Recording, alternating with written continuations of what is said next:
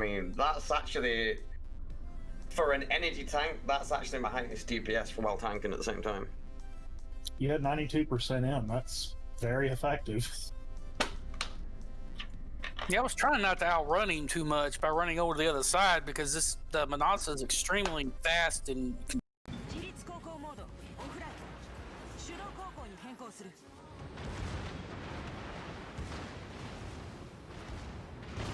I don't know if this is gonna work, guys. He's gonna die. Boom, got him. Well, he maneuvered right at me, and I was like, I was trying to get out of his way, but my ass moved, and it wasn't really ramming speed. But there we go. Oh, I know where you overcorrect. I overcorrected in my butt.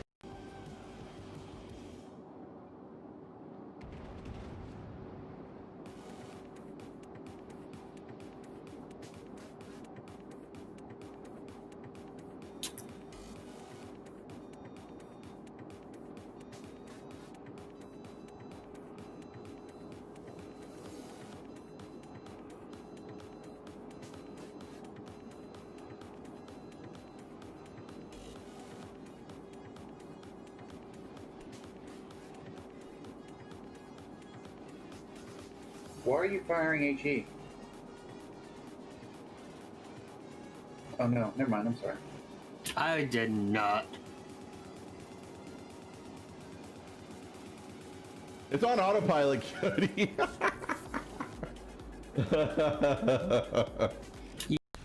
And then these poor Apparently assholes. my thing is bugged out for muds. And these poor assholes keep beaming in. Oh yeah, somebody's gonna need to clip it.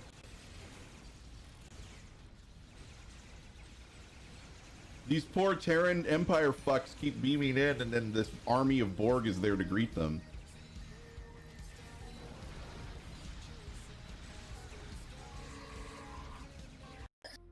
That jump, that was terrifying.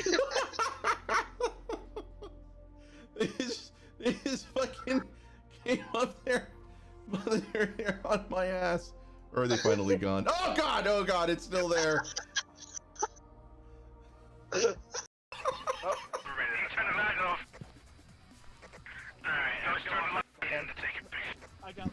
Matt's playing straight.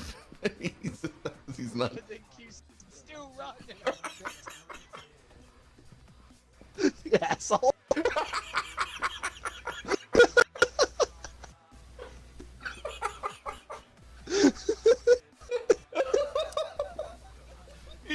I'm sorry, I couldn't help myself.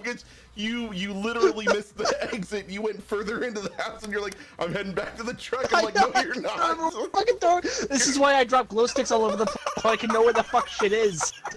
I'm like, "You're on your way to Disneyland, dude. I don't know where you're going." That's why he's like, "I'm on my way back to the truck right now." I'm like, "No, you're not. Get the fuck over here." They tell you the story of the lone fire station on top of the hill, city of Spiral Turn. Took 10, 20 minutes to get to the house. No. See, you have to, Cody, here, come here for a second. Come here. All right, look at me, all right? Make sure your eyes are on my eyes on the screen. I'm just gonna give you some advice here, okay? When you're talking about burning shit, for God's sake, please mention you're playing City Skylines. Sound like a fucking lunatic arsonist. All right, that's the second time where I've had to do a double take on your shit in chat. And I'm like, what the fuck is going on over there, Cody? And then I have to remind myself, oh, he's fucking playing City Skylines. So for fuck's sake, please preface your comments about burning shit to the ground by saying in City Skylines, so people don't think that I have a crazy asshole on my chat, okay? I'm not going to jail for anybody.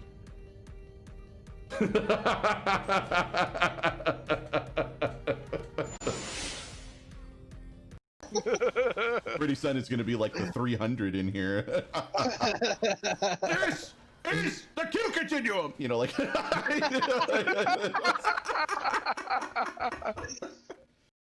I am hot and ready like a Little Caesar's pizza. Ooh, Ugh. gross. Like, I'm from Detroit. I don't even like this. Oh, you meant to say hot and ready like a Nausicaan prostitute. Oh, God. I think I prefer the pizza, honestly. Like, I think I just became an innie. Friday. I mean, don't the Nausicaans, like, their mouths look like fucking Predator? I mean, Yeah. Freaking Like- predator mouths. like, basically, like, do you want some head? Oh, no, sweetie, no, I'm good. You know what? What, you got no grandpa?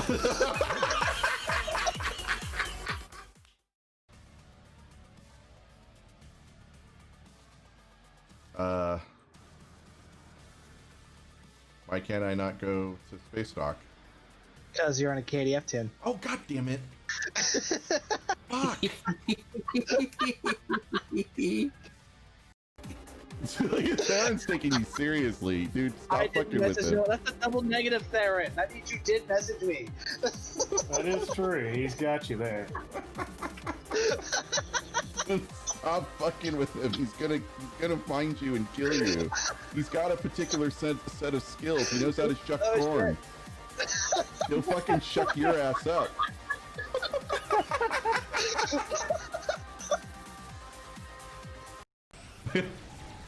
That poor Negvar's like, oh my god!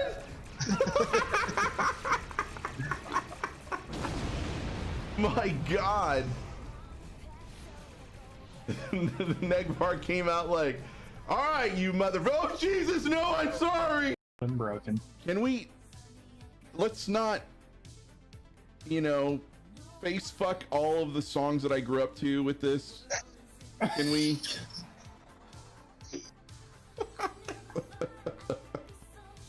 Also, I'm thinking of Betty White.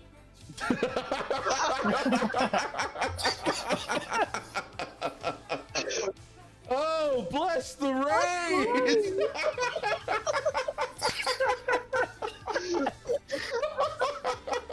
Really bad skins for the Sovereign. Yeah, but there is a combo. you Oh, can God. do. Oh, God. Oh, God. The combo I like is Oh, shit. a mixture of parts to try and make the closest Picard Starfleet ship. Oh, God. So, this is like a metaphorical representation of my nuts in a vice. Oh, my God. That is just... All right, so we've got an Imperial. Yeah, that's it for you. No! Oh! Oh, shit! Holy shit!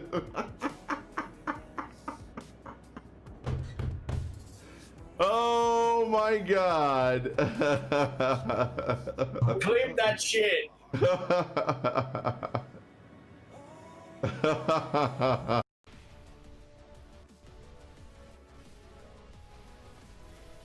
Oh! Did you see that? Yeah, I did. You were like, get over here. I didn't see the jump, but I did see you fall. What you fail to realize is that my ship is towing mines. Literally, see, I'm towing mines. You know, they say, before I grew up, my nutsack was orange. Talk about a ragtag. Oh, sweet Jesus! Oh my God, kill it with fire!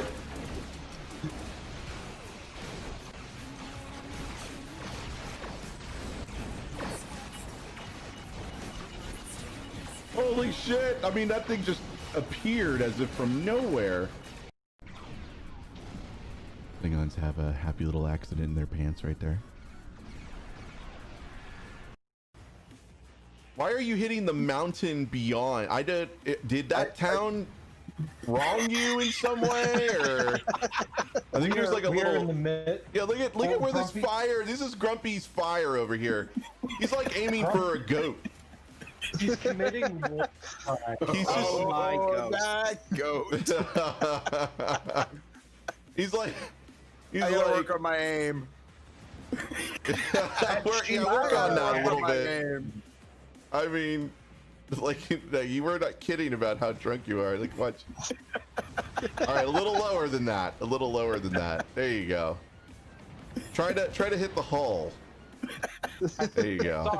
Wait, when you say the whole, you mean the whole island, right? No, the hull. Yeah. Grumpy got home one day and found it in bed with his wife. Talking about the mountain. Let me tell you, nobody likes cold labia. I'm just gonna put it out there. And welcome to Friday. We're there. And I immediately got hit by viral. Well, everyone knows what I'll be doing. Well, I'll see you guys later because I'm in the frickin' Delta Quadrant.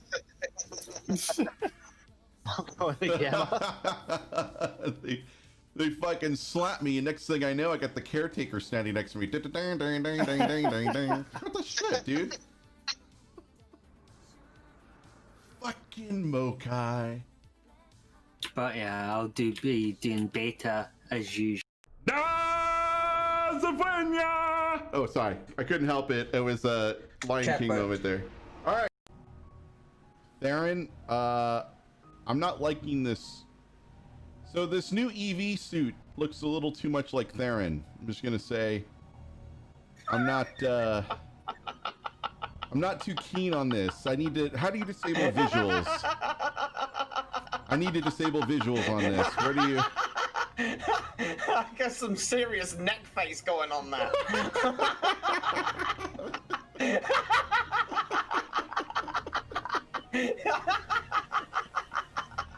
It's like that's my Mark 10 Theron EV suit. Christ. First thing I'm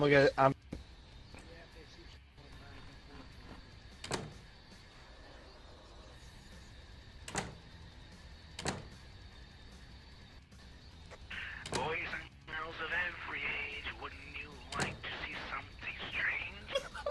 What the fuck? I couldn't open the fucking door.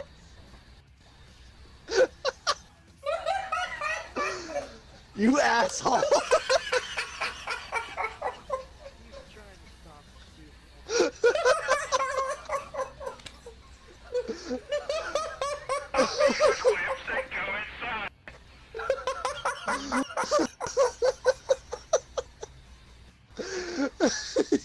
Fucking I did it to you for you're just mad because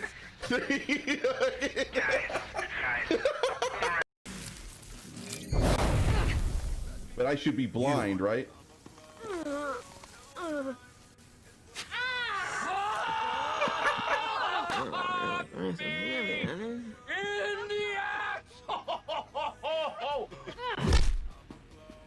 Perfect timing. Forgive me. Perfect I did not know timing.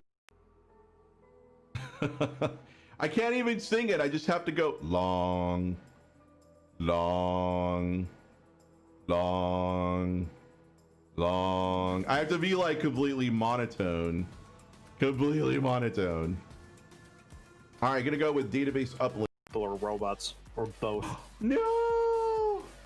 Queen Elizabeth died. No. I don't see that as a problem. I'm sure. No, GameStad, you can't have a lick. Yeah, now I have Slick. Cheeseburger style. Did you just violate some terms of service there? I don't believe I did. I mean, I know for some, food is a very sexual experience, but technically speaking, no. Nice. It's true. Try not to die. Oh, what did I say about gravity welling? Oh my god! That wasn't my gravity well. Oh! Did you guys see that? For a second, I was so in there, so. I have never seen that in third person, so someone could clip that on Q-Stream. Yeah, could somebody... Woo!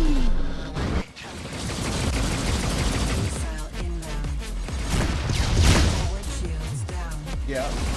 I'm really in no condition. Oh, dude, you can see all the damage on my ass there. Shit!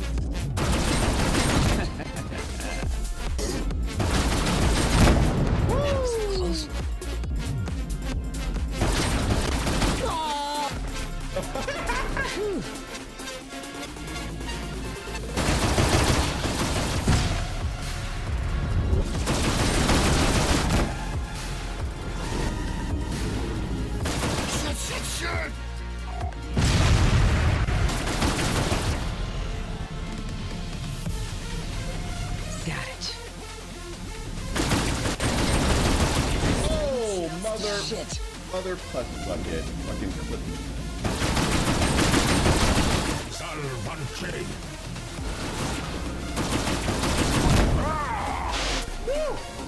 Damn it. They scratched the paint.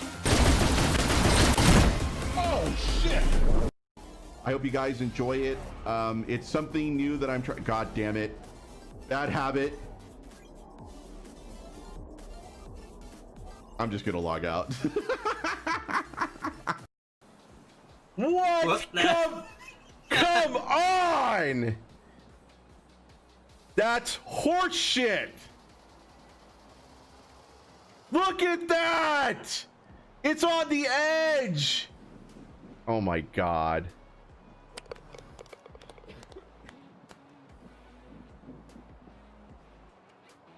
This is why I don't play mini golf in real life.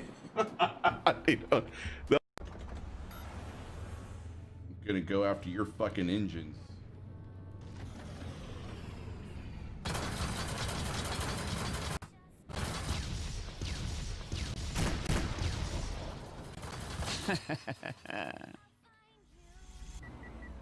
Bye. Fucking asshole.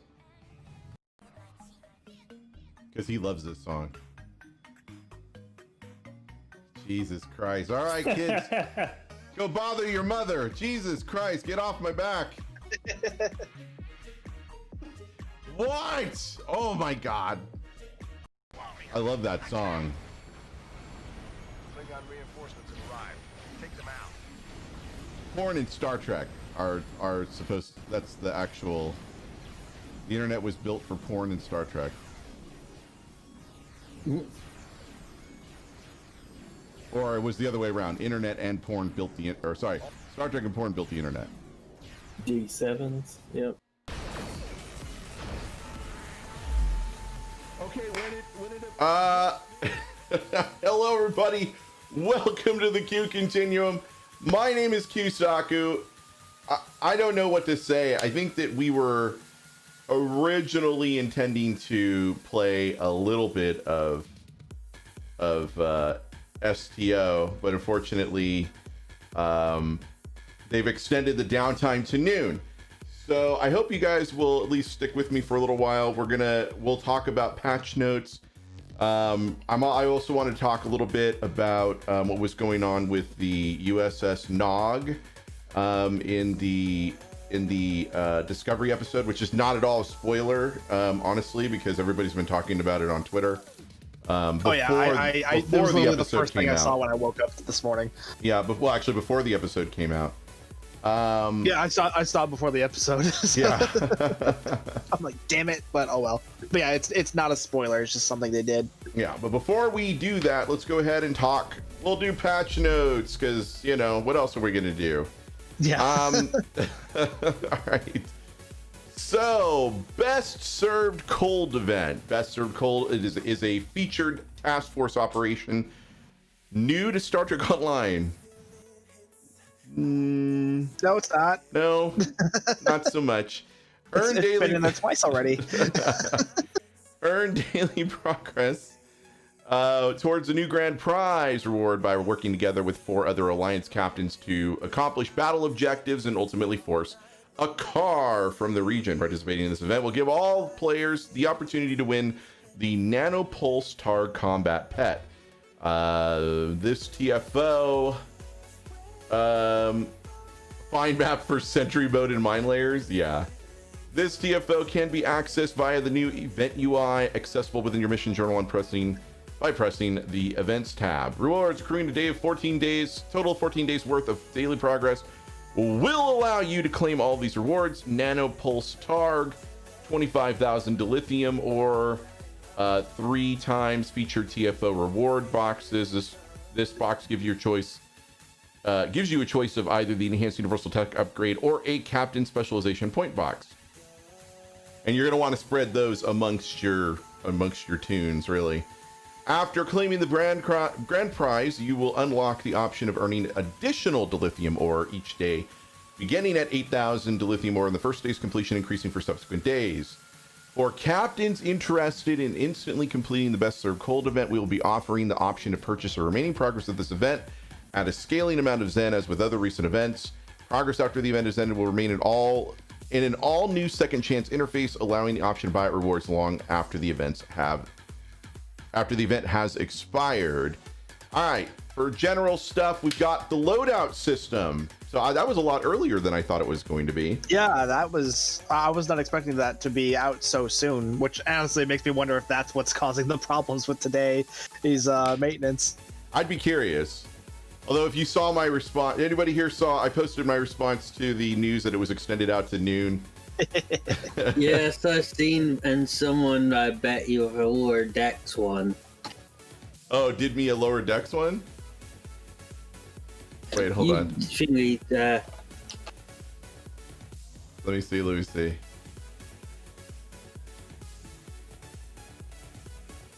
Oh, yes, I see. Admiral Aaron put a no.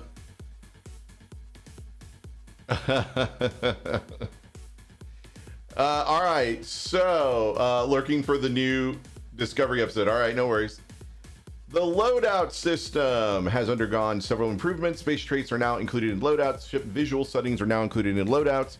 Active reputation traits have been separated into active reputation ground and active reputation space traits.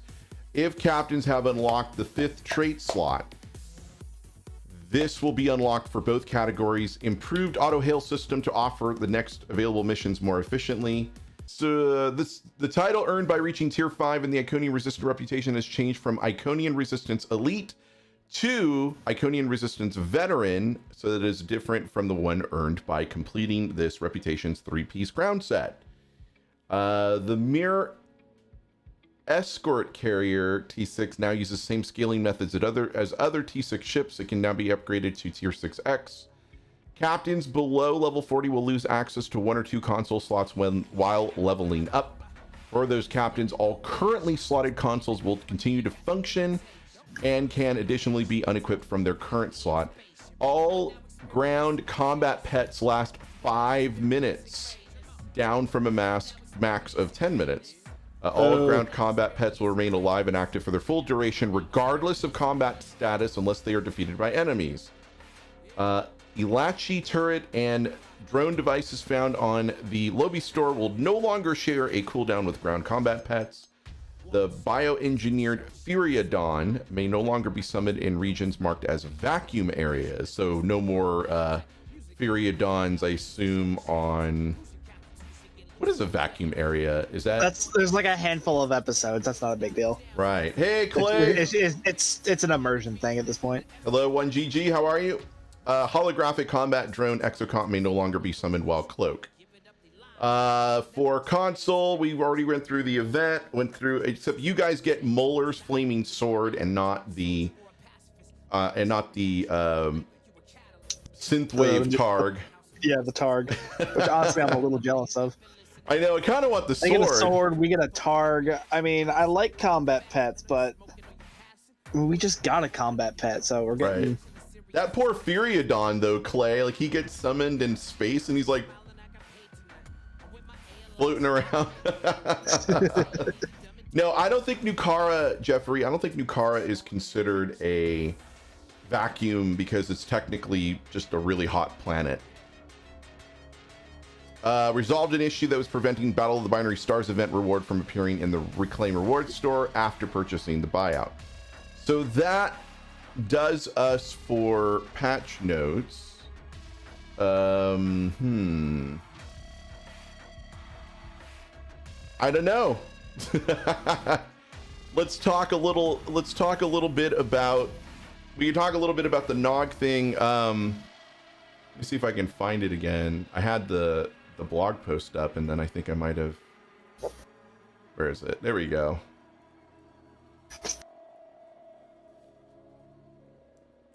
So this was interesting.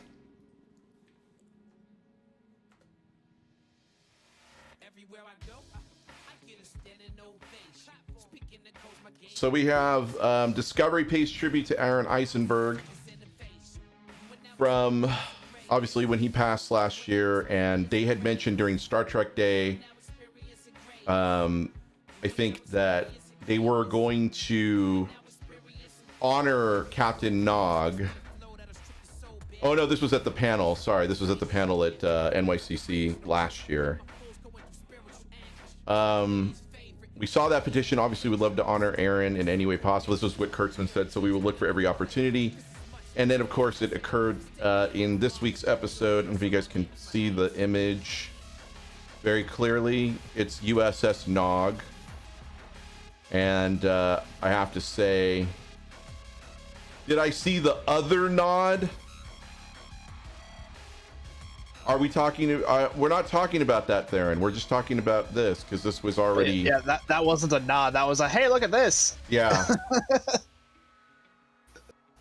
And it has been confirmed later on in here.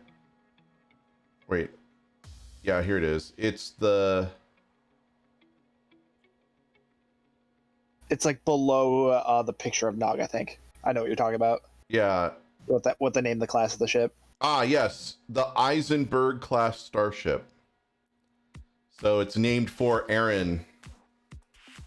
And I was like, so first of all, it got me that it was the USS Nog. I was like, oh shit.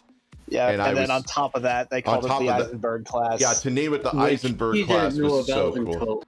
Which Q didn't know about until I actually said something to him. Well, I didn't know that what class it was, and then they didn't say it in the episode. Trek movie or Trek Core, whichever site this is, actually got it confirmed from CBS's team. Yeah. And like the only reason I found out about it because Captain Gecko retweeted that it is called the Eisenberg class. For a second, I thought it was like, oh, so that's what Stowe's going to call it. No, that's what it's actually called. I thought that was such a great tribute to him, and it really is. A lot of fans were talking about, oh, they should make like a statue for him or something like that. That seems like a big. Seems like that seems kind of forced, you know. Yeah. This is like the exact kind of tribute I wanted to see. This is perfect.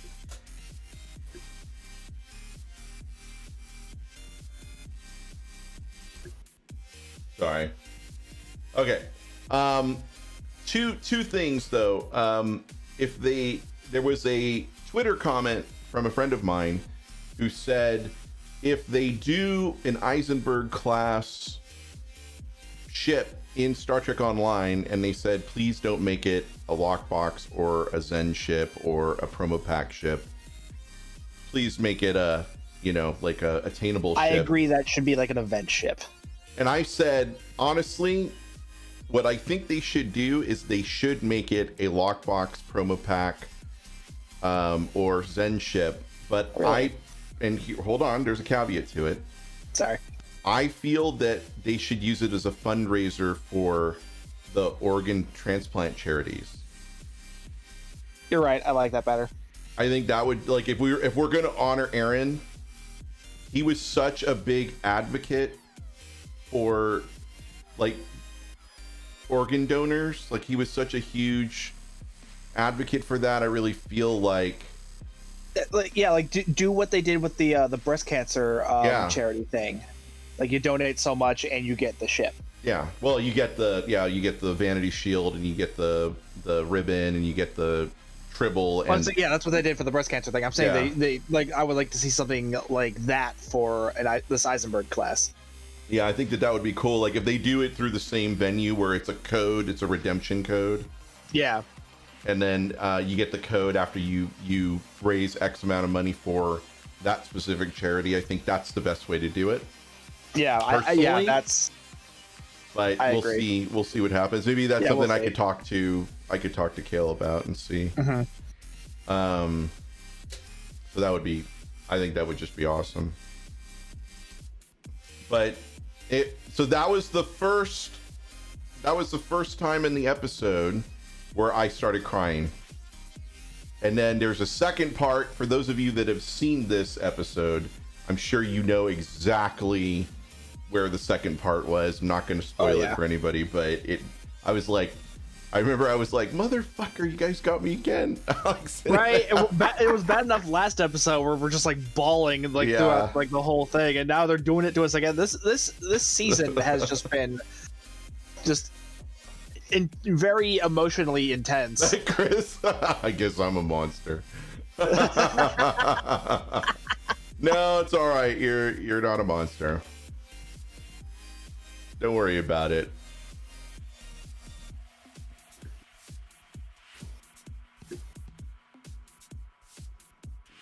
Really? You didn't think that again, you didn't cry this week either?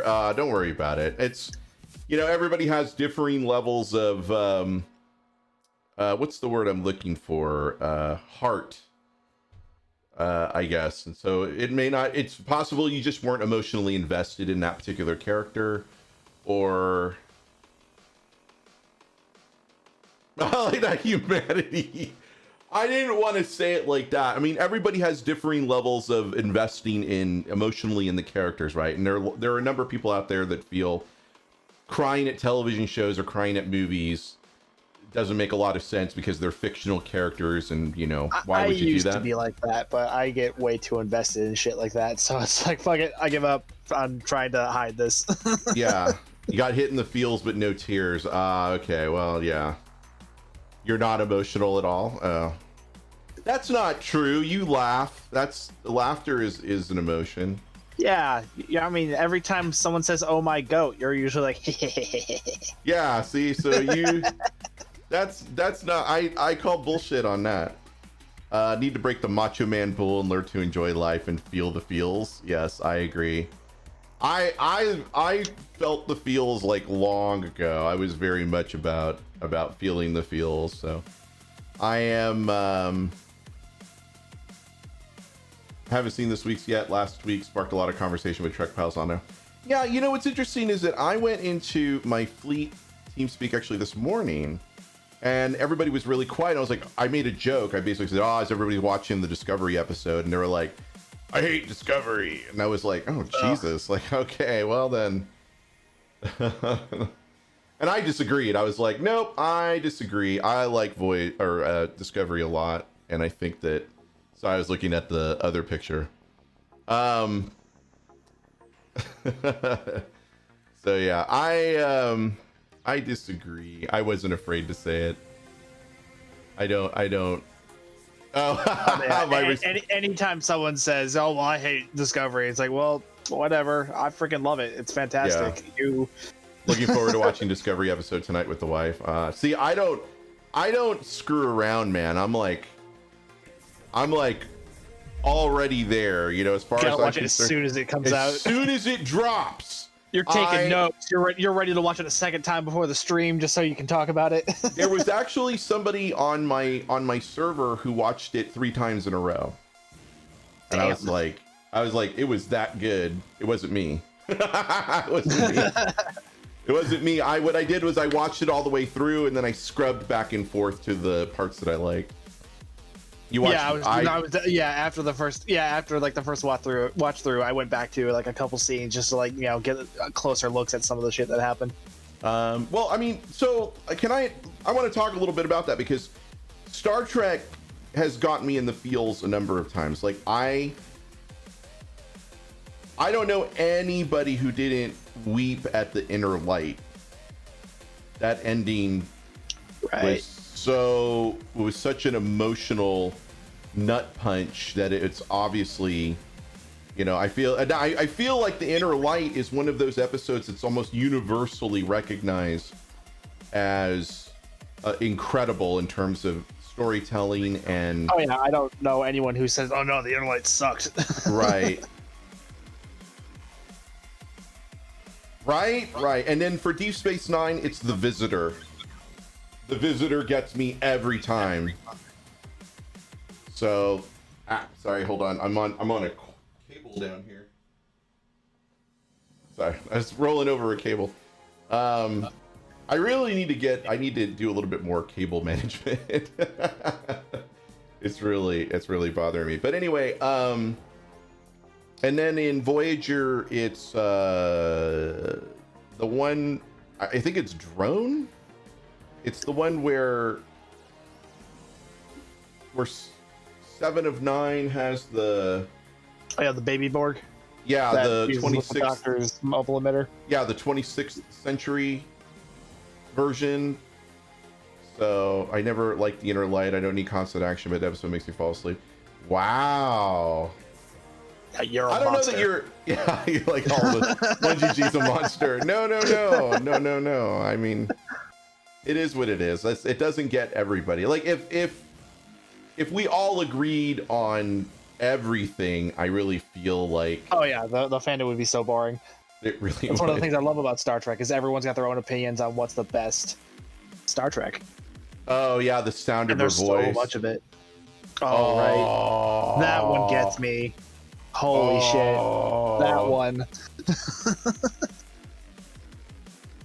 That one, it does make me cry, but not as hard as The Visitor did. I think because it was. You're way more invested in Jake's journey. Yeah, it's Jake and it's freaking Jake, not Cisco. just this random woman that we've been listening to for an hour. And Tony Todd, I really feel like he knocked it out of the park. He doesn't get enough credit. He doesn't get nearly enough credit for not just especially because he's always typecasted as like the big gruff guys, which is why he's been cast as both a Klingon and a Hirogen. Well, because he's a big dude. Oh yeah, he's a big dude. Yeah, he's a big dude. He fits like he got the part because he fits the costume. You've not seen Inner Light in a long time, but every time you want and like it, you never do. Oh, that's true. I mean, it's possible it might be an expectations thing. You know, maybe. May not. Yeah, that one gets hyped a lot. Yeah, it does. It does. You learned the song from Inner. Yes, I didn't do it on a recorder. I actually did it on a piano though. What's up, Bad Habit? How you doing? But yeah, Tony Todd. I just feel like he's such an underrated. Hey, thanks for the subscription. Look at that. Now we're at 211. Woo! Woo! On our way to 1,000. 1,000 subs is the big goal. That's the once we hit 1,000 subs on YouTubes, then we are on our way to becoming an affiliate. You need 1,000 subscribers for affiliate. The bar is considerably higher on YouTube. Yeah, Twitch, it's very much, it's a bunch of small steps. With YouTube, it's just this one big ass step. Have I had my DMCA Twitch meltdown yet? Do we want to talk? Who here wants to hear about? Like, I always feel like it's. I mean, I'm certainly eager to hear about it, but then again, I'm kind of probably more invested in it than most of the other. I always viewers. feel like it's too much inside baseball for majority of people. So I don't know if it's necessarily something, but we were talking about. Yeah, I know Clay's like, yeah, I want to. Clay's like invested as well because he wants to hear about it. So I sort of tweeted about it, right? I actually retweeted a rant that I went on where I basically like called Twitch to task and I called Twitch or the streamers to task and all of that. I loved him in The Rock. I don't listen to soft ass shit. I don't listen to soft rock, right? Or what do you say exactly? I don't listen to that soft rock bullshit or something like that. And he's like, really? Because I really feel like you would like one of his songs, Rocket Man, because that's you. You're the Rocket Man, and he fucking fires a rocket.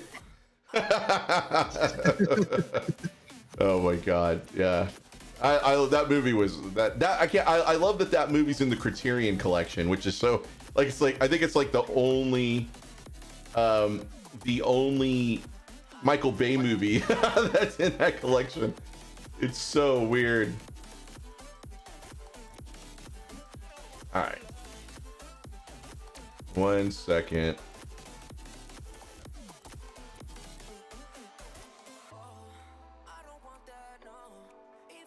Okay. trying to figure out what's making that. I have that one noise that keeps going off where it basically says like something disconnected. All right, where are we at? How far away from, how much more do I have to talk? I've talked for another 90 minutes. I don't know how much time I can cover with DMC. I really don't know. It's not the cable I ran over, no. That cable is not connected to anything. It was just sitting on the floor. Well, my Malwarebytes has flagged where the warships yeah, I had to put an exception in there. 10.25 days. Well, I have to figure out how to unblock something because it's triggered a checking integrity thing. Oh shit. Yeah, that's bad. Yeah. Yeah, on the actual warships app. It's one of those things where I'm really glad there's no camera. Like, I know some streamers have cameras that look down at the desk. I'm like exceedingly glad you can't see what a fucking mess my desk has become in the last couple of days. I have like a bag of chips here, and I've got Clorox wipes because I'm constantly cleaning my keyboard, and I've got this like eyeglass cleaner bottle, and I've got a bunch of paper towels here. Just mostly it's just spill protection. And then I've got my TwitchCon, the mug that I got at TwitchCon, which is it's a orange and black California Republic. You can't really kind of see it. Wow, it's really orange. Yeah, it's very orange. Wow, like I didn't realize how orange that was. That's crazy. It's like you're just holding a pumpkin at that point. Yeah. No candy. I cleaned up all the candy wrappers. Wait, I think I did. Yeah, I cleaned all those up. Yeah, Q, when I put in the IP address, it said it blocked. A web search on it says South Korea. Oh, interesting. Did I see the Stadia promo for YouTube Premium subscribers? No, but do you want to link that? You put that in.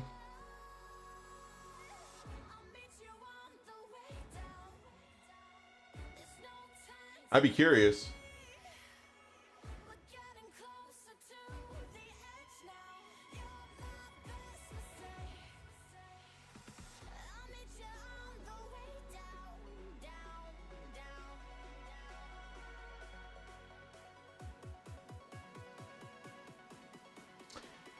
I need 1,000. I need 1,000 subs. It's gonna be a long road getting from there to here.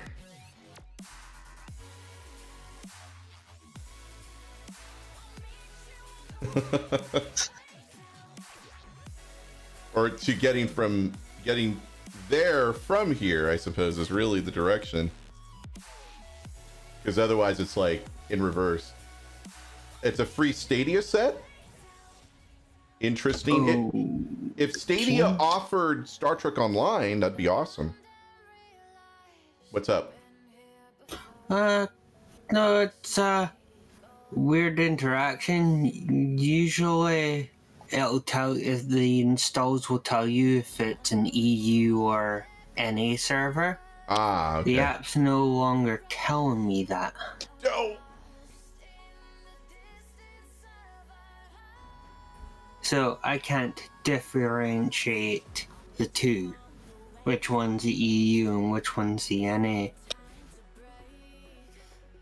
They're not gonna hold you down no more. What's up, Jim? How you guys doing today? I haven't even said hello to everybody.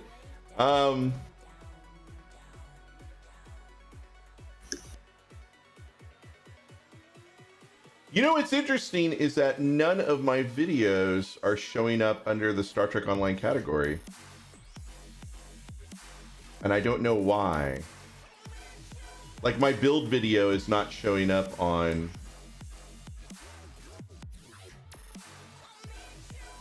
Here we go. Yeah, if you check the recent videos, like my build video, which came out 2 days ago, should be like on the First row, really, but nothing. Yeah, I don't know.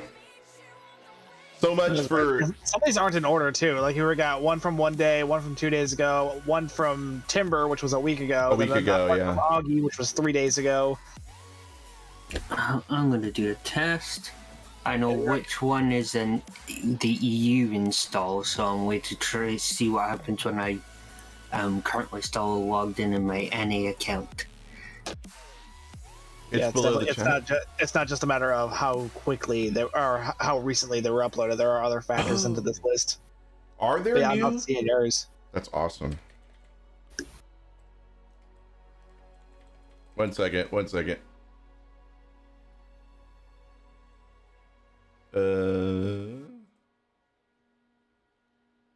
Ooh, Black Friday container. Oh hell yeah, I'm in. For what? For oh, and now I have to link accounts. What the hell? How many times do I have to fucking do that? Thank you so much, 1GG, for the compliment. For warships. Yeah, for warships. I don't have Prime Gaming. Doesn't affect me. The next one's going to be the War Machine build, or we have to rename it because we can't use War Machine. Oh, there we go. Okay. The ground torpedo build. The mini shooty things build. The I finally got in on Arc. No. They're still down. I got a big old red on server status right now, but we can keep talking. It's no biggie. Claimed. Did I miss anything? Nope, I haven't missed anything. So you guys heard, I'm sure you guys have heard, or I think you guys saw. Yeah, okay, all right, Clay, all right. He's really excited for this. I don't know. I honestly don't know how many people are really gonna want me to rant about, call it the conflict automation. No, we're calling it torpedo swarm, because that's kind of what it is. I mean, it's, Chronoton and all that, but I was wondering if there was a primary weapon that also acted like a torpedo or kinetic that was usable, but whatever. All right, so let's talk about DMC. I honestly thought maybe it was too inside, but I guess we could talk about it. All right, so earlier this week, there was a blog post that Twitch put out. Let me see if I can pull it up. About the DMCA, and I'm gonna go ahead and put it up on the other screen. Oh wait, wrong. There we go. All right. So basically, we're gonna, let me lower the music just a little bit. So it's basically, and it's so funny because I'm playing music while I'm streaming, and so it's like in contravention to their guidelines here.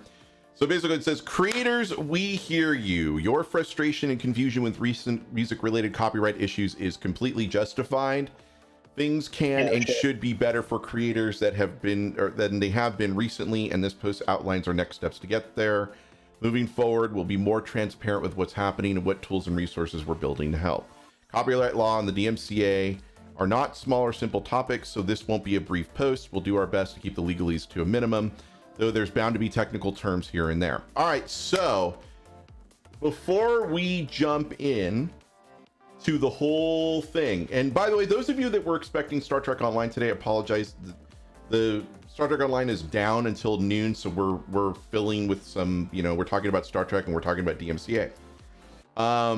And I apologize if this isn't large enough, but I'll make it super huge for those of you that are on smaller screens, okay? Before we move on, I want to say one thing. The Digital Millennium Copyright Act has been around since the late 90s. 1998, it was signed into law.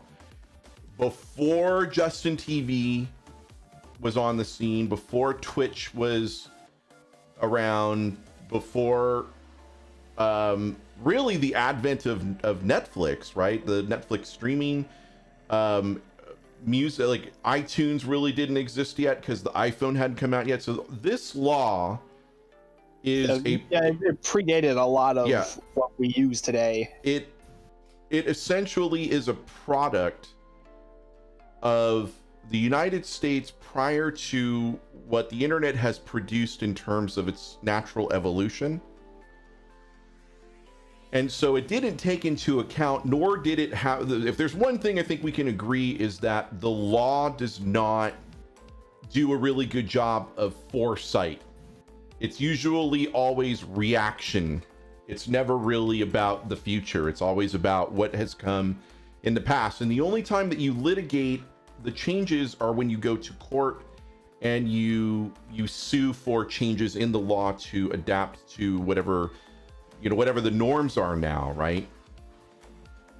Hey, what's up, Tumor Boy? Sorry, your game is down, so we're just shooting the shit for a little while. You're more than welcome to chime in, but I presume you're busy. I presume everybody over in your office is busy as hell right now. I didn't want to tap on your shoulder too much. I don't know if you saw my tweet in response to the announcement that you guys were postponing till noon, and I responded with a Sandlot. You're killing me, Smalls. Anyway, yeah, it's all right. As long as, if you guys are having issues, I mean, obviously, don't worry about it. It's fine. It's all good. So we're going to talk about Twitch because we're not on Twitch and we can actually rip them a new one. We can rip them a new one here and they can't do anything about it because not on their platform. So anyway, so let me just say that the DMCA predates the current internet by 20 years plus. They did not foresee the advent of streaming, music streaming, Twitch. None of that really existed. We did have some live streaming, but it was like Rhapsody in its very infancy, I mean, Rhapsody, which was Real Networks. If you guys remember Real Networks way back in the day.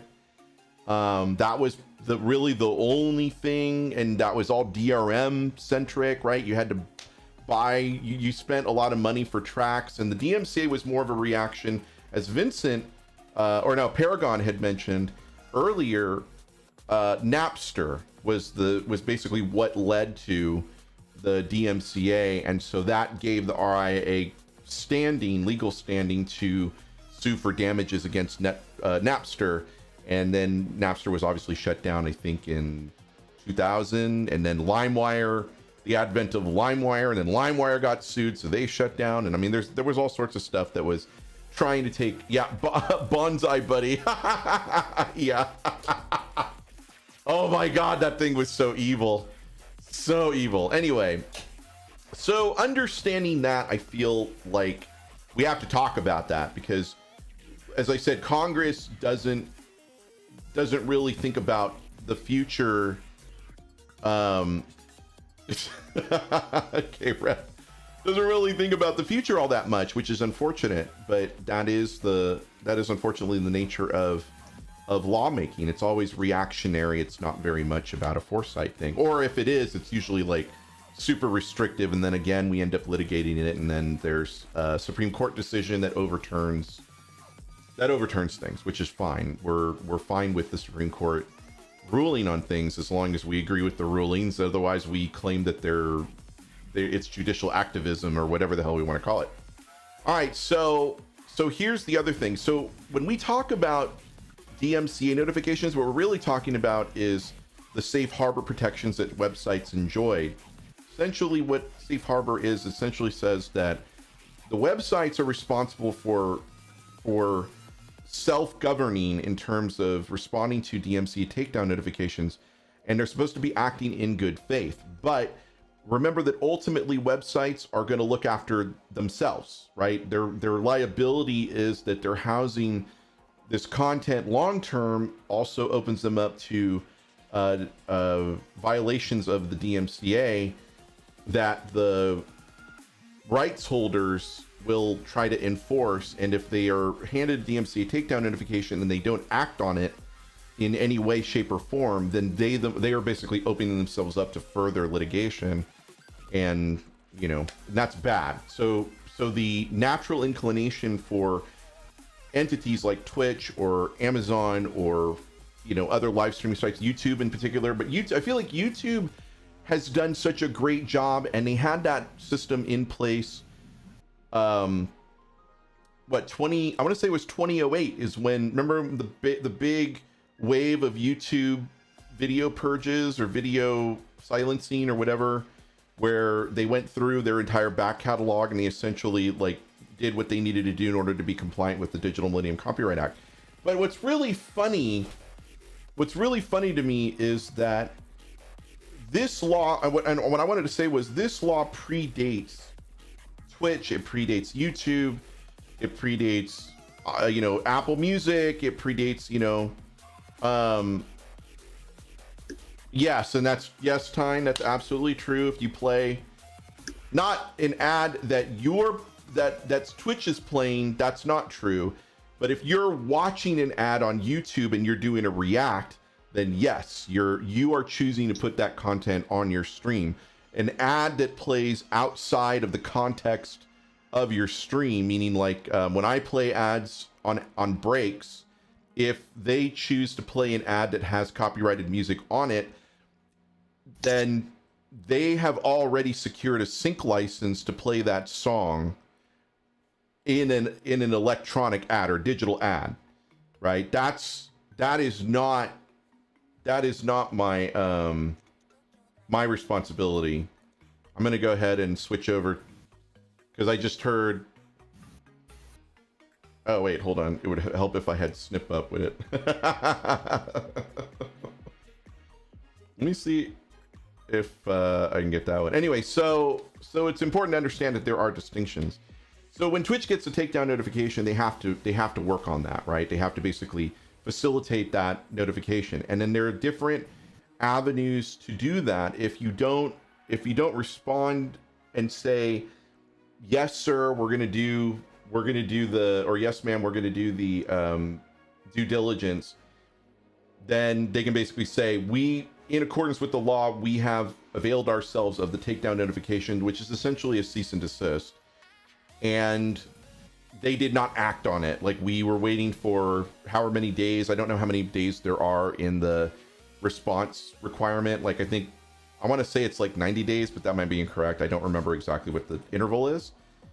But if there's no response or action in a certain amount of time, then the site could lose its safe harbor protections. And if that's the case, then they're just wide open for all sorts of shit, and no site wants to go through that. So that's why DMCAs are essentially taken very strictly. But I also feel to a certain extent that DMCAs are very much a guilty or presumed guilty but not innocent. You know, like, instead of innocent until proven guilty, it's guilty until proven innocent.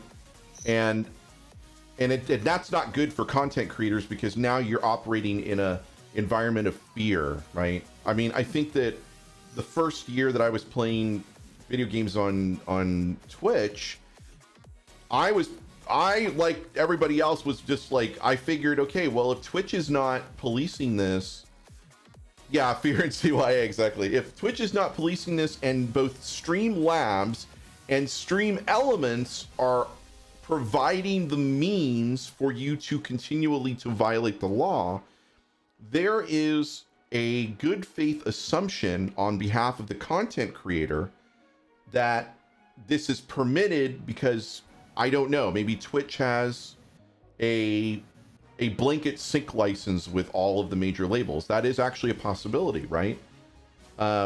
Because especially if you're coming in after the Amazon buyout and Amazon already has a license for Amazon Music, and you might think or presume that covers Twitch as well. But if you don't know how the law works, like, I knew from a certain extent that was probably not how it worked.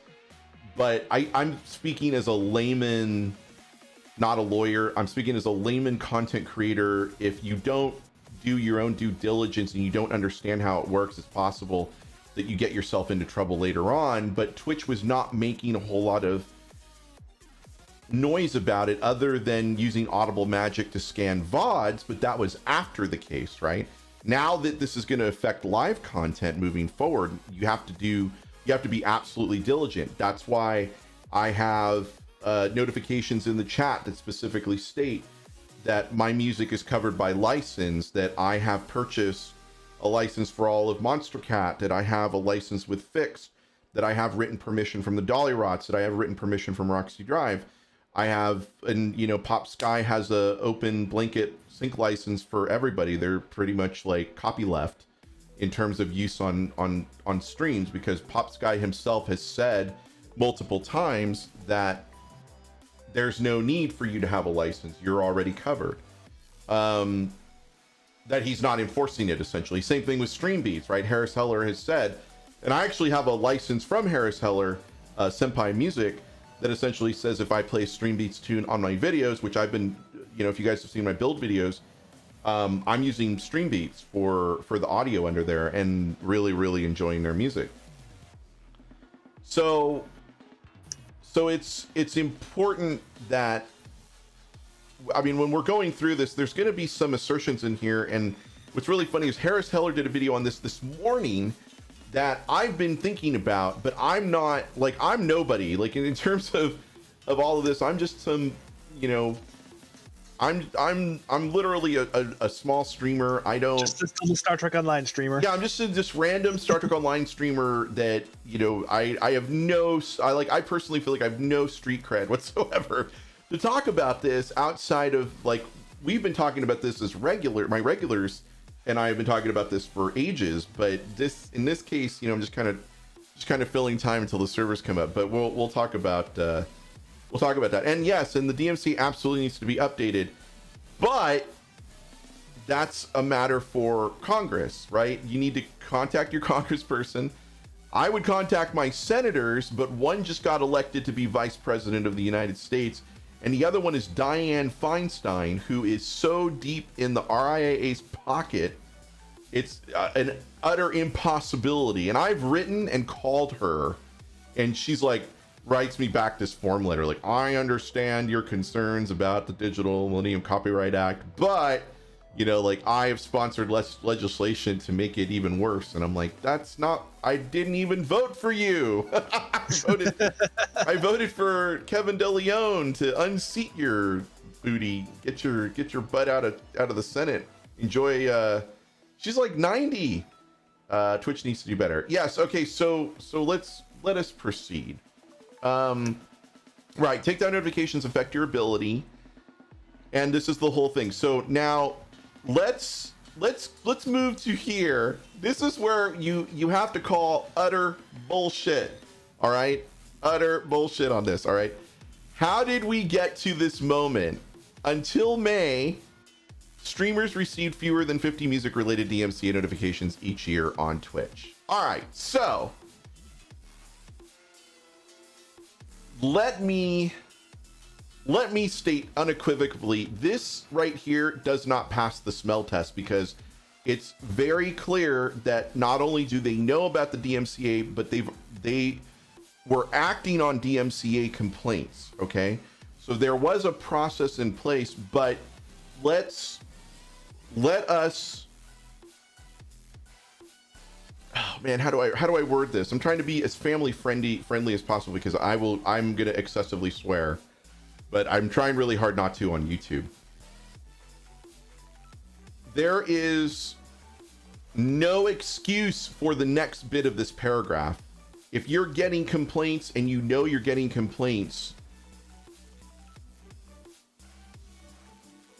beginning in May, I really want to open up a can of whoop ass on this. I really do, because this is essentially Twitch admitting their negligence, like gross negligence and professional level incompetence on how they were treating the DMCA stuff. I mean, absolutely. Like, everybody here knows I work in litigation support. I've been part of the discovery trial phases for IP litigation.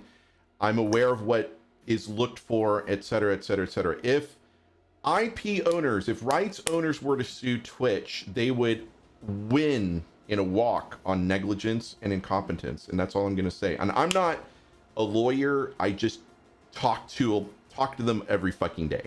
Sorry, I let a fuck slip out there. Oh, there was another one.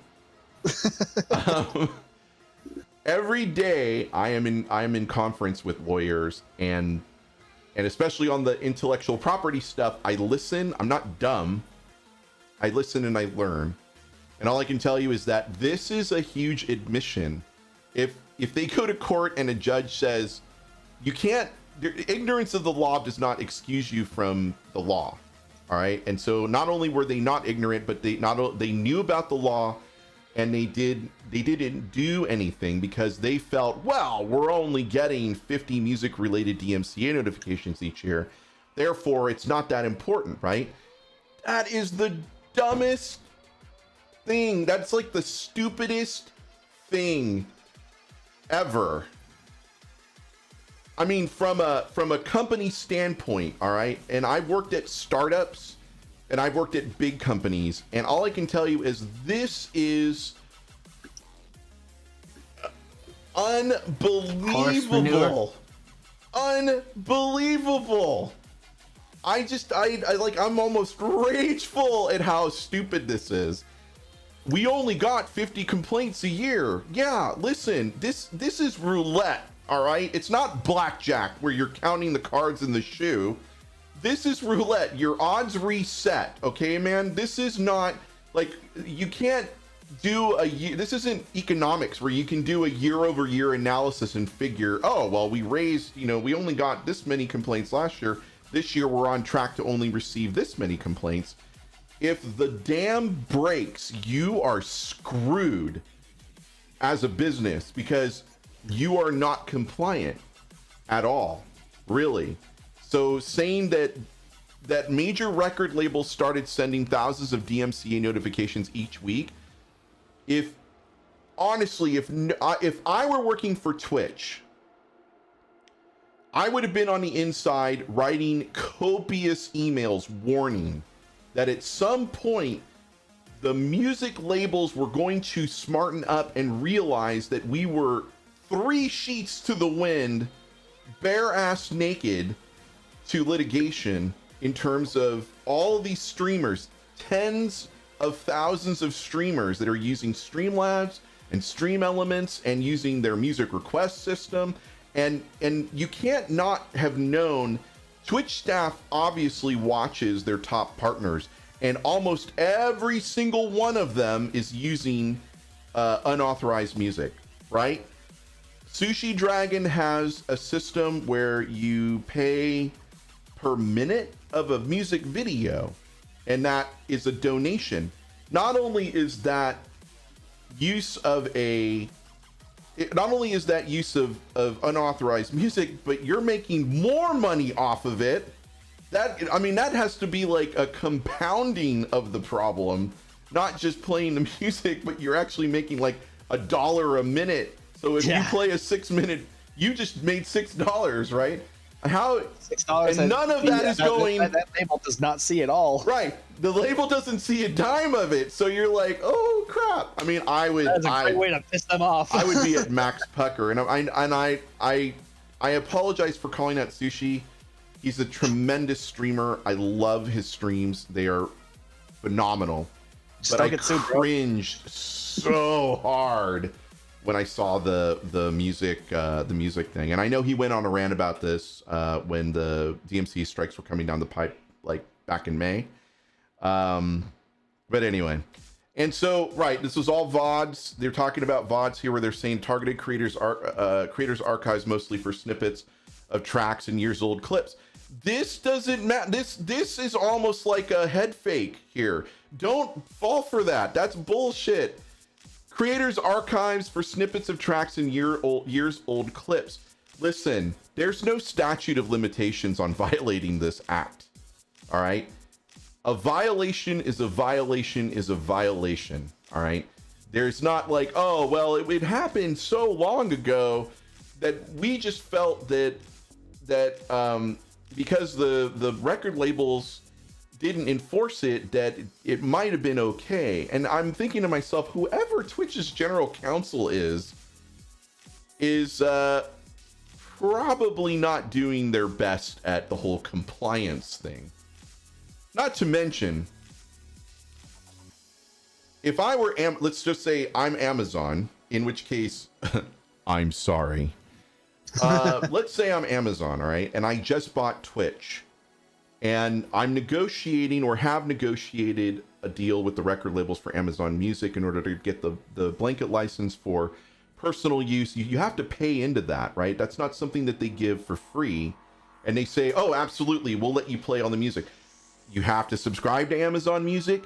A portion of those subscriptions basically go into a pool to cover every track that plays on Amazon Music, just like it does on Spotify.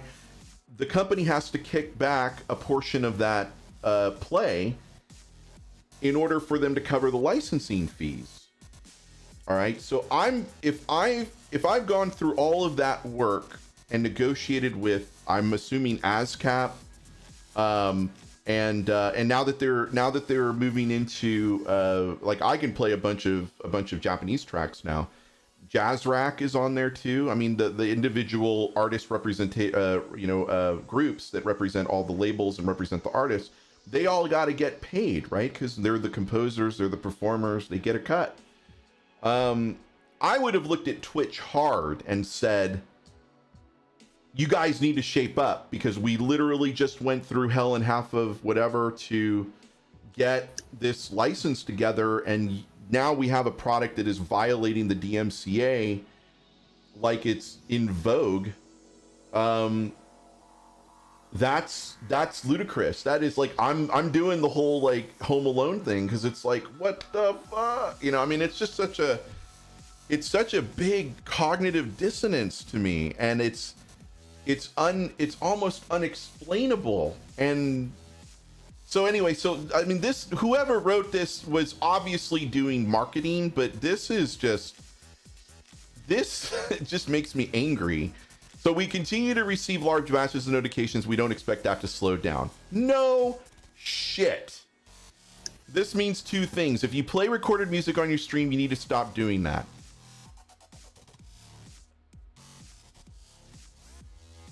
Duh! And number two, if you haven't already, you should review your historical record that may have music in them and delete any archives that might. Okay. Open up your ear balls, because here comes some truth bombs. There is no easy way to do that. None. You can't just go through your VODs and clips that may have music in them and delete them. That's not like, let's say I'm soda popping and I've got like 11 years of VODs and clips. Are you really telling me? I'll just take a month off to watch every single fucking video on my channel.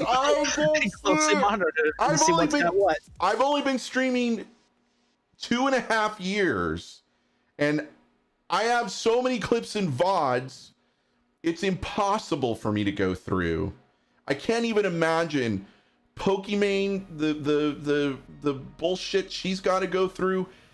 Tim the Tap Man, anybody, like, even, oh my god, it's so tone deaf. We were as surprised by this sudden avalanche of notifications as many of you were. Oh my god. It is time for whoever was in charge of compliance to find other work, preferably not in a compliance related field. Okay, this is unbelievably dumb and unbelievably ignorant, and speaks to absolute rank level incompetence at doing your job.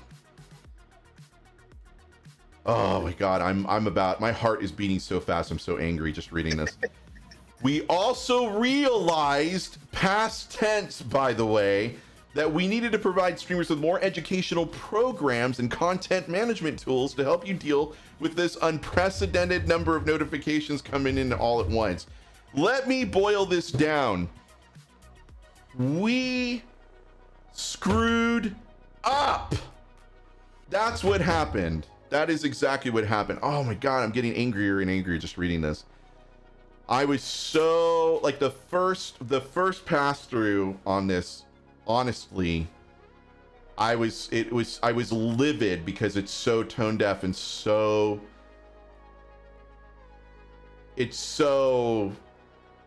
oh my, I'm sorry. I'm seeing red just reading this. We were as surprised. We also realized that we needed to provide.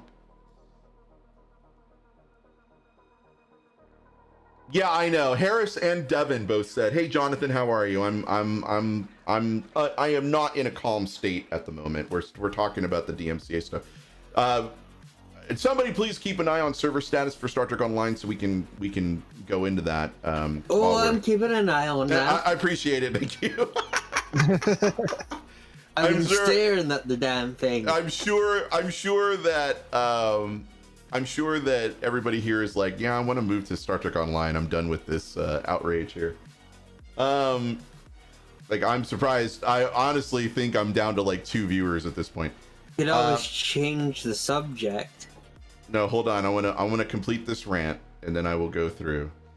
Yeah, you delete VODs and clips. They are still stored somewhere and you can get the, yeah, essentially. Yeah, so it's like, here's the thing. So the tools that they did provide were also inadequate, which also speaks to, again, incompetence and negligence and the fact that, and here's the other part. Honestly, I believe from my lay experience in my field that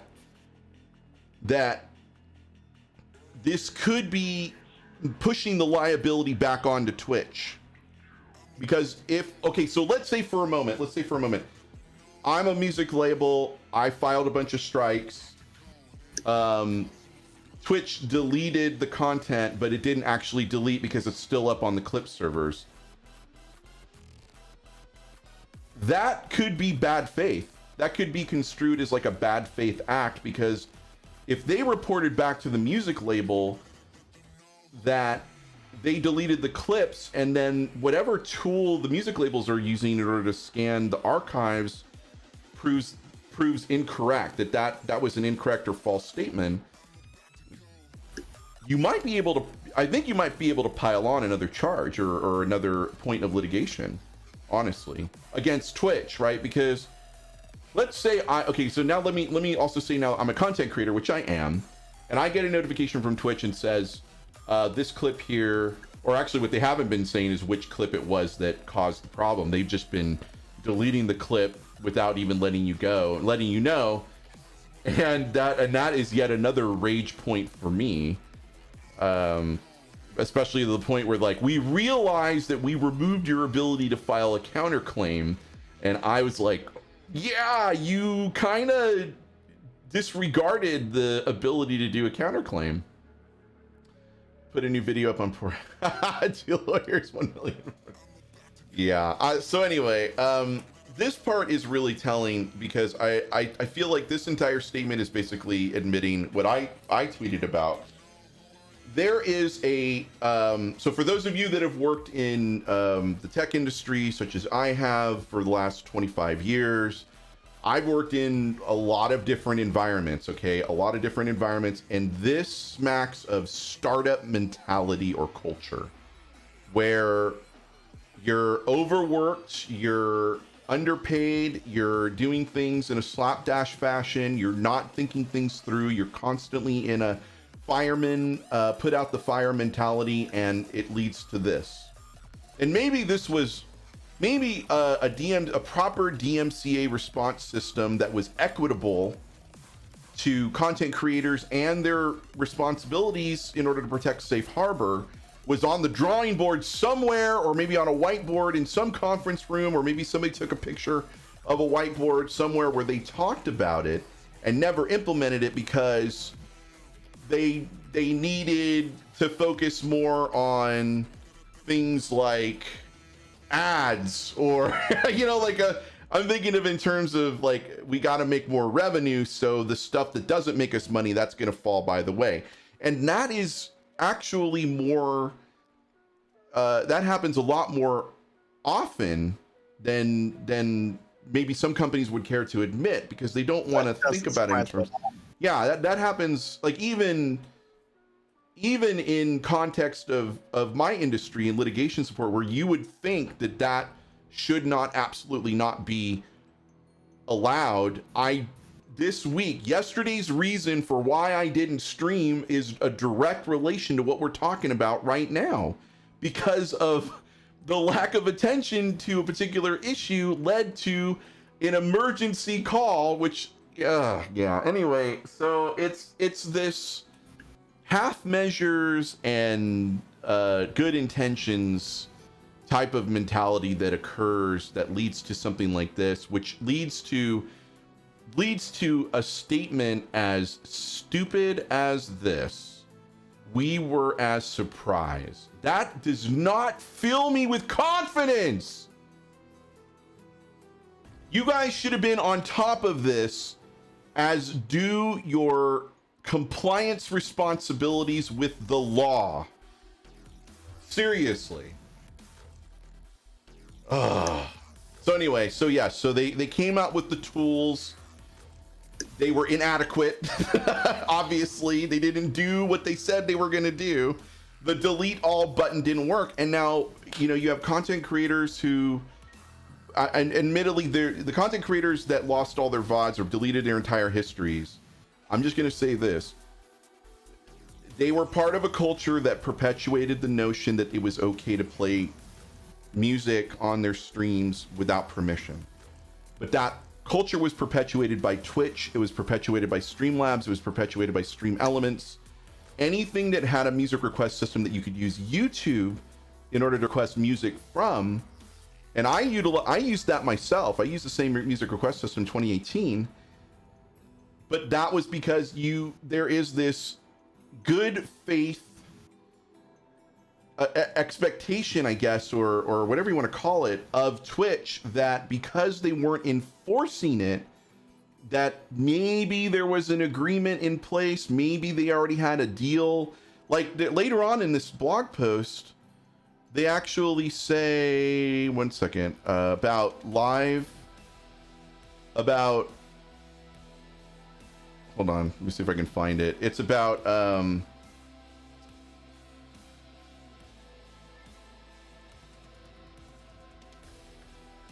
let's see if that was probably the worst. Yeah, we're searching music and something about a DA. I know, right? I'm gonna be like license. Really license. narrow things down. They don't play recorded music, right?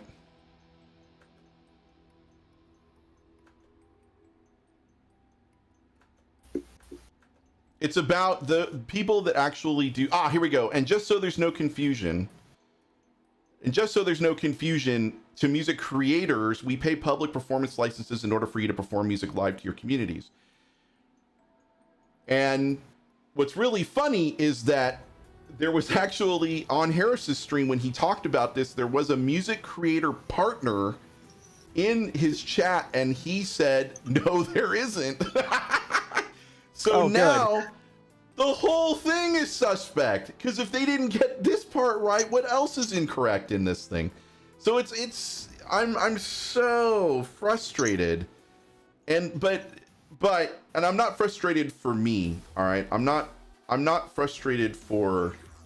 I feel like I've taken adequate steps to protect myself. But yeah, you always seem very mindful of that. Well, yeah. I mean, it's because you don't want to get sued. I don't want to end up being banned off of Twitch. Is really right, because then this sleigh ride is over forever. Unless I move 100% to YouTube, and that's fine. Doomsday, you might as well go back to Twitch. I'm honestly, with the way things are going on Twitch, I think I'll stick around YouTube for a little while longer. I'll be honest with you. Yeah, and Jarl, yes, Jay, I'm saying absolutely 100% correct. Absolutely. maybe even 1,000% correct. But this was just such a tone deaf thing to say. And none of this is actually helpful. The only part is this acknowledging that there is a high level of frustration and confusion is a head fake towards contrition, but at no point, I mean, they say we're truly sorry for these mistakes and we'll do better. That is the only time, because that's the only time they ever say sorry, and the word apology does not appear in this blog once.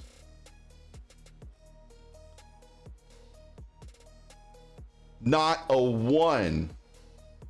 Not a fucking one. They apologize purely because the clips didn't delete properly. That is the only time they say sorry in the entire blog for the one little itty bitty part of a much larger problem, and that is about as contrite as they're going to be, which I think is horseshit. And they really need to up their game. But it goes to show, Devin said this, Harris said this. Here is the bottom line. Twitch is going to protect Twitch, and I get that. But I'm going to spin this around, because I know that Devin made really good points, and I have to say, for somebody he's very locked in. If you guys don't know Devin Nash, you should definitely give him a subscription or a follow over on Twitch. He is an incredibly intelligent guy, and I would say like 80 to 90% of what he says I actually agree with, because it's pretty well grounded. But I also want to point out that while, yes, it's absolutely correct that Twitch is going to protect Twitch, I think the missing part of that equation, and this is going to fall into that 20 to 10% of disagreement, Twitch is nothing without the content creators. Nothing. This is where the cognitive dissonance comes into play, where everybody's like, oh, well, Twitch is going to protect itself. Absolutely 100% it's going to protect itself. That's never been in question. But without the content creators creating the content that drives the eyes to Twitch, there is no money to be had. And you have basically an empty website with a fucking tumbleweed coming through. Only fans without the nudity. Oh man, why did that not go through? I saw that. So Mixer, well, Facebook, really, right? Facebook gaming, or yes, we can play video games over on Pornhub, or we can play video games over on OnlyFans. But I think that it's just ridiculous, honestly. And the shift of the blame here, I'm gonna go ahead and I'm gonna wind down a little bit. The shift of the blame here is more upsetting, I feel. The fact that they are claiming that they were just as surprised is, I think, is even more angering and upsetting to me. Yeah, it's either a lie or just outright stupidity on their part. If it's true, we're in deep shit, guys. Like, I'm not saying the viewers, I'm saying my fellow content creators, we're in deep shit. Like, we seriously are. We're watching a website not handle this in a way that I would expect an Amazon subsidiary to handle it. That's and I'm so done with we're gonna get away with what we can get away with. Like, I'm so sick of the mentality on Twitch, and really, and speaking strictly as a person that operates in that field, so upset with the fact that we not only, fraud is no longer just fraud was always something like it happened, like, what can you do? It happens. It was almost like an apathy towards fraud. Fraud is now expected in everyday business, right? Companies used to be better citizens of the community. I mean, besides the ones that poisoned us and, Love Canal and all that shit. But now it's become a part of business dealings like everyday business dealings is now, there's an element of fraud to every transaction. Yeah, every company is just trying to see what they can get away with. And I feel like this is a product of that too. But now the poor content creators that were operating in an environment or within a culture that had a good faith assumption, which I admit it was an assumption, towards Twitch doing the policing in order to maintain the safe harbor protections, to find out that they were surprised does not fill me or inspire me with any sort of confidence in the platform. And so now understanding that may illuminate or elucidate a little bit towards why I'm choosing to stream on YouTube a little bit more. And yeah, so it's just upsetting, obviously.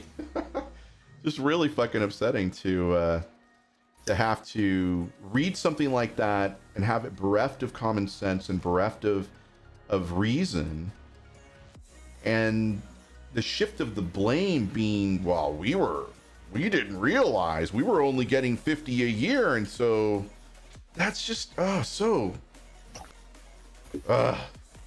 angering.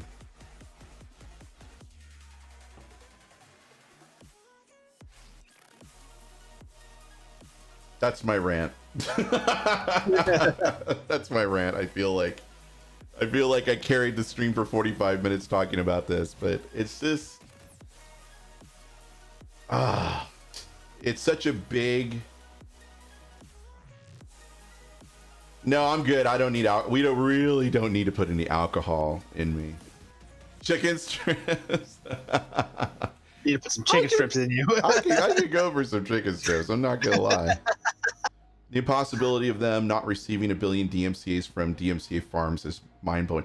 Well, okay, so I have a friend that works in a takedown farm, number one, and they work for not music labels. They work for movie companies and television production houses, and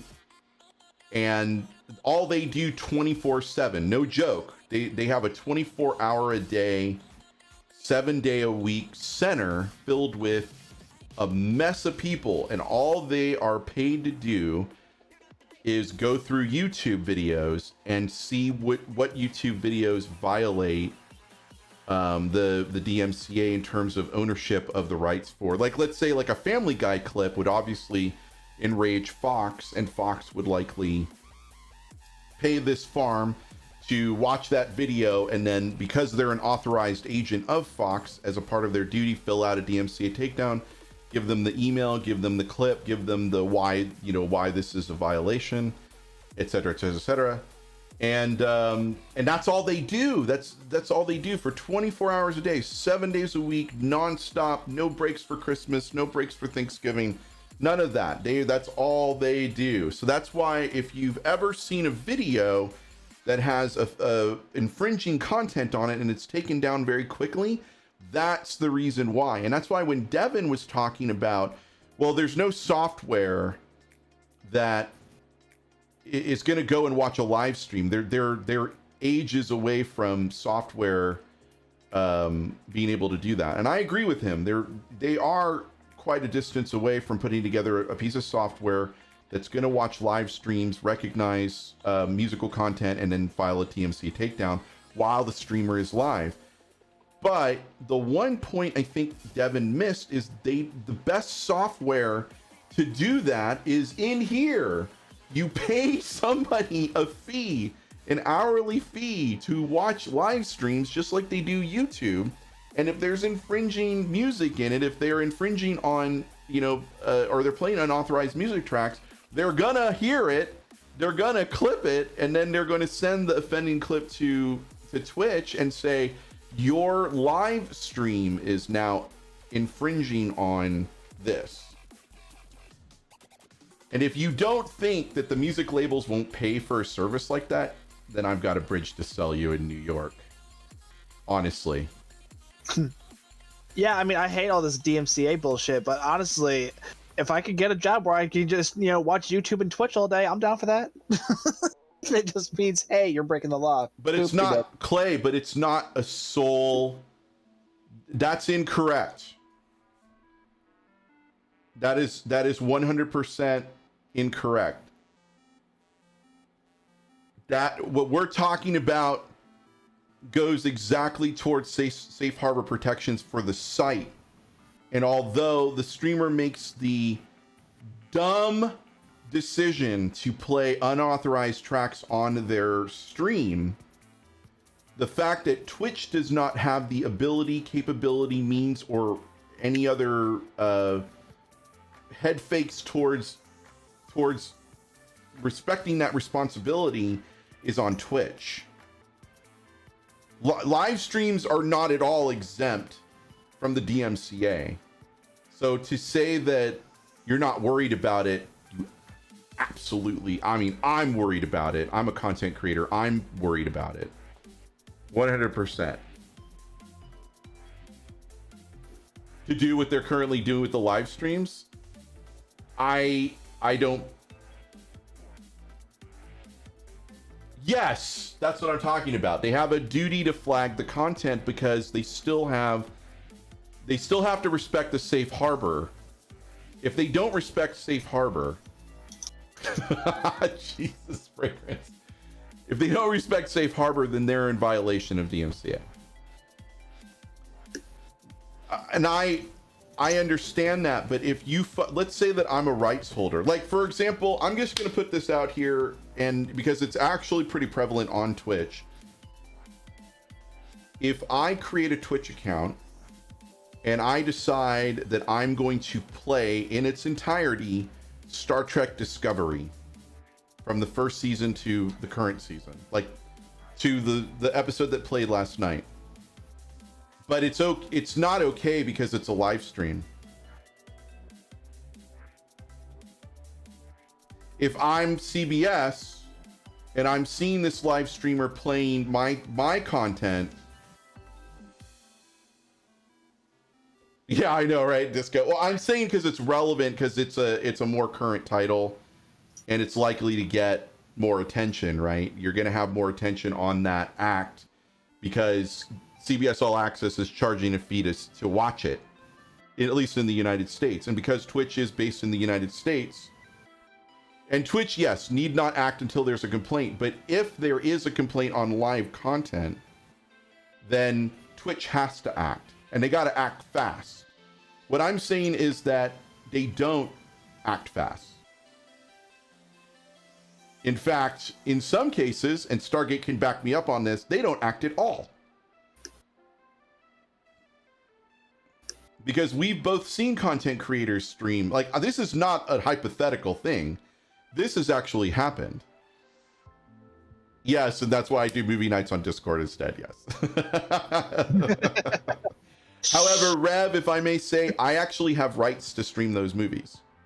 Oh, there you go.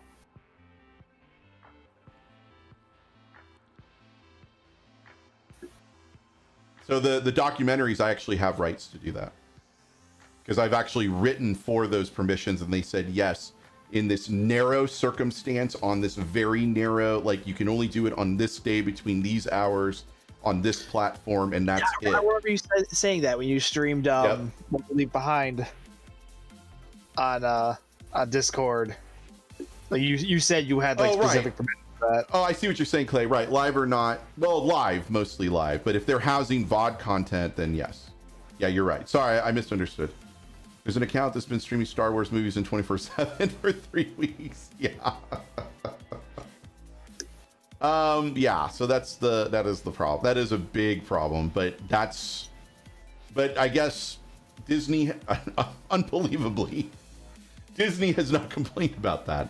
And I can't imagine, I mean, the balls you have to go up against Disney. I mean, seriously. But if I may, I feel like, especially as a Star Trek fan, that putting Discovery up on your stream, whole episodes of Discovery, is not helping the genre, right? It's essentially you thinking that you're sticking it to the man, but really you're just taking money out of their hands. I mean, I pay for CBS All Access. So do I. I pay for the version without commercials because fuck commercials.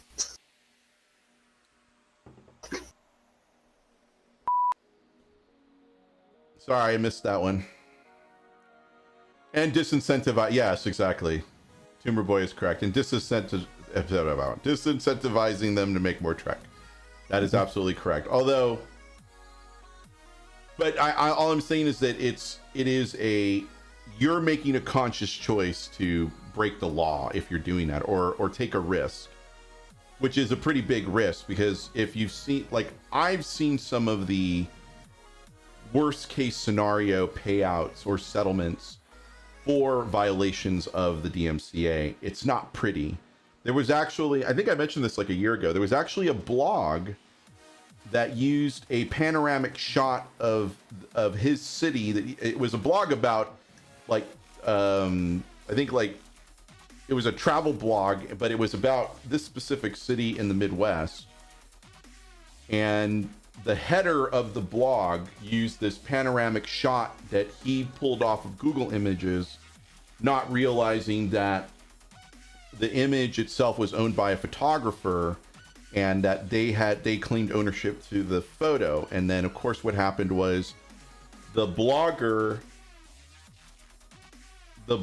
got caught, obviously, by the photographer, and the photographer took him to court. And the judgment, I think, was the usage fee, which the blogger offered to pay, was like, oh, what was it? Was it $500? I want to say it was $500 for the photo usage on his blog. And instead, he had to pay the usage fee, but the punitive damages were in excess of like $10,000. Ugh.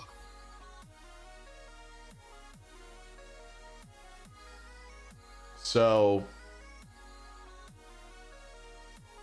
and I think he paid the $500, which was the usage fee, but I think the actual damages, actual damages were $2,500. The punitive damages were like $11,000 or something like that. I forget what it was. So all told, it was close to $15,000 that he ended up having to pay the photographer. So that photographer had a good day.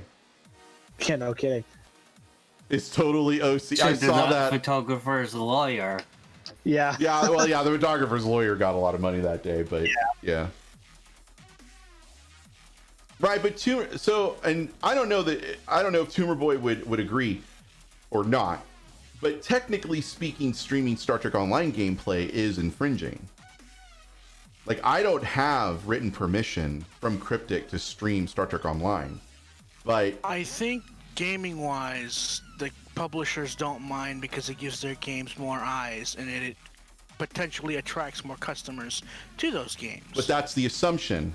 Yeah, that's the assumption. There's no written thing that says unless there is a written agreement, and like for example, Rebel Galaxy Outlaw has this. There's actually a written agreement for content creators. They are free to use in-game content for YouTube, Twitch, Mixer, because Mixer was open at the time. So there is a written agreement in the software, in the terms of service for the software, the terms of use in the software.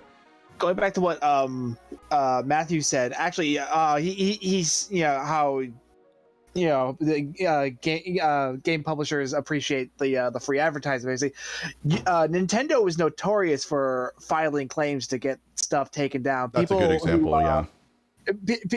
People doing Let's Plays of any Nintendo games have to be very careful. Yeah, about I saw that. Nintendo's not very appreciative of that. Exactly. So that's not like a universal thing of publishers letting this shit slide. It's you gotta. I never said it was a universal thing. I just said it is a thing that some. Rev, that is absolutely 100% incorrect. Let me just say, at no point do I ever assume that Avatar, Tumor Boy, Thomas, Kale, Placeholder QA, that any of those I mean, I appreciate the support. Don't get me wrong. I love that they come in here and participate, but they're not doing that in any sort of representative fashion of Cryptic.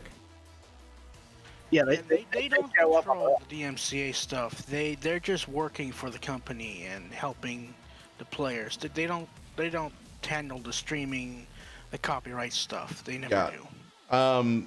And Rev, it doesn't matter if they're here and if they're on my stream in an official capacity or not. You can't infer. I would never infer tacit approval at all.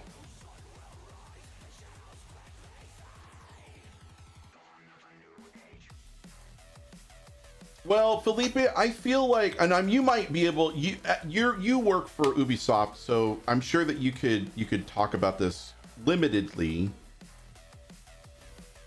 Yes, an agreement with the publisher of the game, which means that I would have to talk to, like, my first like, let's say I wanted to be 100% official. I would send an email to Kale and I would say I'm interested in making sure 100% unequivocally that I have permission from PWE Cryptic to be able to stream Star Trek Online. So I'm protecting myself in terms of content because I don't want there to be, I don't want there to be any misunderstandings going forward. And that's honestly could be a bad thing because I could be pushing the issue. I could be pushing on the wrong button. Even though it's in the guise of protecting myself and possibly other content creators, but really mostly myself. If Kale runs that up the flagpole and PWE says not only no, but now we're going to implement a policy. Now he's tripped the alarm, right? Now we're going to implement a policy, a content creator policy, and it's not going to be favorable for the content creators. They might and then suddenly you're Twitch's version of Axanar. Yeah, exactly. We're going to end up with like, you can only stream an hour a day and you can't say this and you can't do that. But do I want to be? No, I really don't. And like I said, I would never infer that anybody is, even if they are taking questions and doing answers, like when Kale was here, Thomas is here, Nick came on and talked about environmental stuff or just talked about Star Trek in general, I would never infer in any way, shape, or form that they're speaking, like they're giving tacit or official approval to me playing the game. And we're talking about the game that's technically covered under 17 USC. Section 104, or is it 105? I forget. But the fair use, because it's technically a review, it's technically educational, and those are two tenets that are kind of required for you to make a fair use argument. So I would feel that when we're discussing the game in the abstract and or generically or esoterically, that would be covered under fair use provision because it's technically a review of the game. It's a kibitzing of the game specifically. It's educational content about the game. That's why build videos are actually covered under fair use, because not only is it educating you on the game, it's reviewing the game at the same time. I'm not a lawyer, as I've said many, many times, but you come close. I would. No, I'm not even a paralegal. I'm just saying that very close. I understand that, but I know at no point would I ever infer that I am a lawyer, nor would I even say that I come close. And I'm saying that multiple times. So, yeah, no, I'm not even adjacent. I wouldn't even say that. I'm just saying that in my lay experience, and I have to stress that very, very a lot. Okay, very, very much. In my lay experience, I would say that fair use would apply because it is educational content. That's, and like I said, we're talking about Star Trek Online right now. This could also be covered as fairly Vincent, you're my lawyer. I am not a lawyer. I have to say that every single time. IANL or AL. There we go. anal. When it comes to fair use, there is a U.S. specific possible defense that does not apply to publishers. Yes, that's correct. A regular segment called "I Am Not a Lawyer." Well, that's your YouTube channel right there. I am not a lawyer. That's between you and Stu, Fragrance Free. You and Stu can discuss that, preferably like on a Discord far, far away.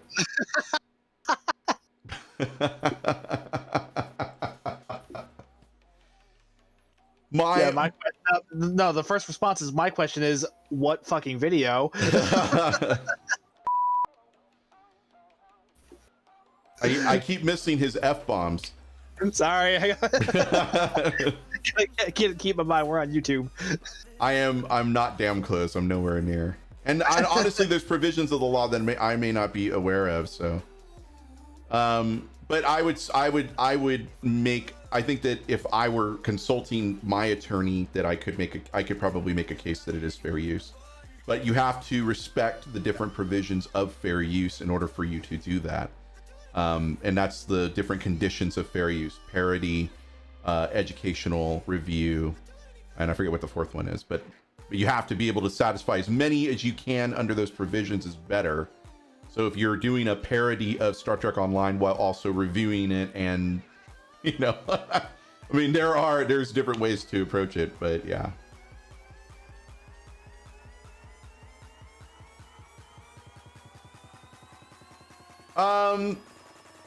Clarkson, okay, so again, I'm not a lawyer. From a lay perspective, I think it's difficult to argue transformative. I think actually Leonard French had a good video about that, because we were talking about gameplay and remember he was talking about the difference between a game like Firewatch, which is essentially, and I feel like Firewatch is a story on rails, right? If anybody here has ever played it, it is a movie. You're playing a movie, and that means that there's not really much you can do transformatively in order to claim the transformative provision. You're talking about the Supreme Court decision, right? About transformative. And it was really cool because he did it kind of like on a spectrum. Like he did like a rainbow spectrum of different types of gameplay. And he basically said that on this side of the spectrum, there is author specific content where like the content doesn't ever move or change, or you can't, it's just basically you're playing a movie. It's a visual novel, right? The story does not change. There's not a lot of replayability to it, but that's what it is. And so it's less likely that you're going to be able to claim transformative on something like that unless you were to take the content and literally transform it into something else. But simply streaming that type of game puts you at a weaker argument of transformative content, or the weakest argument of transformative content. And then on the other side, he had like Mario Paint, where Nintendo gives you the tools to do original creations within the scope of the game, but even though you're creating original stuff and doing transformative stuff in the context of the game tools, and another one was Minecraft was another one, where you have full creative control. The game is literally what you make of it. You have a stronger argument for transformative, but then there is a claim that Minecraft, or I guess Microsoft, right? Because they own Minecraft. Am I right in that? I think Microsoft owns Minecraft. Yes, they own Minecraft, I believe. Okay. Yeah. That Nintendo or Microsoft could make the claim that it's not transformative because of the fact that you had to use their tools and their realm, I guess, if you want to call it, their milieu, in order to create whatever you created. Not that they own it, but that you can't necessarily claim ownership. It's like a mod for a game, like for example, Sacrifice of Vain. We were talking about this with Thomas last week, right?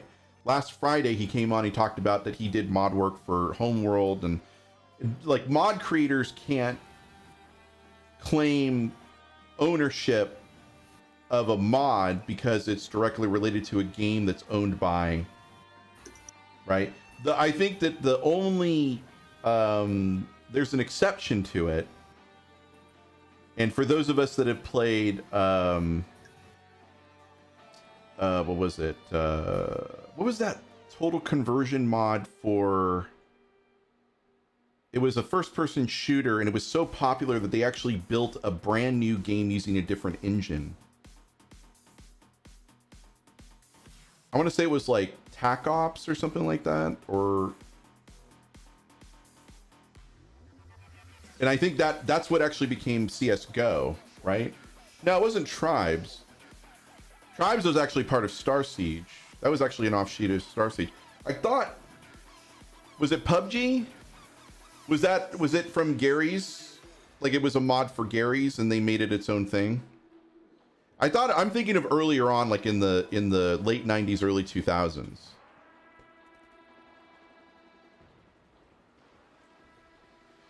Well, but Rev, Photoshop is it Half-Life? Thank you, Jeremy. Yeah, or Jeffrey, sorry. Photoshop would be different because the terms of use, I think they accept that it's a tool specifically for creation, even though Nintendo, you could argue that Nintendo does the same thing. Oh, Daisy, that's right, which was a mod of Arma 2. God. Wow, mod upon mod upon mod there. But they had to basically create, or PUBG is a mod of Daisy. Okay, got it. But PUBG is a game unto itself. Hey, Atraz, how are you? Atraz is like, somebody's streaming Star Trek Online and the game's down.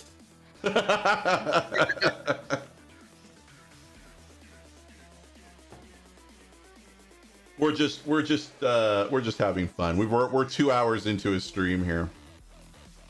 But anyway, I think there's an argument you can make there. But it started as a mod for Daisy, got it. And then of course Daisy was a mod for Arma 2. That's just hilarious. It's funny, it's hilarious, but it's also interesting. Yeah, we were talking about Mario Paint.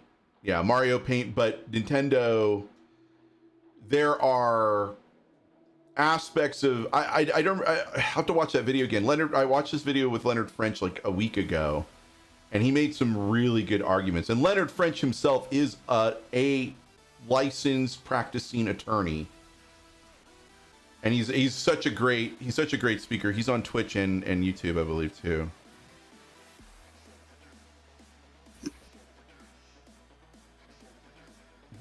But you don't get, yeah, he's an actual lawyer, but I'm kind of just repeating what he said. But he's such a great, like, he covers all sorts of case law, and it's pretty amazing. He actually has been covering the Trump litigation in the various states. So, and it's been real fascinating to watch. But then again, so is Legal Eagle. If you guys like Legal Eagle, I really like Legal Eagle. I watched his video on the Trump stuff too.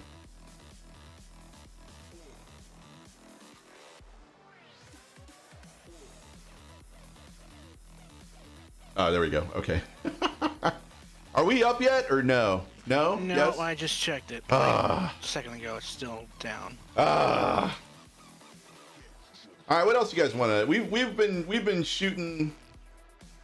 Been shooting the shit. They got 20 or 19 minutes to get their game back online. Teamfight Tactics, second game based on League of Legends, copying the mod from Dota 2, which is a game by Valve based on a mod from Warcraft 3. For damn, that is some that's some twisted stuff there. I have this feeling they're gonna extend the maintenance again. Just a hunch. That might be true, Rev, where you're saying that I thought that the way things resolved in court was that mods created under first-party tool sets fall under publisher copyrights without any of the tools. So who here remembers Neverwinter Nights? Or played Neverwinter Nights? Am I that old? Did yes. I aged myself with Neverwinter Nights? Yikes. You played it, but you heard of it, never played it. All right, so Neverwinter Nights was awesome. The first one was really awesome because the tool set that they made for the markup allowed you to write or create any adventures for your friends that you wanted to. And what was really great was there were a number of the official adventures that they had built for Neverwinter Nights officially, not not like somebody had modded an adventure and then put it up on the site. The ones that actually pulled from the written materials, like for example, one of the great Forgotten Realms adventures for like level 1, 2, and 3 characters was the Sunless Citadel, if you guys remember that. And again, I might be aging myself a little bit by talking about that. But there was an official Sunless Citadel pack for Neverwinter Nights, and I played through it. But if you knew the markup, which was really, really, really simple, you could create your own adventures. You create your own dialogue. You can use all the item sets, the environmental sets, and all of that were all available to you in the scope of the game. Then once you created your adventure pack, which is essentially, I don't know if you would consider it a mod, but I would say it's additional content. Even if it was original content, because you used the in-game tool sets and stuff, it still was created. It said it was created or owned by, I think it was Atari, right? That owned Neverwinter Nights.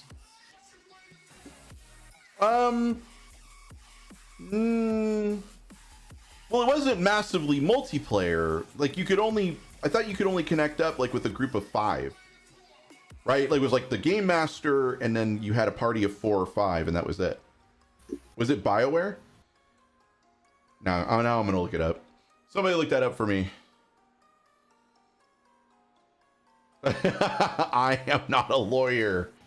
I just listen to a lot of lawyers. The old Doom WAD files I never made, or I made, yeah, never used anything coming from ID. Yeah, it was BioWare? Okay. BioWare.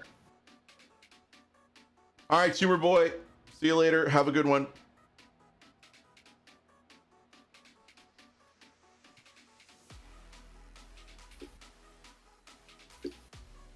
All my original works in the same way Photoshop plugin belongs to whoever made it. Ah, okay.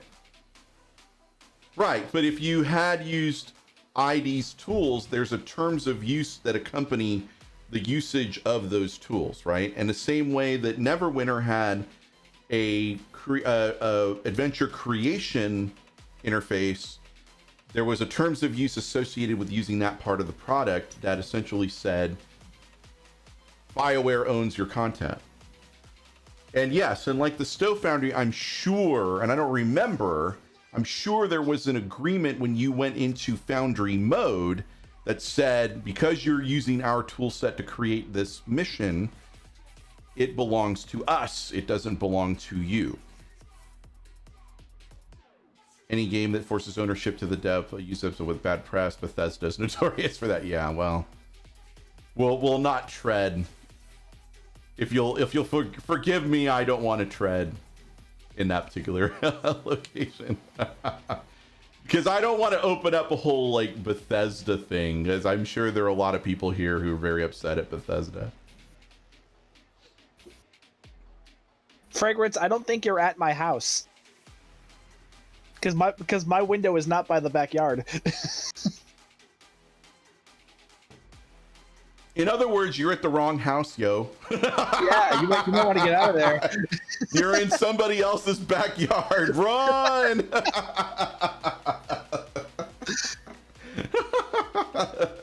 I know if he was in my backyard, the dog would be barking like fucking crazy. On Beth, whatever, yes. I don't have to open up anything. Bethesda does that well enough on its own. Lol. Yes, I know. Oh, no!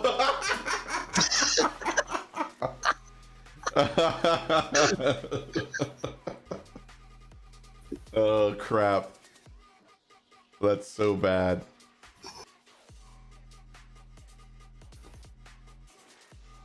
I wonder what issues they found on PC. I was gonna I honestly, I was glad Tumor Boy was here, but I wasn't gonna like press him for details. Maybe if Kale comes around later on, I mean, next time he comes around, you could ask. Maybe. He didn't respond to my DM yesterday. It's like sad. That's okay. He's probably, I'm sure he's just exceptionally busy. He's not. It's not like he's at my beck and call. You know, I'm gonna be like, oh yeah. He's not. How dare he?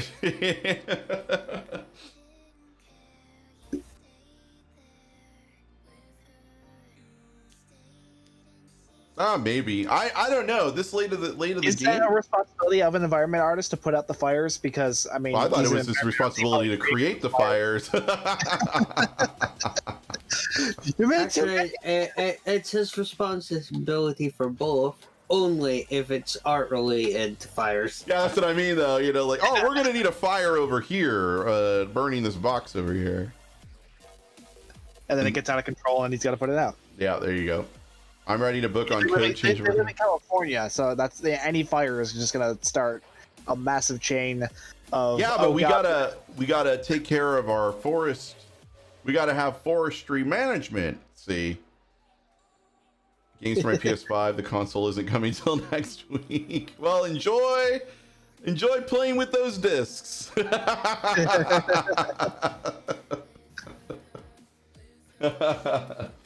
Oh man, Grammarly. So I remember playing with that, and it slowed my browser to a crawl. Oh no! Like every time I type one letter, it would scan it. It's just slowed. So I got rid of it. So I hope it's a lot better now than it was when it first came out. You got your PS5 today? Oh, and his new series. Damn. Is it what I think it is? Are you talking about ACV?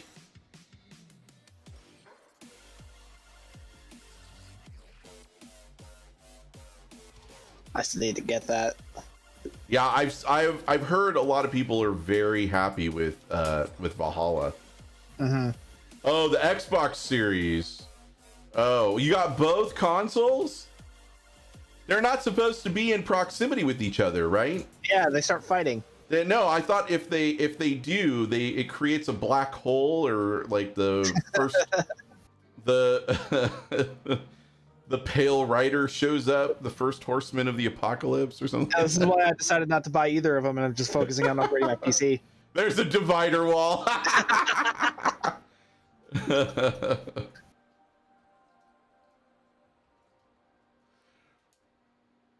If they're both within 300 feet, yes.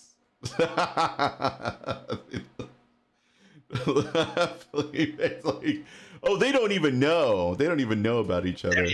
One of them goes, "What's that smell?" Nothing. Don't shut up. So I had an Xbox One and I have a PS4, but I noticed that I was hardly ever playing my Xbox, so I sold it. I got rid of it. And yeah, I still have mine, but it's not even plugged in right now. I've been thinking about selling it just for the sake of having money for more computer parts. Yeah, well, I mean, you would have gotten more money before the X came out. Yeah, I kind of waited a little longer than I could have or should have to get anything out of it. Any updates? But I'm just like, I'm going through the games I have on my Xbox. Literally, only one of them I cannot rebuy on the PC, and that's Red Dead Redemption 1, which I don't even remember the last time I played that. So who the fuck cares?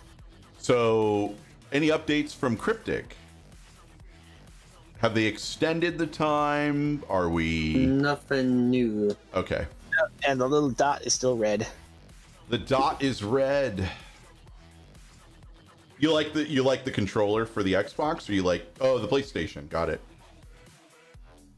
I feel like it's a lighter colored batarang. I almost want to throw it as a weapon. Just with the way that it looks. So if you ever break into Q's place, beware of flying PlayStation controllers, because that's what's going to happen. Yeah, it's just going to go. Yeah, that's a lawsuit waiting to happen.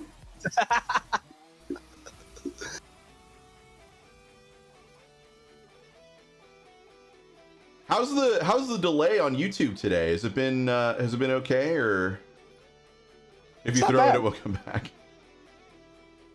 Oh yes, chicken strip. I'm actually really hungry. All right, Felipe, have a good one. Enjoy your PS5. You lucky person. Yeah, you typed it out 25 minutes ago. 10 seconds. Wow. All right. So in about 2 minutes, we're gonna take a little bit of a break. We'll come back. Hopefully the game will be up. Oh God, I'm not gonna play it because it's probably gonna scare the crap out of people. You're gonna go pillaging an ACV. Oh yes, do that. Do that. Where are we at? All right, 2 more minutes. Or maybe 1 more minute. Yeah, 1 more minute. Sorry. So when it says 3:05, that's when, or 3:05:00, that's when we're gonna take a break. Now, do you guys want clips? Actually, I can only play clips. I got dinged for playing Zeph's videos, even though I have permission. Yeah, YouTube didn't care. Yeah, honestly, that doesn't surprise me that much. Yeah, most of the reports are run by bots, so Yeah. And YouTube's appeal is really bad. No, I should be broadcasting under. Actually, that's a good question. I should be broadcasting under.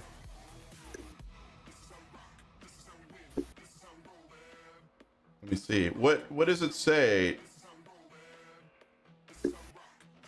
Nope, I'm broadcasting under standard YouTube license. Oh, are the videos? Good question. I don't know. Excellent question. All right, let's take a break. Let's play some clips.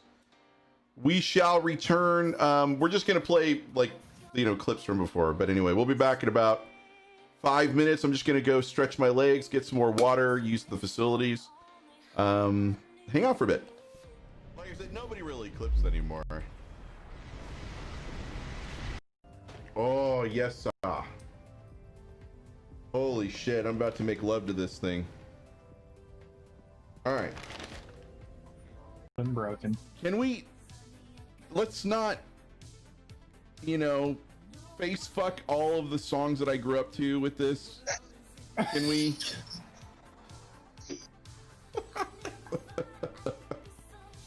Also, I'm thinking of Betty White.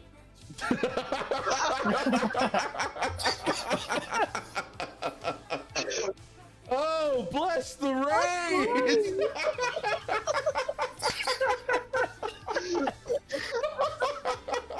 Oh, I think I already know what this is. Q's underwear. No. I'm not redeeming that. No. He's like, nah. And I immediately got hit by viral. Well, everyone knows what I'll be doing. Well, I'll see you guys later because I'm in the frickin' Delta Quadrant.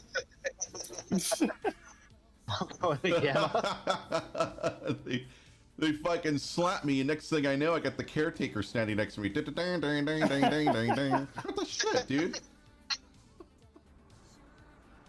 Fucking Mokai. But yeah, I'll be doing beta as usual.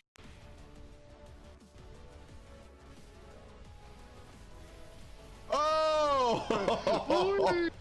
Did you see that? Yeah, I did. You were like, get over here. I didn't see the jump, but I did see you fall. No. Now she's controlling the character. As you can see over here. Spinning in circles. Oh, now she's checking the stats. Okay. Hey. You get one more.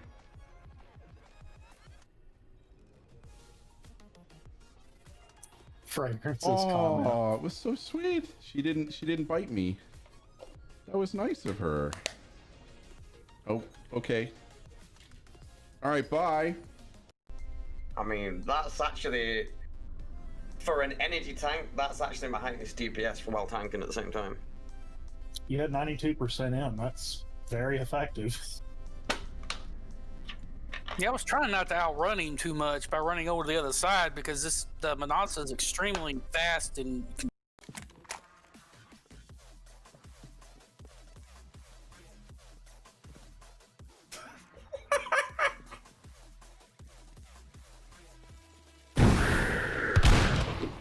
Oh shit, I didn't miss!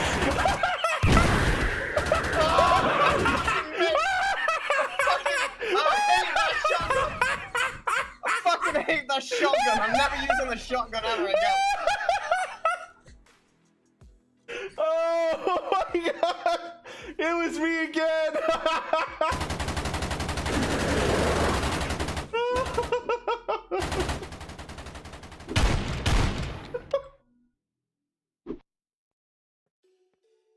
Oh my god, that was fucking hysterical.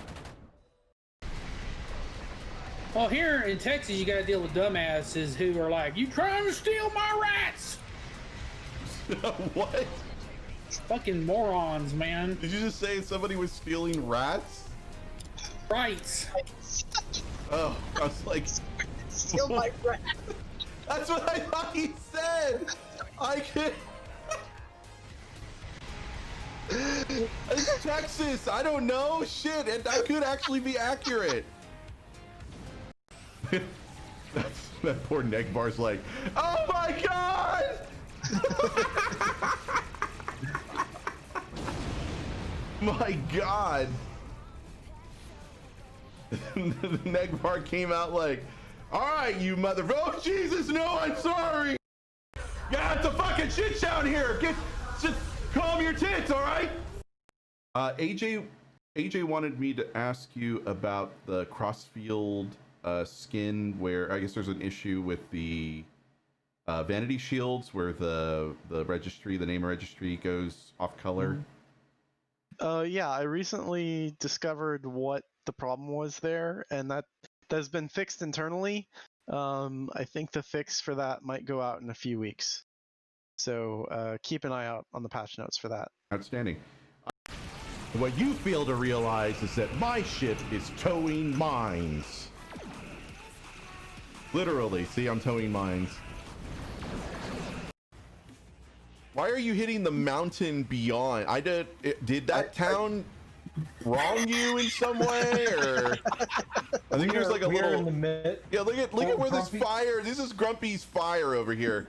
He's like aiming for a goat. He's committing. He's just that goat. He's like. I gotta work on my aim. Work on that a little bit. I mean, like, you were not kidding about how drunk you are. Like, watch. All right, a little lower than that. A little lower than that. There you go. Try to hit the hull. There you go. Wait, when you say the whole, you mean the whole island, right? No, the hull. Yeah. Grumpy got home one day and found it in bed with his wife. Talking about the mountain. Try not to die.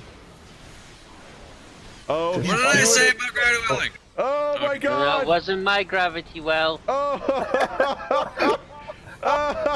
Did you guys see that? For a second, I almost flew in there, so. I have never seen that in third person, so someone could clip that on Q stream. Yeah, could somebody? Theron, I'm not liking this. So this new EV suit looks a little too much like Theron. I'm just gonna say, I'm not too keen on this. I need to. How do you disable visuals? I need to disable visuals on this. Where do you? I got some serious neck face going on there.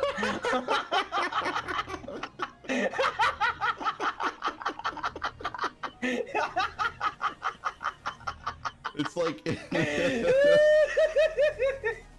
that's my Mark 10 Theron EV suit.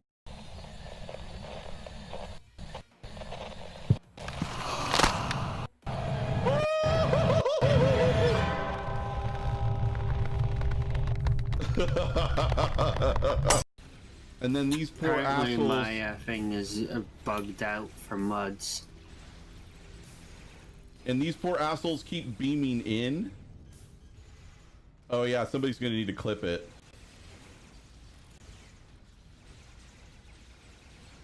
These poor Terran Empire fucks keep beaming in, and then this army of Borg is there to greet them.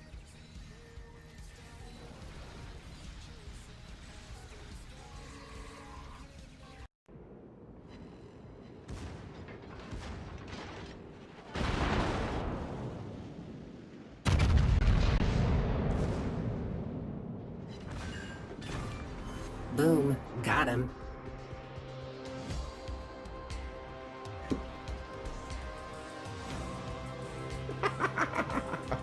Really bad skins for the Sovereign. Yeah, but there is a combo. Oh, God. Oh god. Oh god. The combo I like is oh shit. A mixture of parts to try and make the closest Picard Starfleet ship. Oh god. So this is like a metaphorical representation of my nuts in a vice.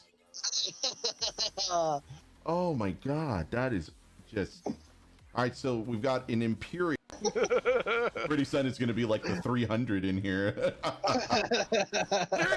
It's still not up. You know, like.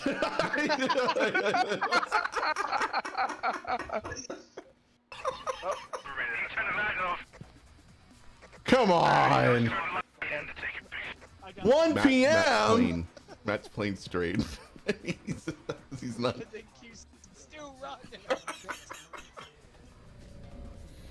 Asshole. Yeah, you saw it, didn't you? Mother of God. Are you guys cool to just shoot the shit with me for another hour?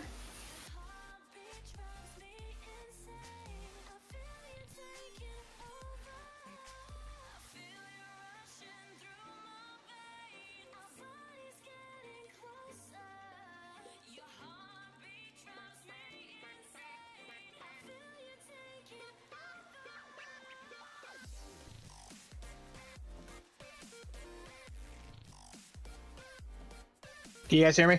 Yeah, we can hear you. Yeah, we can hear you. Okay, yeah, I had the microphone in the wrong position. Yeah, I like Clay's idea. Are you cool with dealing with us in a conversational atmosphere for another hour? It's just me looking into the camera and talking about shit.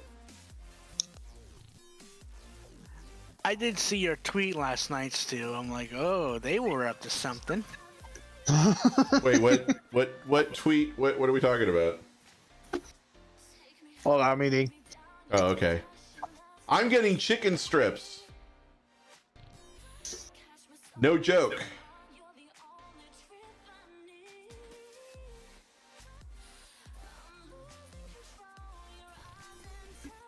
Okay, yeah, last night some friends of mine and I were playing Phasmophobia. One of the ghosts was being really stubborn, wouldn't come out, so we started robbing the place. If it was an amateur, it probably wouldn't come out at all, because that's it was an amateur. Like we were like we had the proof of what ghost it was. We were just trying to get one of the objectives. And this bitch was just being real stubborn. Yeah, the amateurs are very hard to lure. So yeah, we just started. Yeah, so one of us is in the van, you know, looking for stuff, looking at the monitors. The other's, you know, in the house screaming at the ghost, and me and my friend Liz were just grabbing everything that isn't nailed down and just throwing it in the van. The picture I posted is there's just shit piled all over the computer and on one of the shelves.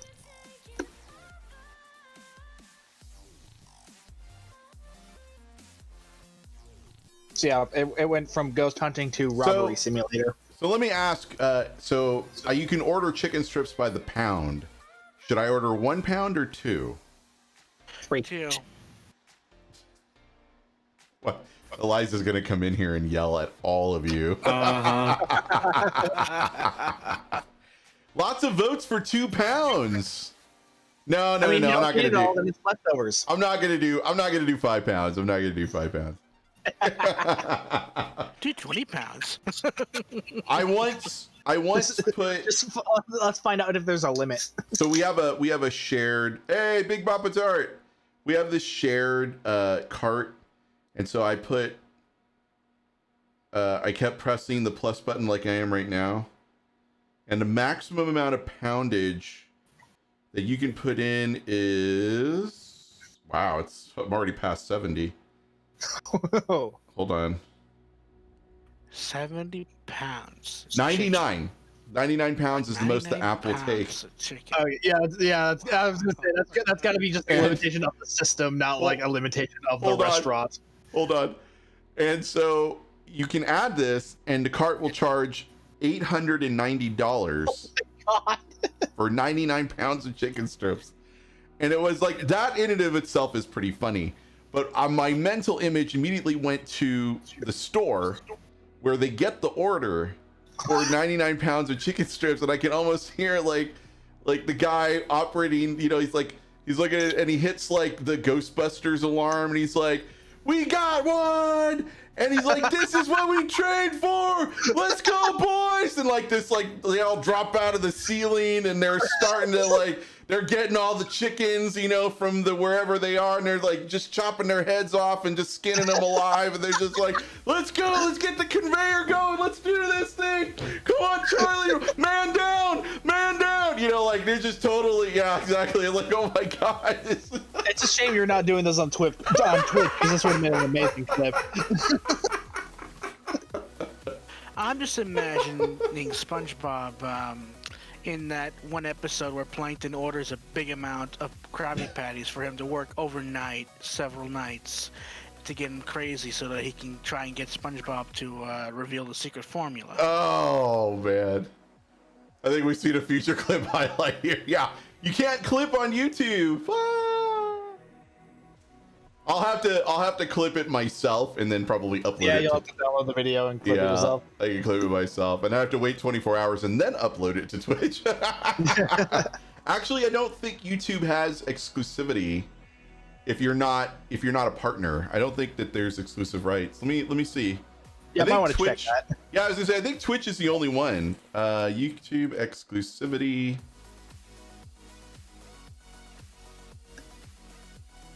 Streamer.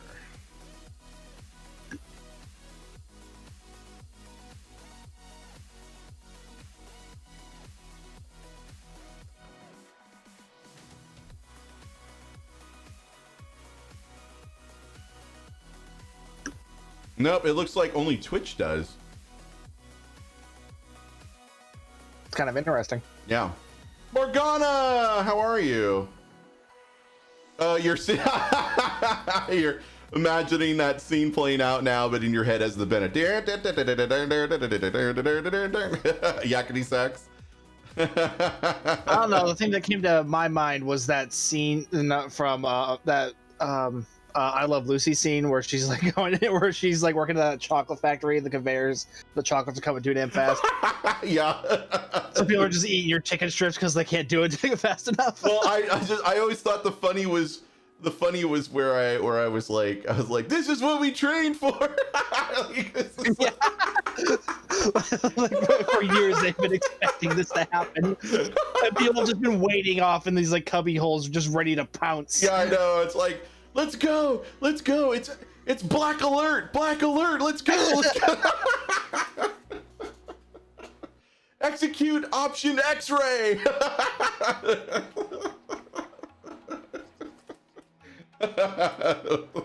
And meanwhile, there's just like because this is at a grocery store, I can only imagine. I mean, this is taking place behind the deli counter where they get this order in, and they're like, there's just this one Karen just holding a ticket. It's like, hello, right? And this big old cage comes down.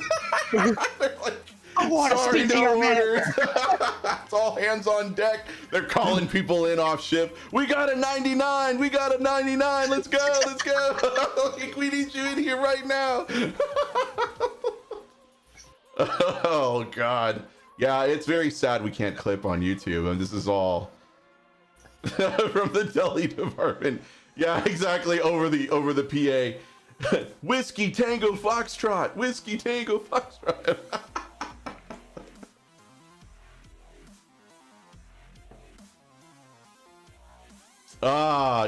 Transliteration, yes. That is 99 pounds of chicken strips is approximately, for a pound of chicken strips, it's about like 7 strips or 8 strips. So you're looking at almost 80 chicken strips. That's a lot of chicken strips. Like I can barely eat 5.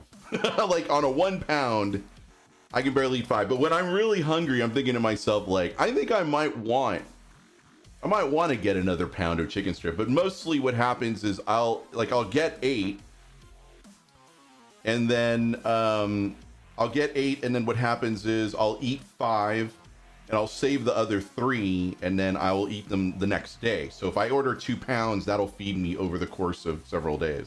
I love doing that kind of meal planning. Just like, okay, if I get this, I'll eat tonight. But if I get this will feed me for 2 days. Yeah, it's like you feed a man to fish, or you teach a man to fish. You know, teach a man to order takeout properly. order chicken strips. You make him get 99 pounds, even if it costs $1,000. You, and then he eats for like a month. Or for however long those however long they keep. That's what you do with barbecue. 80 and barbecue the last 4. Oh, that's good. And I haven't had good barbecue in a while. So what's the over under on them actually like getting to 1 o'clock at this point? Like, do you think? I'd be surprised, and even then you'll have like what, an hour left. Well, I'm gonna go. Yeah, I'm going the distance. So 2 hours 44 minutes left on the stream. I'm gonna go. Whether it's gameplay or not, I'm having a lot of fun talking to you guys, and it's de-stressing. Even though when we were talking about the DMCA, it probably didn't seem all that de-stressful. Now we're de-stressing your stress that we built up. Yeah. I blame Clay fully and completely. I was like, we can't even play on the Tribble server because that's been locked down as well. Yeah. It's I all actually broken. tried getting in. Hold on. Clay, you encouraged the DMCA discussion.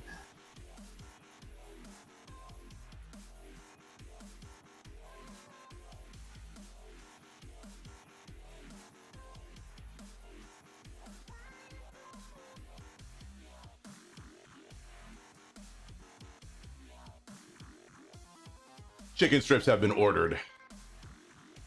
Twitch encouraged it if you really think about it. That's fair. Well, I saved you guys a read because what I did was I broke down my thread, my 15 tweet thread, where I was wife approved, yes. Why Eliza put her own lunch in the cart. Yeah, that's because he didn't order 99 pounds of chicken. Oh no, if I ordered 99 pounds of chicken, that would be like, he wouldn't be here right now. Yeah, I would. That would be like half my rent. This huge blinding flash of light and there's like a smoking empty chair. That'd have been half my rent, or a little over a car payment. If I had ordered 99, that would have been almost $900. And I'm sure there would have been you would have seen like an arm come out of the side of the screen, just like whap. Well, you wouldn't have heard the scream. This microphone's not bad for like when I'm gated, you can't really hear. You can't hear much beyond. So if I'm talking and she screams, then yes, you probably might. But if I'm not talking, the gate closes and you won't hear anything.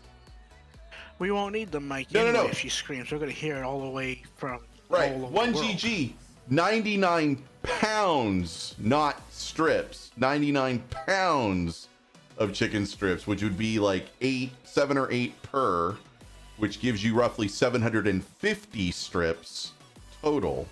That's what we're talking about. Just in case that ever happens and you guys need, like, the police ask you why, that's gonna be, you need to illustrate that I went He ordered 99 pounds of chicken strips, which was about an average of 750 strips. And then the police would probably say like, well, it's justifiable homicide. I mean, you know, he ordered 99 pounds of the strips, cops man. would say it's justifiable homicide, but the cop's wife standing like right next to him is going to be like, yeah, and he's going to have to agree with her. Yeah. They would wait around. No, what I think would happen is they would be like, all right, get the truck. You know, like they would like bring out, they would bring out the semi. The whole station. Downstairs, the cargo door opens up and they back the truck in, you know, to the loading dock. They'd have to use like our service elevator to get all the chicken strips up. They'd have like those anti-grab carts to like put the bags of strips on.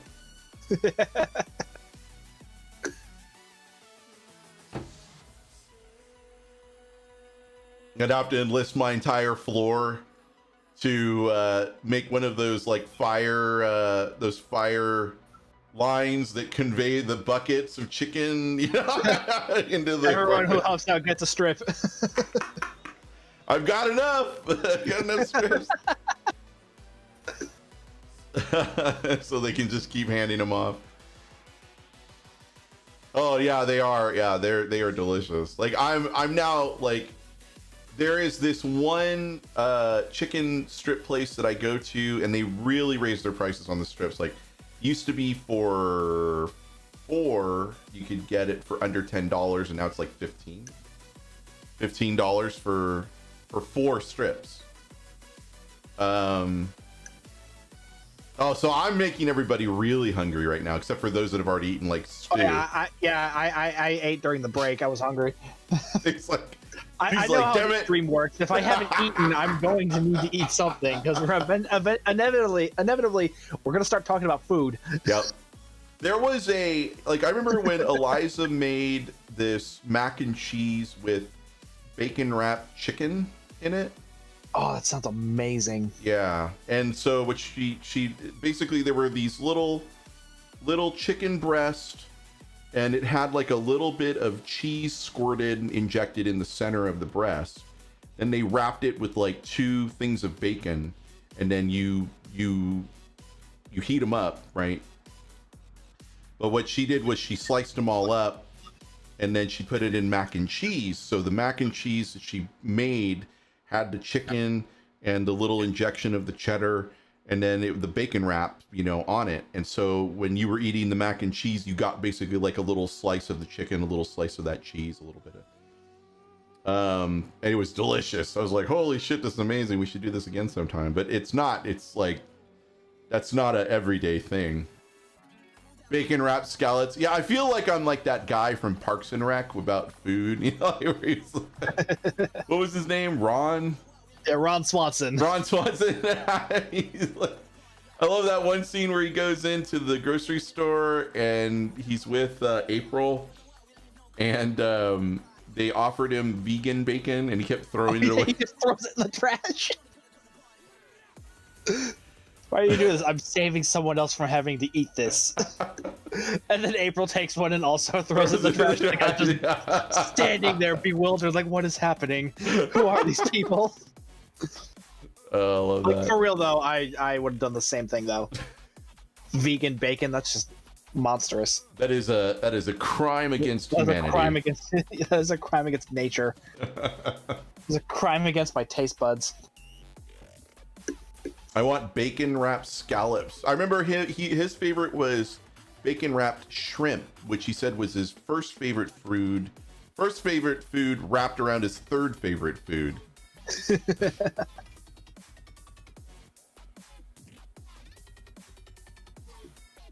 Although I'm sure everybody here has a comfort meal, right? Yeah, it's usually whatever's in the fridge. Really? You don't have like a go-to, like when you're feeling out of sorts, I mean, you just need something I got my like that go-tos, but I don't know. I'm just accustomed to not being picky and to being broke. Oh, Tyne, in America, a pig in a blanket is a sausage wrapped in a pancake. No joke. God, I want pigs in a blanket. What, Chris? Wait, UK pigs in a blanket or American pigs in a blanket?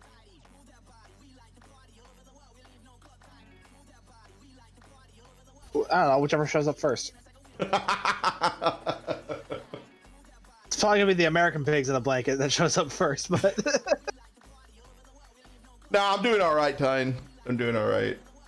though, for real though, I could probably just make my own sausage wrapped in bacon. I've got sausage, I've got bacon.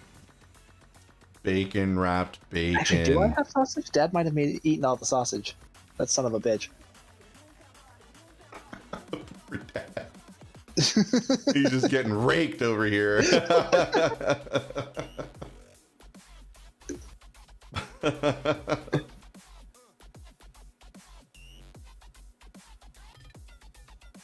You know, yeah, exactly. Bacon wrapped. Hey, Astro Alligator, how are you? Wow, not a single mention about that extension. What, to 1 o'clock? Yep.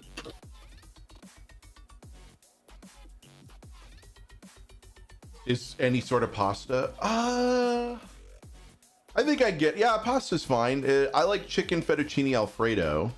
Oh, I love fettuccine like Alfredo. A really good, really good fettuccine Alfredo, and then you just have like either pulled chicken or chicken strips in it, or yeah. Costco always has this really good chicken Alfredo that you can get there. It's like one of their pre-made meals. You just throw it in the oven. They actually make it there at the store. Fragrance, I'm going to actively not pursue that line of questioning. Nothing wrong with spaghetti meatballs. Liar. Yeah, spaghetti meatballs is pretty good, but my favorite comfort food is actually chicken parmesan. Ooh. And the place down the street before the pandemic used to make a chicken parm dinner that was amazing. And then for lunch, if you went on the weekends, they're a dinner place only during the weekdays, but on the weekends they open early for lunch. You could get a chicken parm sandwich where they would take their chicken parmesan, put it in 2 pieces of bread, and I'm like, oh, hello. You're not a fan of what? Fish nachos. Wow. Anything white and creamy is... Oh, you don't like parm? Oh, parm is awesome. Oh, are you saying Parmesan cheese? Because even though it's called chicken Parmesan, there's no Parmesan cheese on it. I don't like Parmesan in general. Unless it's like cooked into something that I'm eating. Oh, the dish. Okay. It's just like, isn't it? It's pan-fried chicken with mozzarella on top, and then they put a ton of tomato sauce on it, or a marinara sauce on top of it. That's the chicken parm. How can you not like it? It's marinara sauce, cheese, and chicken. What's wrong with that? That's like 80% of my normal diet. Add some like bacon. Potatoes and bacon in there. That's just like all I eat. Fine.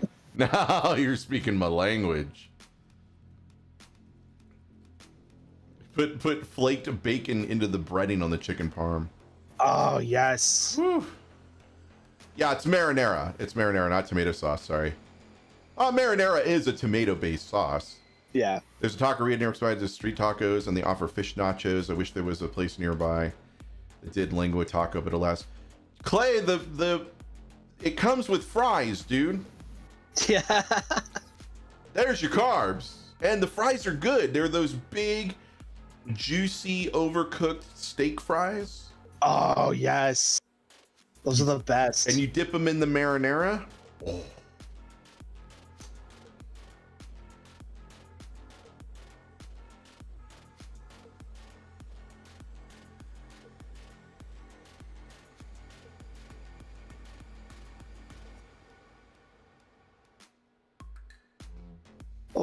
Clay, that's essentially what fries are. They're potatoes. Clay. Oh my god. Too many potatoes in these potatoes is what you're saying. I think you broke Q. Look at this.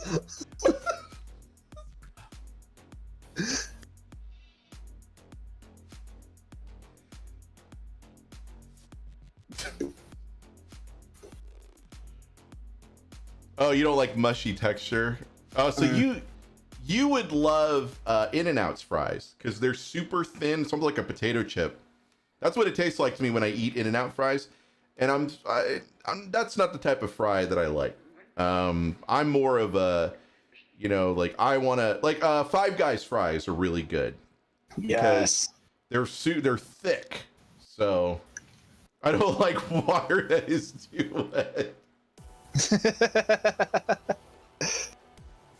It's like that Doctor Who episode, the Wasp and the Unicorn, where he got poisoned and he's like, "Oh, I need something with salt," and then Donna brings him salt, and then he goes, "No, that's too salty. That's too salty." And he's all, oh, she's like, "Of course, it's too salty."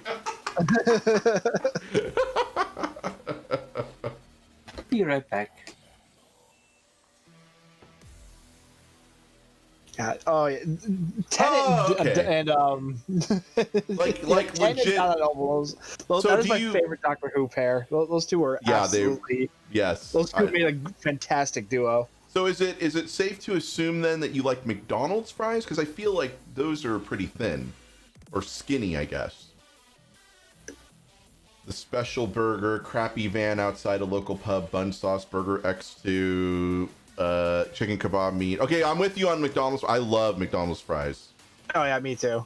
They're like right on that line of being like too thin. They're like just before there, but they're like just like that perfect line. They're like that perfect area of just like, yeah, this is what I want to fry. Especially when they're just a little overcooked and they got a little squish to them. Oh, yes.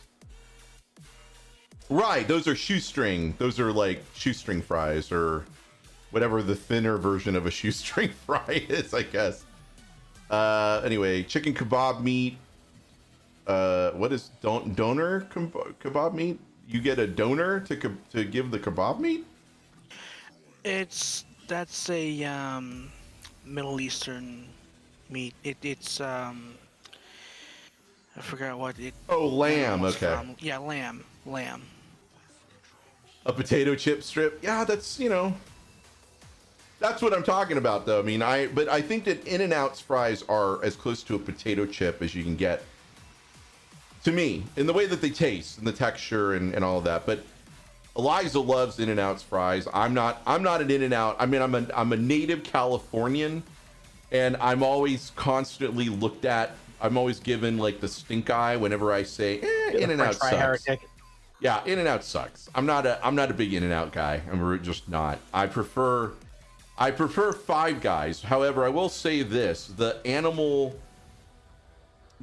sauce that they use for animal style is really good. And if I could put that sauce on a Five Guys burger, then I would be very happy.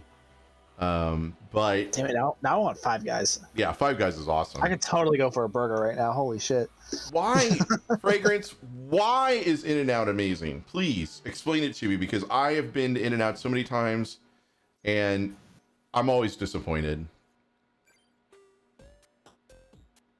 I've never been into an In-N-Out, but I've heard it's amazing, but I've been told it so many times, I feel like it's just been overhyped, and I feel like I'll just be disappointed if I ever go there.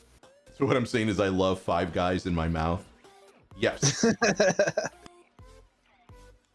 Five Guys, burgers and fries. Yeah, their Cajun fries are really I'm not good. sponsored by them. But I'm open to it. Kind of turned into a Five Guys ad a little bit, you know. If anyone at Five Guys is listening, hey. At least I'm not that one streamer that was like legitimately sponsored by McDonald's and then started talking about Whoppers. Yeah, you told me about this. Cringe. Yeah, I think you sent me that video on. Don't ever do this. Yeah, that was like one of the first stories you told us. Like, this is why you need to watch stream fails. Oh, you don't have In-N-Out. Oh, when you fly into LAX? Ouch. The first thing you do is stop at that In and Out that's right next to the airport over by the Hilton.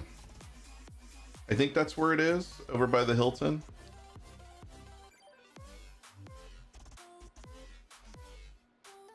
It's been a couple of years since I've been down that way for obvious reasons. YouTube delay is real. Yeah, it is. I'm trying to be as responsive as I possibly can, but it's a little more difficult on YouTube. YouTube's I'm on ultra low latency, but it's still 10 seconds. For me, it's like just 5 seconds, not even 5 seconds, like maybe 2-3 seconds still. Yeah, boys, I don't think they're gonna make their 1 p.m. Yeah, I'd be surprised. Which is why I liked Clay's suggestion of just us going into Phasmophobia. Let's go hunt some ghosts. Dun, dun, dun, dun, dun. Yeah, the new update introduced a thing where dead players can now pick up and throw non-equipment objects. So when you die, now you can fuck with the rest of your team.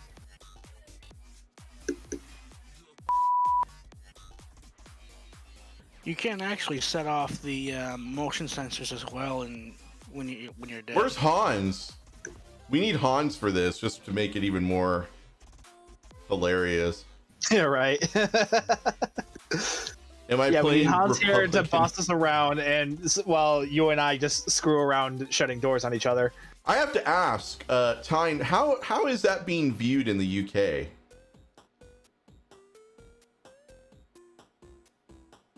I'm always curious to hear like how our, like, how is our political bullshit, situation being viewed? Yeah, our bullshit. How is that playing in the UK? Like, are they laughing their asses off, or are they legit scared that, he's gonna? Oh God, this may take some time. That's okay. Take your time. We've got. It's not like we're playing a game or anything. Yeah, we're not playing actual Star Trek Online right now. Yeah, he's still got like 2.5 hours left. he is actively seeking people to kill some time for him. Fear and amusement. Yeah, imagine how it is living in the United States for a moment. Though I did hear that Parliament completely bagged on him. Even Boris bagged on him. Currently waiting for the January pay-per-view event. Nah. I actually, excuse me, that was a little higher than I had intended. I actually read a prediction from Michael Cohen where he said that he was going to predict that Trump was going to go to Mar-a-Lago for Christmas and that he was just going to stay in Mar-a-Lago. I would get the U.S. out of debt. Yeah, that's true. I'm not going to... That honestly sounds like a great idea, but I don't think it's going to happen. Right.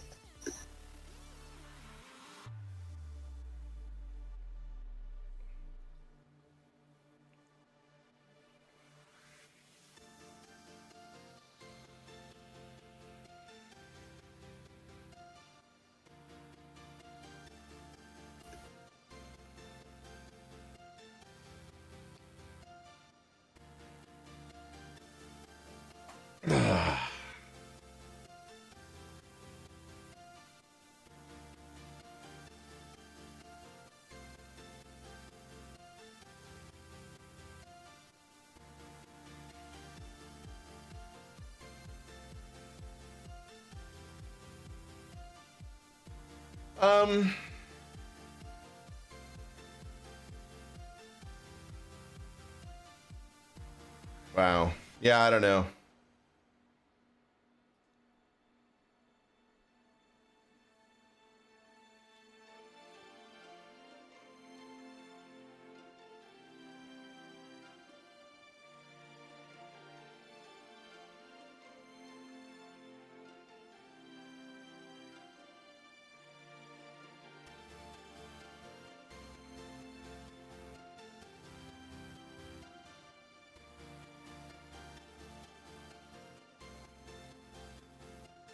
Hey, my order is on its way. Nice.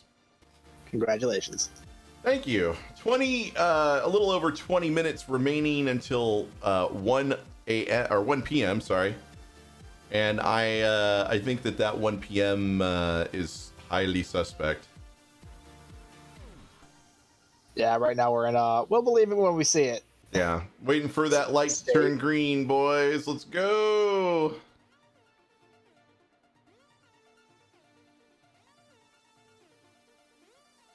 I don't know. I'm kind of hoping this gets dragged out, and then as a result of that, they'll extend the sale on the legendary walker. Oh, that's true. And I mean, they're losing money right now because. Hey, because I know Yeah. you're just like waiting to hit buy on that. I'm actually gonna wait till tomorrow. Oh right, I said you said somewhere you wanted to see if they were going to do a bonus Zen day. Yeah. Which if they do that, I'll probably jump on that. Yeah, I'm definitely not going to do it day one. Let's see. I mean, I can click it, but the account servers are down, so it's going to be a no. Yeah. Oh wait, it loaded, but let's see. Yeah, what it'll happens. load. But It will load the client and it'll try to sign in, but it'll but it'll time you out and say, hey, the account server isn't available, or the login, whatever the server is called, whatever they call it in game.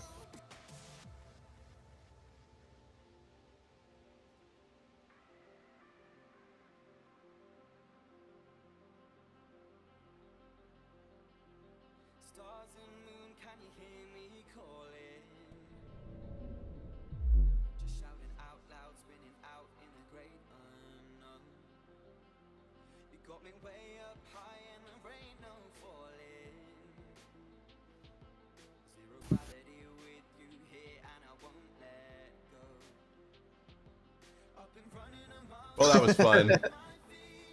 I agree with Sphinx. There are 4 lights.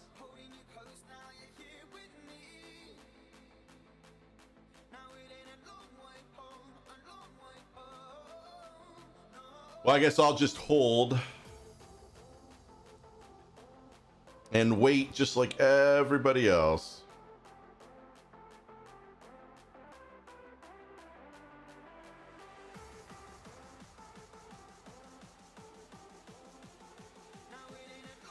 And honestly, I wouldn't blame anybody for just bailing on it. Worth a watch. Okay, where on video on Twitter, on Discord? Where on it?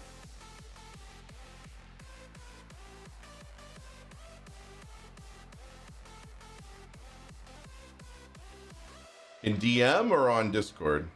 Or I mean on Twitter, sorry.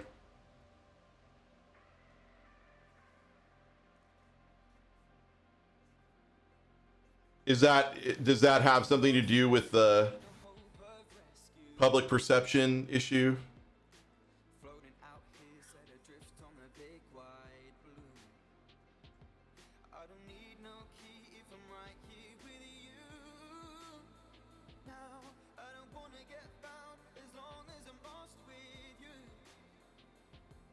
Oh, on Twitter. Okay.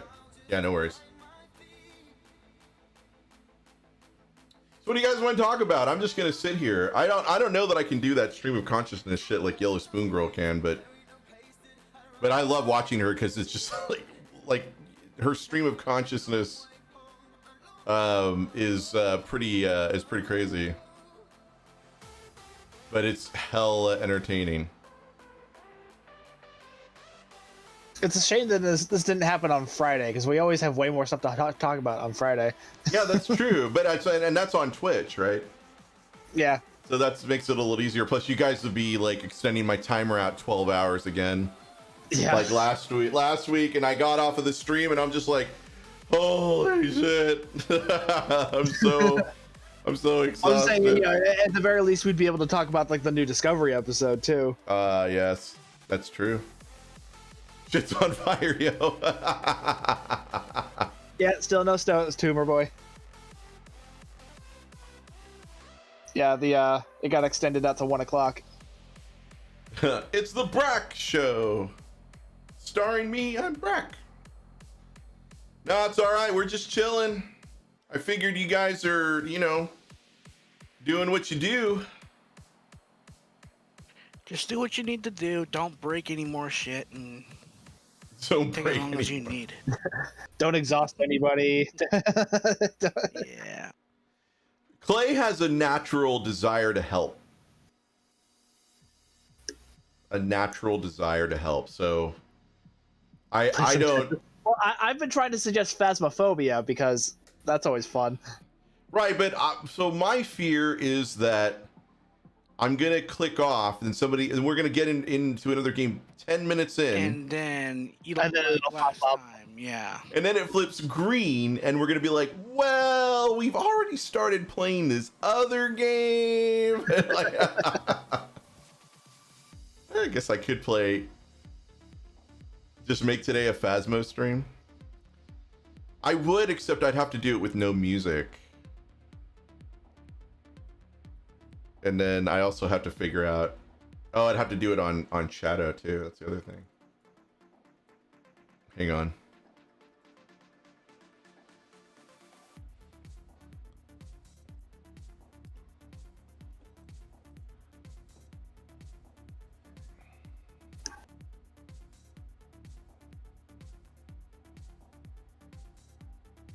My eye roll is because apparently Trump has lashed out at the Food and Drug Administration. He said that the disclosure Monday that an experimental coronavirus vaccine from pharmaceutical giant Pfizer is more than 90% effective, convinced the timing 6 days after Election Day proves the medical deep state deliberately tried to sabotage his electoral prospects by delaying the results. Oh. Yeah. Everyone's out to get you. Oh, and yeah, someone just caught my eye on my email, an STO post.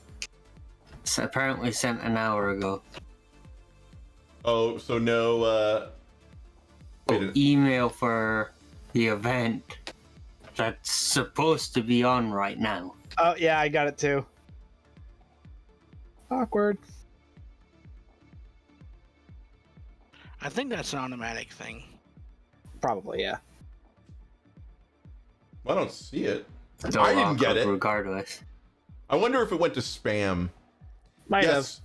Medical deep state. Hold on. Let me see if I can... That would reinforce the theory that it's just an automated thing. I put it in the chat for you guys who want to take a look at it.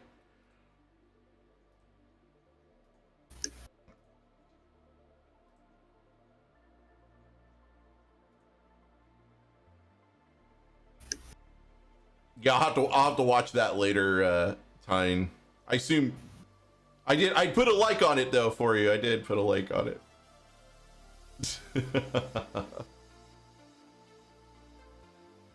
Where are we at? 12 minutes out? I don't know, guys. I don't think this one's got the distance. So if they don't make it by the 1 o'clock, then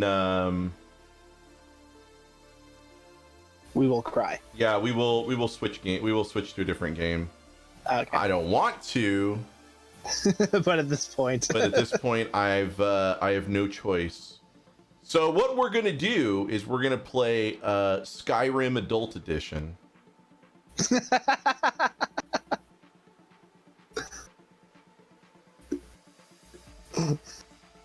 Clay. Then watch as Q gets banned from every streaming platform. Yeah, from the YouTubes. But then gets a weird invite from Pornhub. Yeah, I like, dude. This is Pornhub's like, hey, buddy.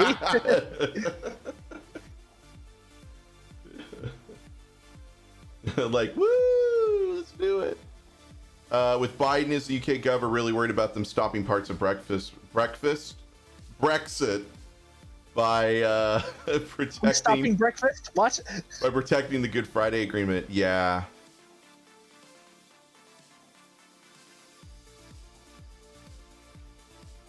It's one of those things that I don't know if you're like a pro Brexiter or not. You may be, you may not be, and that's whatever. Here's my. Sorry, I'm against that legislation they're currently trying to get through that breaks international law. Anyone that defends that law is a big asshole and should be killed on sight. Wait, so you're against the Good Friday Agreement? No, I'm against the thing they're trying to break international law with. You mean Brexit? Which has to go. No, there's current legislation that has mostly got defeated in the last Parliament voting that would have given them provisions to break agreements that they made with Europe, which would break international law. Okay, that's interesting. Ty, not gonna happen. Not at all gonna happen. Even if Barack wanted to do it, I think Michelle would tell him no. I think Michelle is grateful and used to not being in the public eye anymore. I feel like she's gonna. Yeah, I imagine once you've been through that for 8 years, it's probably kind of a a sigh of relief once you're done with it. Yeah, I think that's a hard no. Because I mean, she went through a lot of shit in the early years. Yeah. Remember the whole thing about Michelle Obama's arms? Like, seriously, how fucking stupid was that? Wait, what about her arms? I'm not even gonna repeat it, dude. It was pretty ridiculous. It's yeah. You can look it up. It's pretty easy to find on Google. Trust me, it's at this point it's an old meme, but yeah, it's that was a thing. But yeah, it's I sincerely doubt that it's gonna be Obama in as the ambassador to the UK. There is gonna be a huge ambassadorial shakeup. That's no joke. Hell, even the Justice Department will be very shaken up. Well, I think most of the departments are going to see huge shakeups. Yeah, shitloads of redundancies. No posts on Twitter. They didn't post on Twitter that they extended the time to 1 p.m. either. So I don't know. They've only posted on Facebook. Oh, they posted on the 1 o'clock Facebook. I have noticed that they are quicker to post on Facebook than they are Twitter, which seems odd. I don't know if that's just a convenience thing for them or what. No idea. So speaking of Facebook, I'm in a That's why Kale should have 2 gadgets logged into each account, so it's as simple instead of having to log out of one to log into another on his mobile device.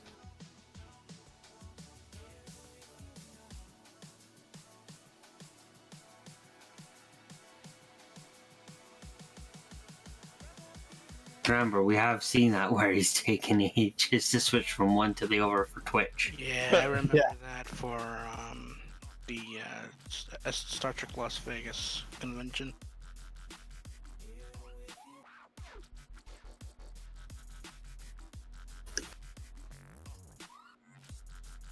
Who posts crap on Facebook?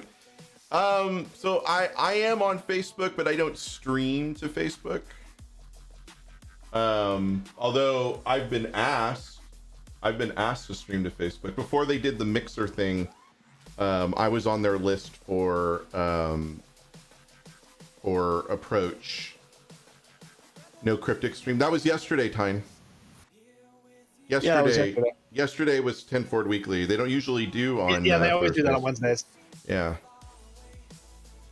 Yeah, they showed. I wasn't watching it, but I did poke in a couple times. Apparently, there was a bug with the on the server, on the test server, that they were showing off that showed the new shape with a secondary deflector, which is amusing because it's a Right. battle cruiser. Yeah, I saw that image, and I did a double take because I was like, wait a minute, like this has a secondary deflector on it. I know. I saw like I didn't have the sound on. I just saw that. It's like, well, that's broken.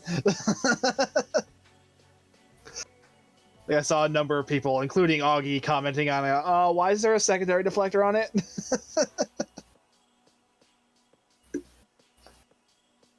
I did hear. Yeah, that was some point funny, that, but it was corrected. Yeah, I mean, I figured that's something they would fix quickly before release because, I mean, that would just be ridiculous. A battlecruiser with a secondary deflector. Can you imagine? Deteriorating.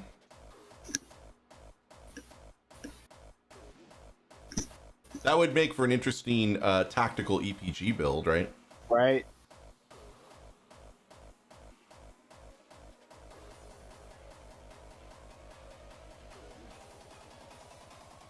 Well, at that point, the weakness would be it doesn't have a lot of tactical seating or consoles. Unpacked a Bowel Omni. Oh, you mean out of the box? Nice. 4 minutes, 33 seconds.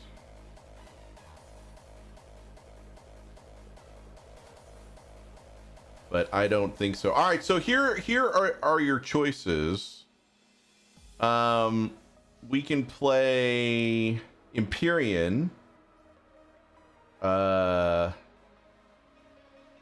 Yeah, I think it might be extended again. Empyrean.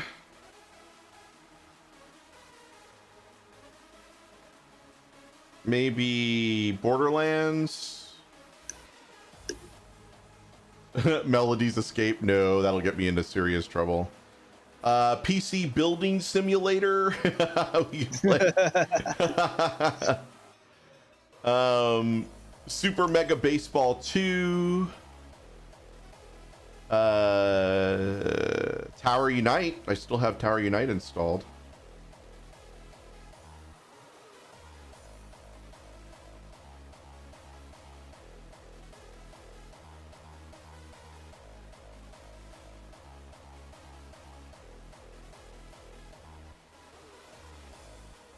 I don't have any of those installed.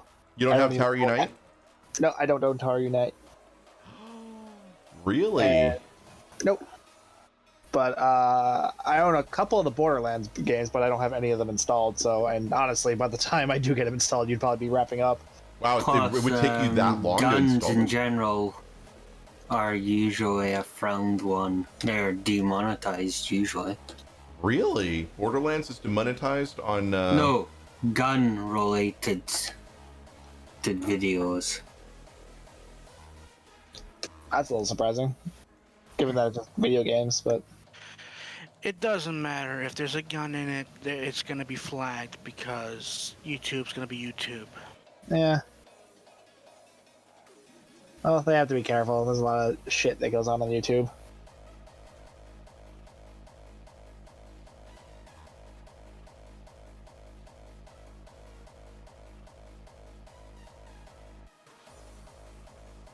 Oh, yeah, we just got a green light. Woohoo! I don't see a green light yet. I do. I do. I just... Yep, it's up. Now I got the green light.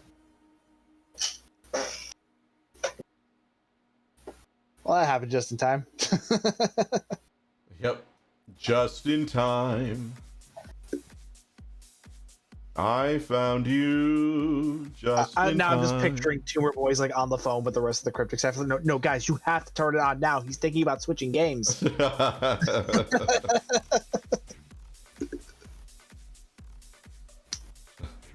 I was lost. The losing dice were tossed.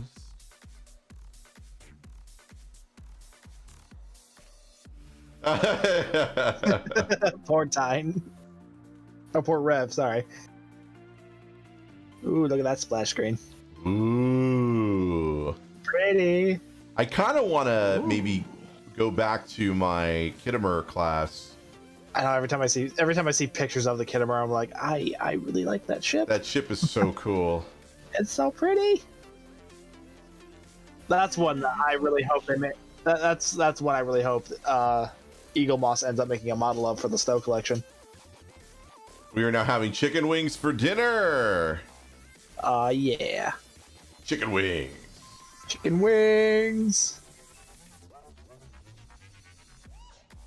No, I said that I'm gonna wait till tomorrow to buy it. I am gonna buy it because I'm gonna make a new tune, a new engineer tune for Discovery. I'm kind of thinking about making a science tune For Discovery? Well, just for Fed, but yeah, if I'm gonna make a new Fed tune, it may as well be a Discovery one if I've got that token. Yeah, definitely. Yeah, I want that. Oh Jesus, it's so freaking crowded in here. It's all right.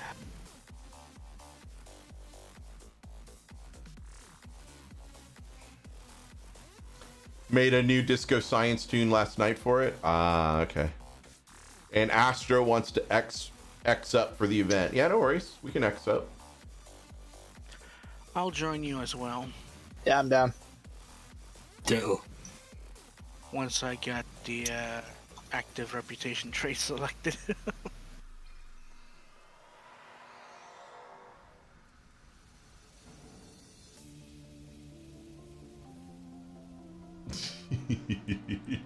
If you go into the event menu and click on the little picture of the Targ, it'll open up and show like the Targ in full animation. Really? Yeah.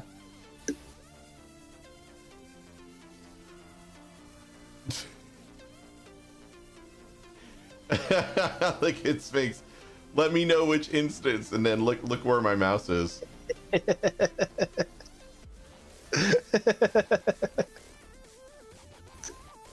Yeah, but you can still use the friends list. Yeah, he can look. He can look up where damn you it. are.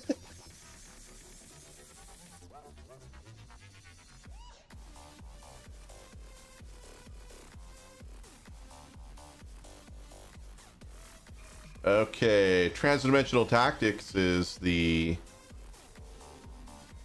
UE. Yeah, I did that yesterday. It actually has. Oh, that. I mean, I'll do it again yesterday.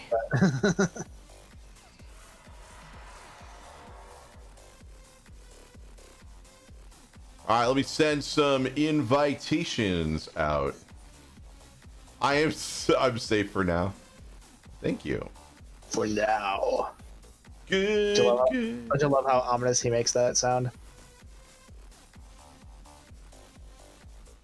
And then Matthew, and then where is I am Locutus of Borg.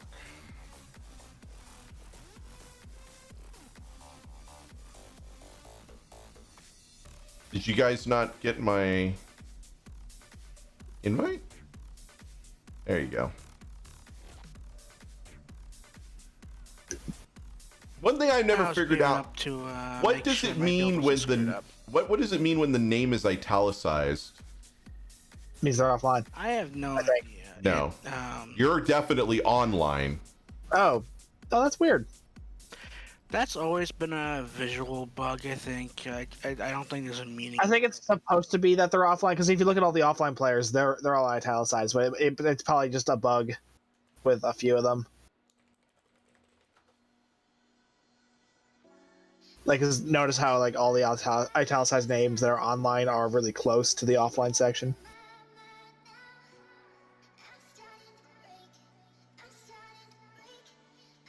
I think I know why he's making all these moves, like resignations and stuff.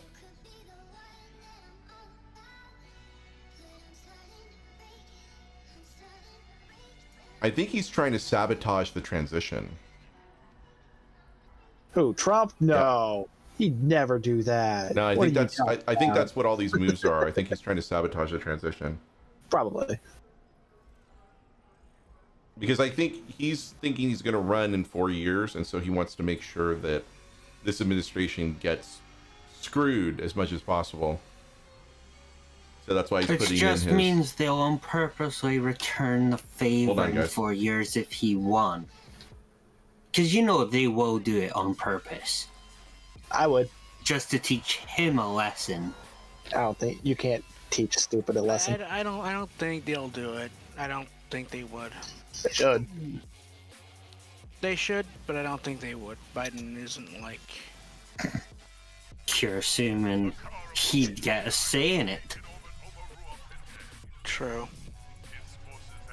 Oh, this is kind of cool. If you click on the Kittimer, it actually, it's under its allegiance. It actually shows the Alliance logo and not like a Fed or KDF logo.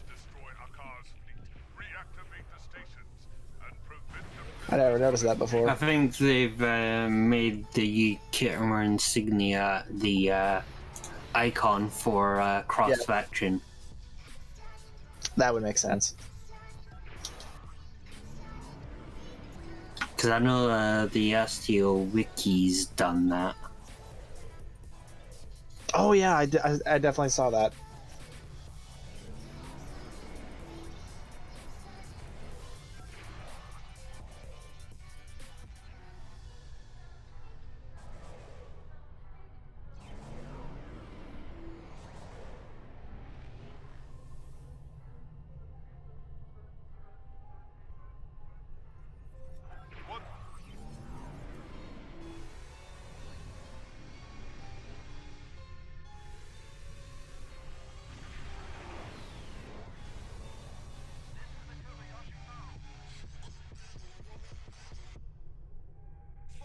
Get within 5 kilometers of each station's reactivation.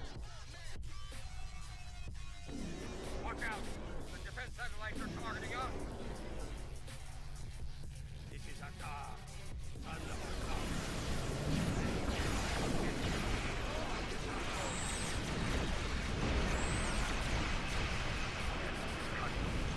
Consider every method.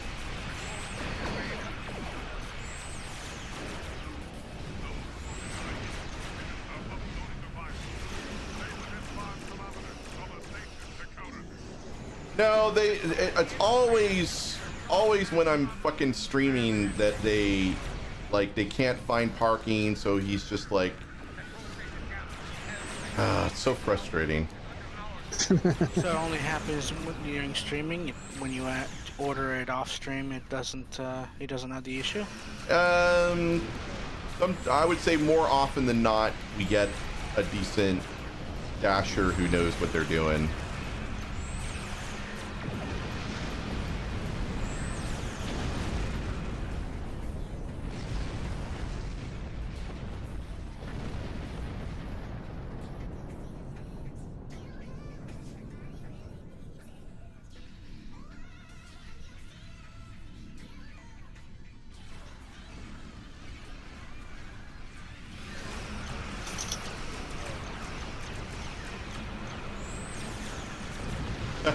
Yeah, I know, right?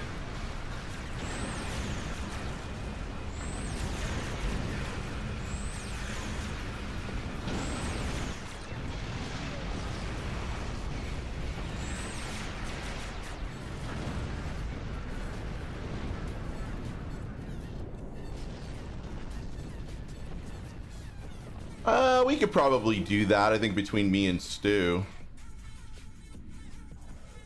That wouldn't be a bad idea for some content. To do a tutorial on how to run best served cold from different perspectives. So like There's actually one YouTuber I know from a Stoke that actually has a couple videos on the TFOs. Well, from my experience, go to one of the bases, deploy sentry mode, take a nap. Done.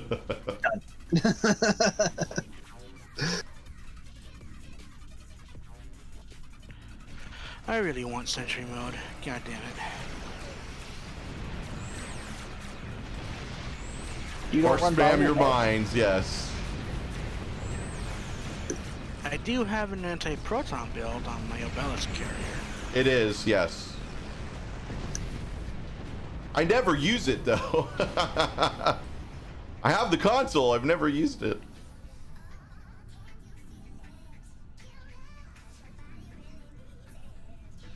I think what I did was I just grabbed the trait, then I put it in active storage.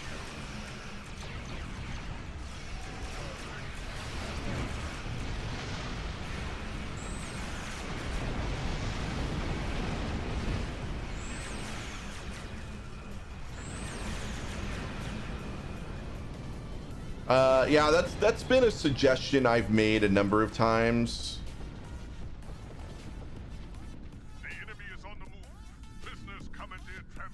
I think that's a suggestion we've all been making. Well, someone needs to do the transports. And that someone is Matthew. Why me? Because you were nearby. I saw you first. I'm in sentry mode. I can't move. So it can't be me.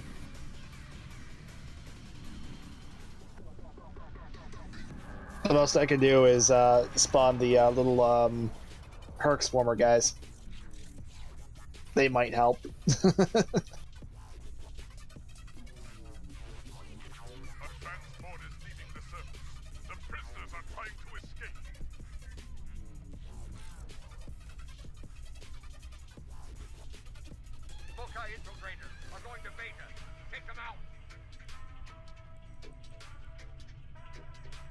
You guys got those. I'm still looking. Ah, there we go.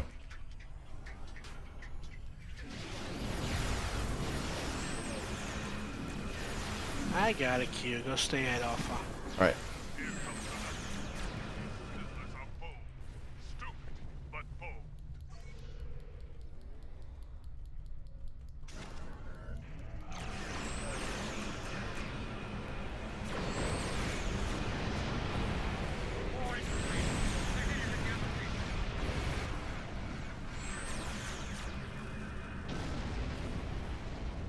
There we go. Now I can. Two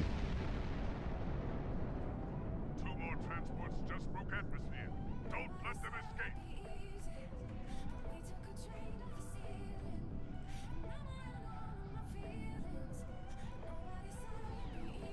Something has happened on the console side with the Bowel ships.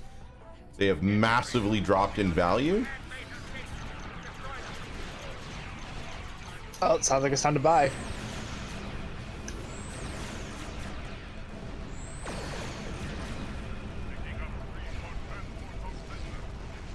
Oh shit, really?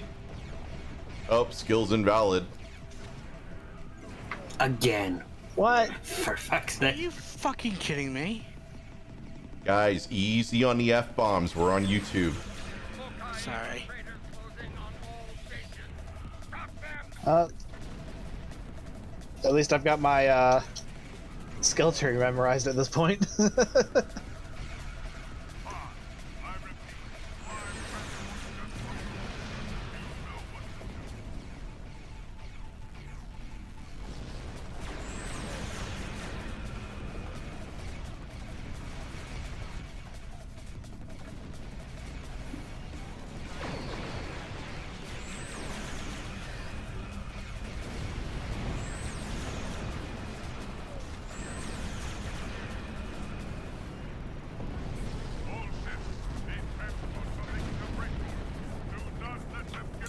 I think a second person needs to be now going the transports because yeah, Locutus, we really don't need two guarding beta.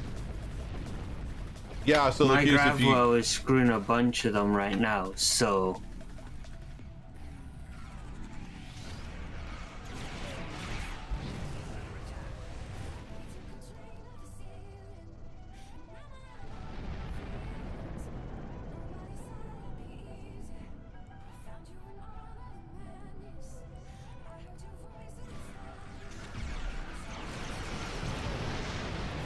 well, it'd be nice if they had announced that they were going to invalidate skills.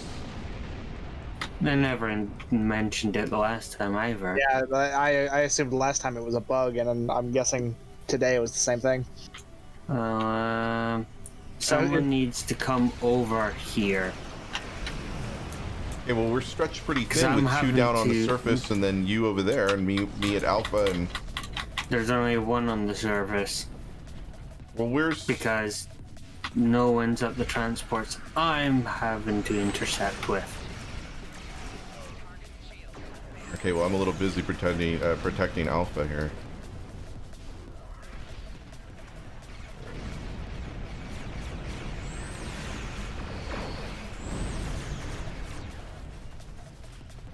Alright, I got the transport Stargate.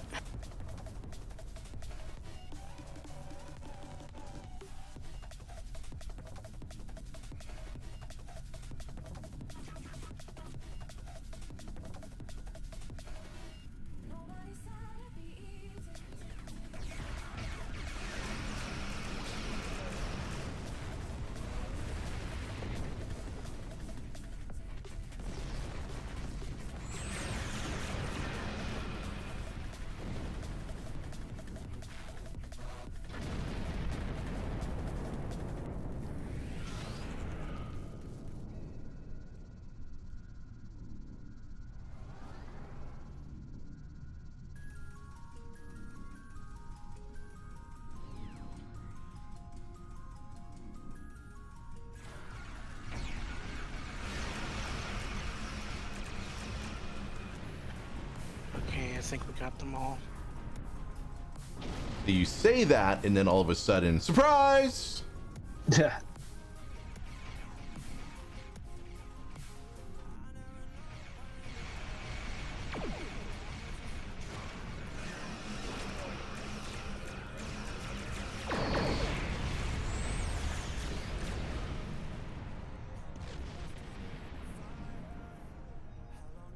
Nice.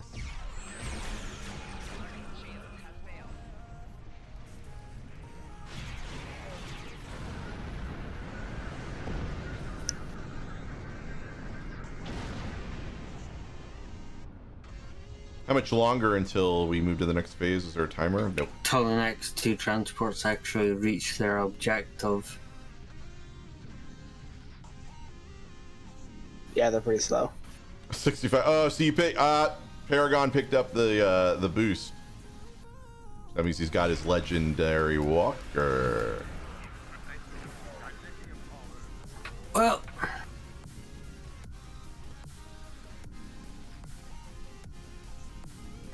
you can take photos of the bridge of the holograms.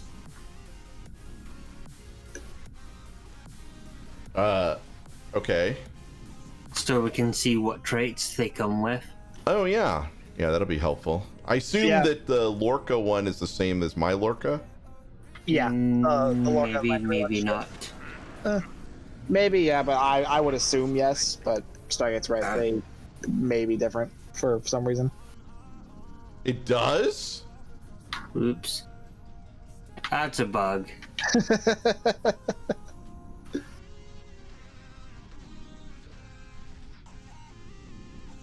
All of a sudden, servers go down again. There's probably a patch to fix that tomorrow.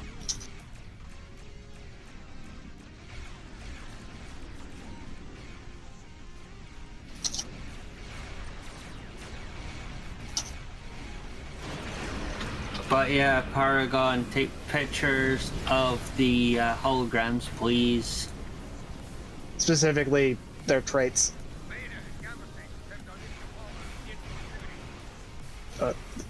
Shit, sentry mode bugged. I can't turn it off. I was just saying the UI bugged. I can't turn off sentry mode.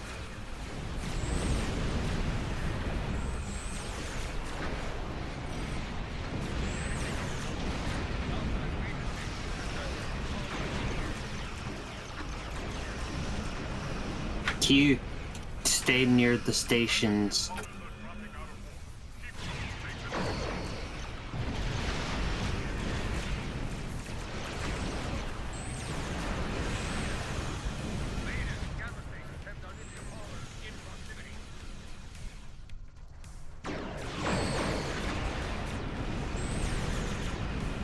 But we're just destroying all this dilithium.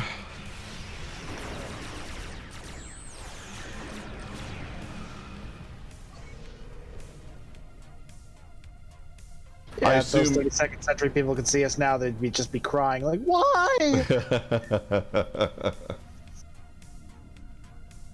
Like, we need that. It's so useful now.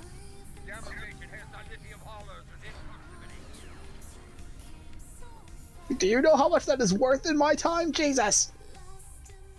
Are you just blowing it up?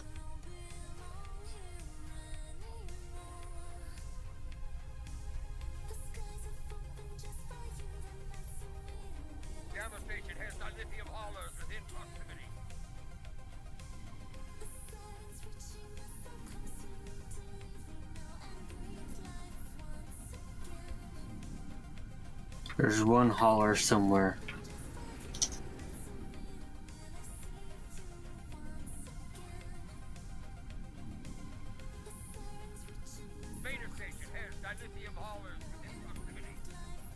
All ships withdraw.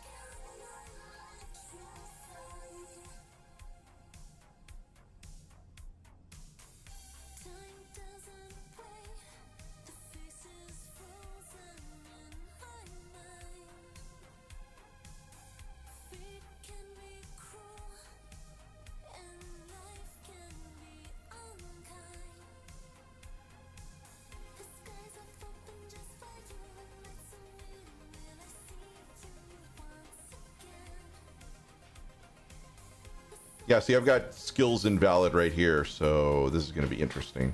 Yeah. Yeah, Astro, did you fix yours the last time they showed invalid when the current update hit?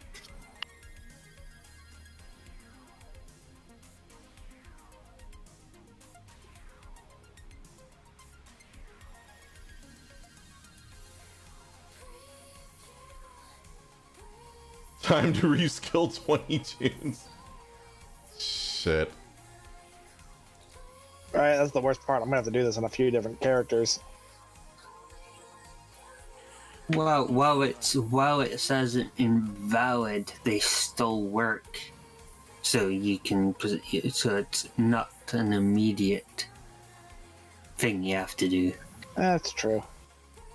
So I guess I probably didn't need to do it now, but I've already started, so oh well. Might as well.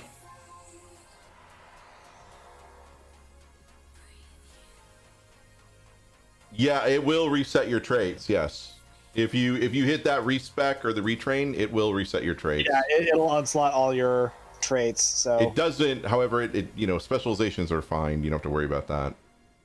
Well, I'm trying to. So Timber has already asked Ambassador Kale if this is something that needs to be done again. Oh shit, I already screwed mine up. I accidentally put points in defensive maneuvering. You gotta do it again, huh? Yep. I actually have to use a reskill token. Fortunately, I've still got like 14 of them. Thank you, Lifetime Sub. Plus all the other stuff it gives us. Some of my tunes are on like ridiculous number of redos just available.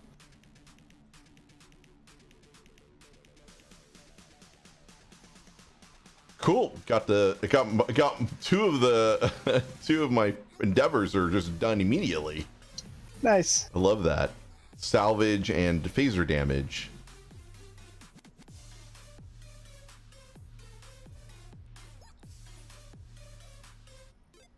Outstanding.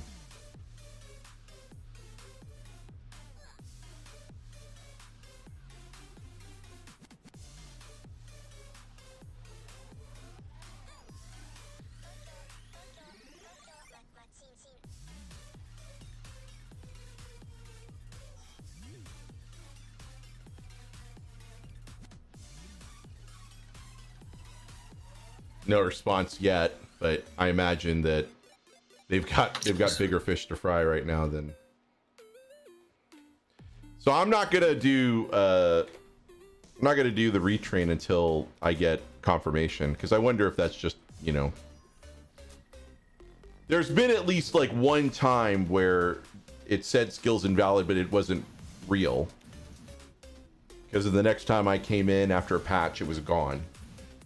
So I don't know if it's like legit or if, which is it's kind of messed up that you can't trust the interface like that, right? Yeah.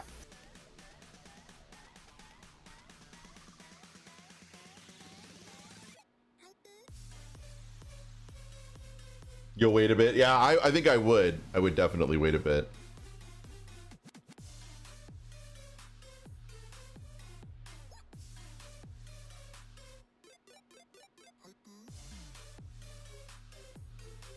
Oh, look at this.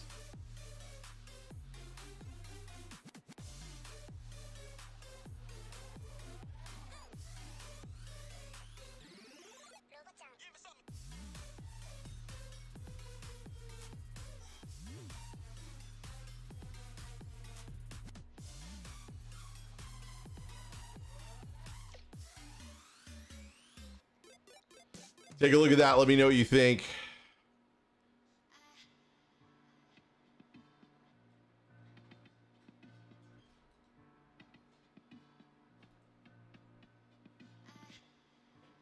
I think that was very sweet. That image was really well done.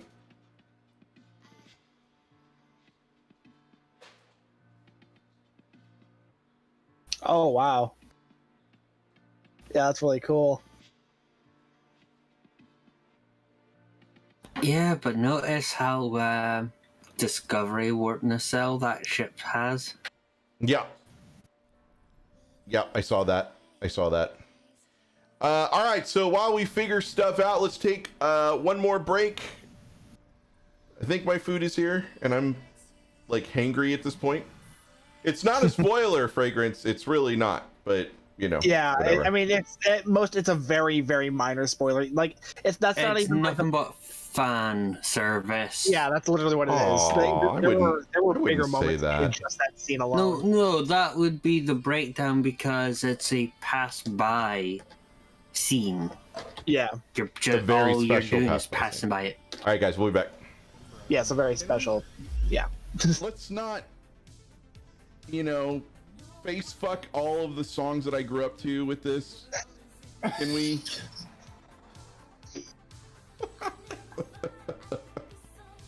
Also, I'm thinking of Betty White.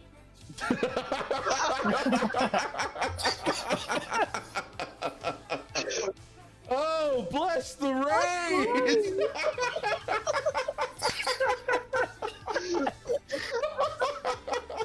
Oh, I think I already know what this is. Q's underwear.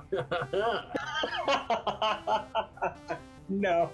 I'm not redeeming that. No. He's like, nah. And I immediately got hit by viral. Well, everyone knows what I'll be doing. Well, I'll see you guys later because I'm in the frickin' Delta Quadrant.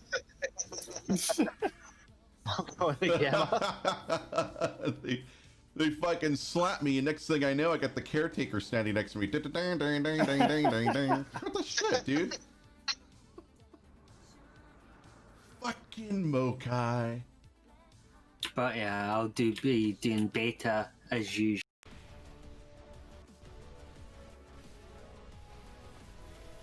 Oh! Did you see that? Yeah, I did. You were like, get over here. I didn't see the jump, but I did see you fall. No. Now she's controlling the character. As you can see over here. Spinning in circles. Oh, now she's checking the stats. Okay. Hey.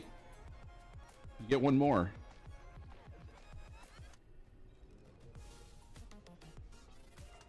Fragrances. Oh, it was so sweet. She didn't bite me. That was nice of her. Oh, okay. All right, bye. I mean, that's actually, for an energy tank, that's actually my highest DPS for while tanking at the same time. You had 92% in. That's very effective. Yeah, I was trying not to outrun him too much by running over to the other side because the Manasa is extremely fast and.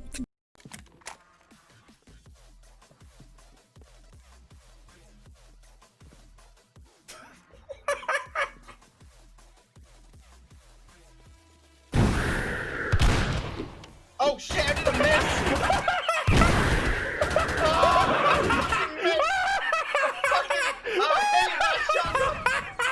I fucking hate that shotgun. I'm never using the shotgun ever again. Oh my god! It was me again!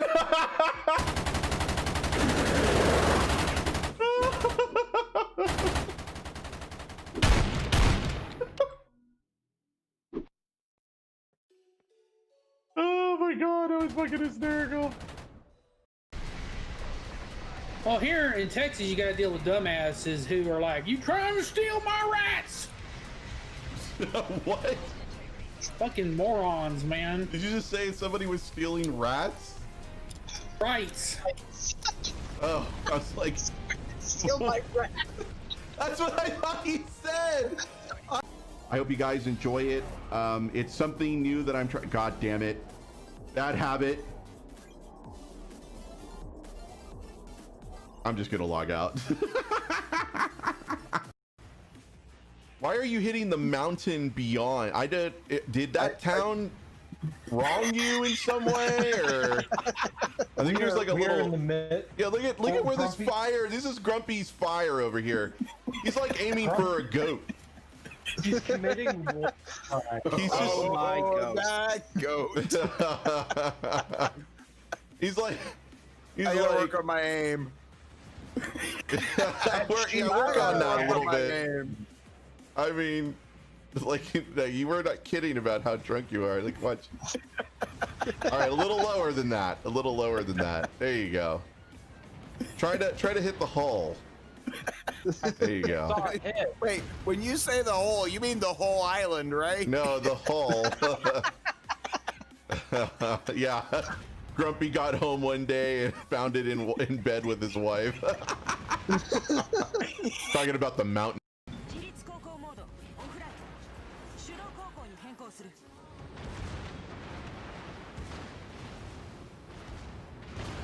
I don't know if this is gonna work, guys.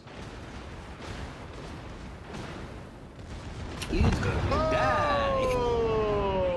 Boom, got him. Well, he maneuvered right at me, and I was like, I was trying to get out of his way, but my ass moved, and it wasn't really ramming speed.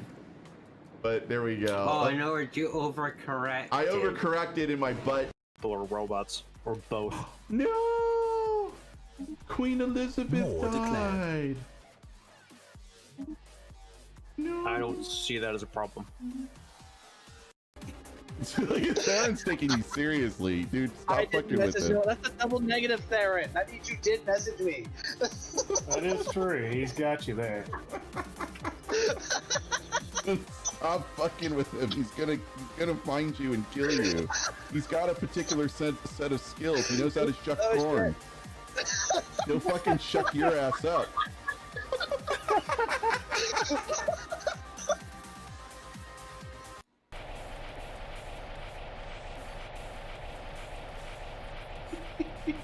Hopefully I'll have it before the All right, welcome back to the Q Continuum. My name is Kusaku. And I have ship out, so I have fries here that Clay's not gonna like. Da da da. These are called potato wedges. I love potatoes. And they are wedgy as all get out. Look at how thick that is. I'm jealous. Those look so good. And they're coated in a particular type of flour coat.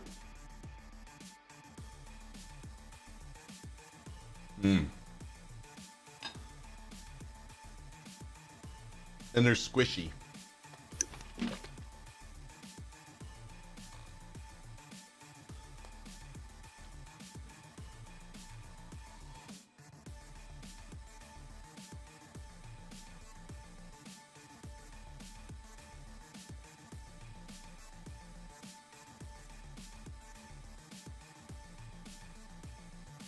Not yet, Captain Wade. I haven't made a new disco tune yet.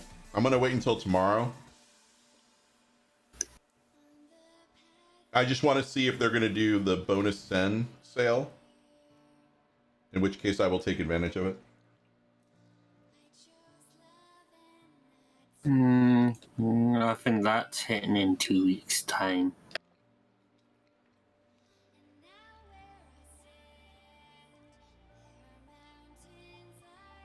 I have no idea, time. But I see it better them hitting that during Black Friday.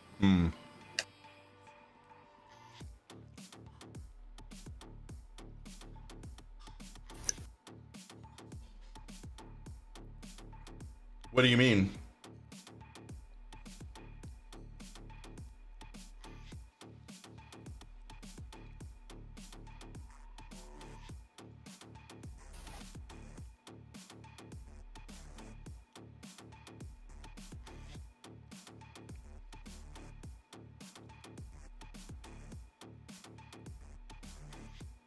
Oh, really?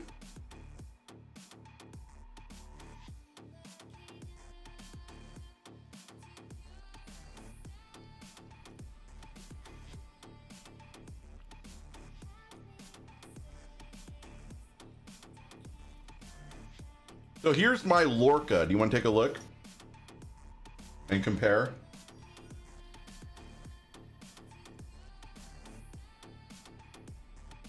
There's none of the pictures been put on Discord yet. Oh, did he put a picture on Discord? No, I'm currently still waiting.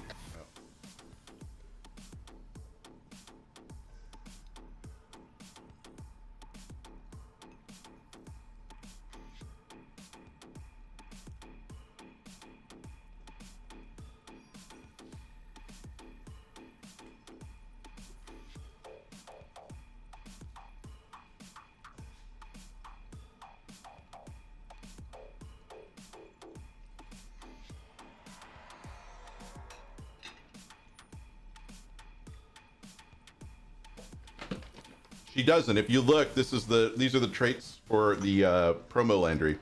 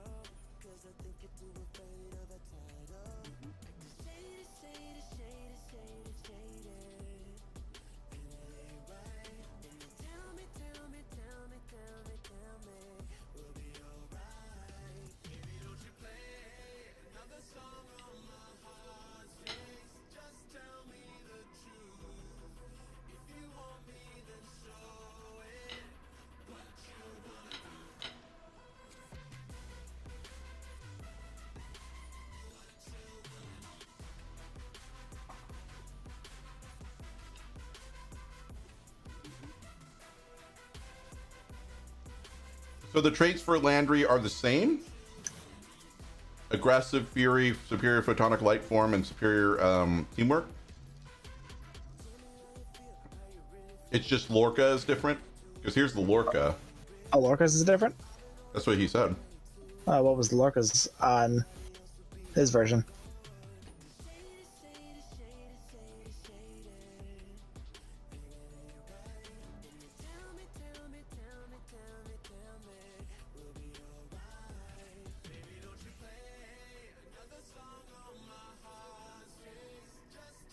I always go with threat, Astro. Yeah, definitely threat.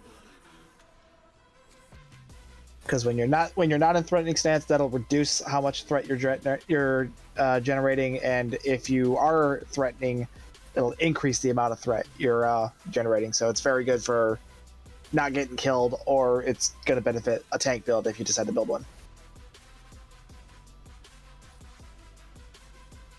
Yeah, a little bit of extra damage on hangar bay pets isn't going to be all that significant.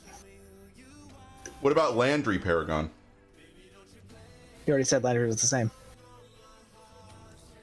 I thought.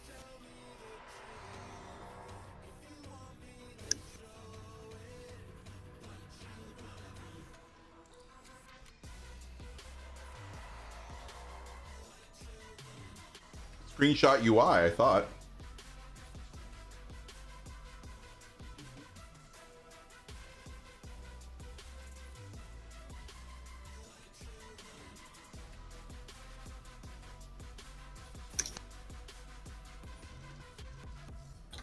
Yeah, but it's always best doing the JPEG version. Yeah, that's the chat command to take a screenshot with the UI intact. Mm-hmm.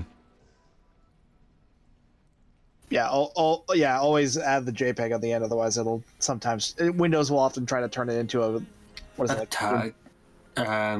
one that's literally unreadable for a lot of Discord doesn't like. Yeah, standard.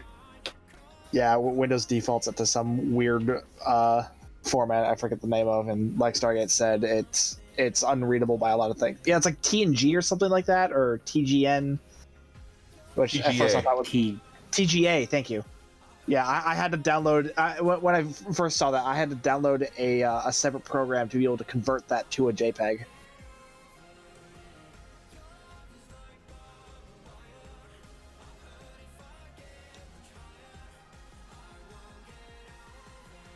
Currently, I'm playing around with the ship to see what amalgamations I can get.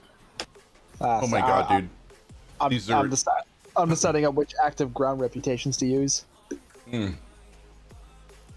Yeah, I've got to get around to doing that. I'm definitely using one little ship because having a tiny runabout warp in and start shooting things is hilarious.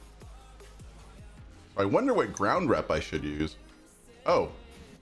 Well, that makes it simple. Oh yeah, you're gonna be able to use most of them. Oh, but one?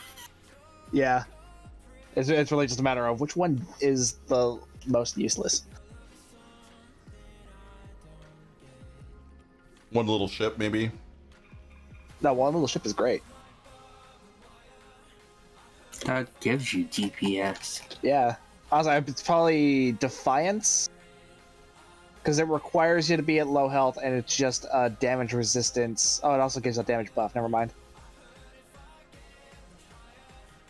Be right back.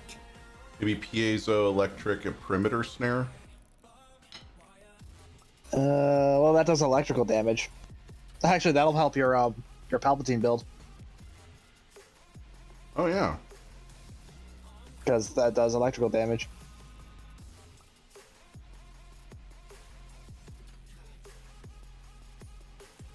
Thinking concussive Tetra on a mission because that's just shield damage.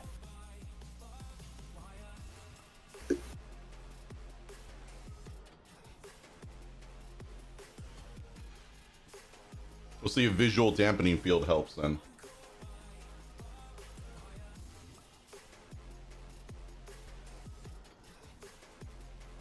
Yeah, I like the sound. I liked the sound of visual dampening field because it has a confuse on it. Though if it ends up being crap, I'll probably swap that out for Tetra on a mission.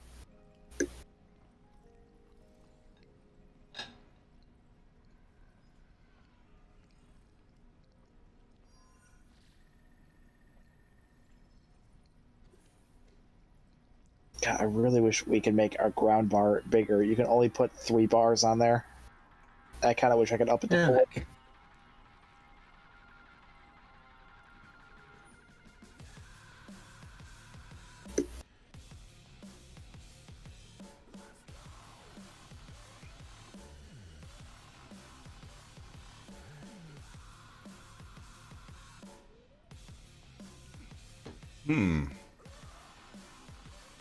Have we seen what the Stroll, Stamets, and Burnham traits are yet? Not yet. Astro, go with device expertise. Willpower is just resistance to control abilities. Oh, and Sphinx already answered that. There you go.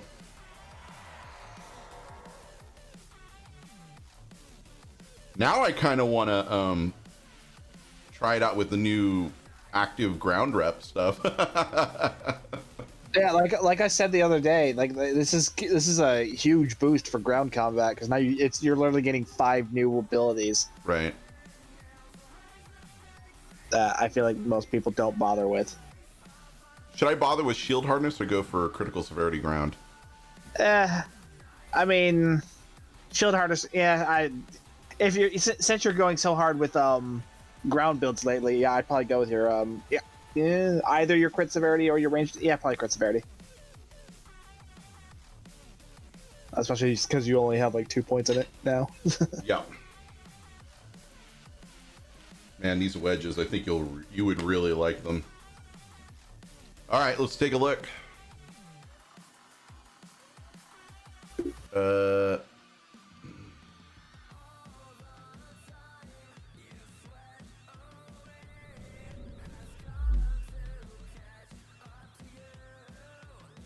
All right, so here's Burnham.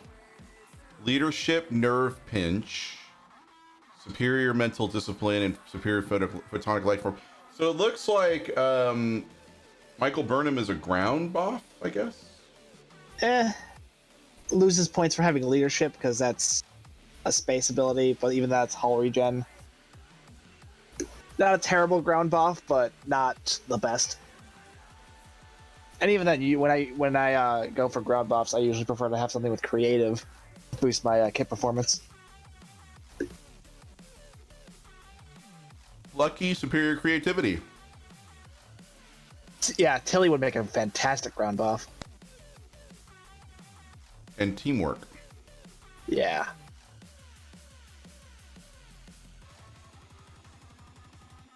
Landry, accurate.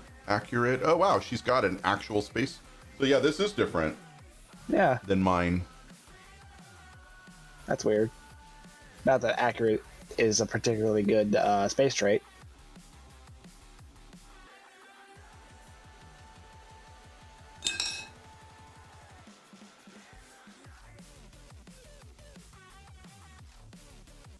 Yeah, Lorca's got creative, superior soldier. So that's another not bad ground buff.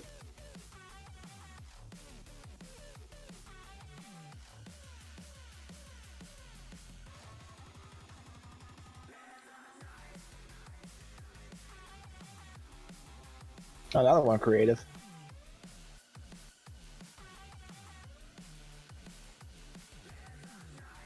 You probably can. Yeah, you can call one of them Prime Lorca and the other one Mirror Lorca. Yeah, there you go. And then you can do the same for Landry, because we did see Mirror Landry in Season 1. Yep. Though she wasn't in a Starfleet uniform ever, but whatever.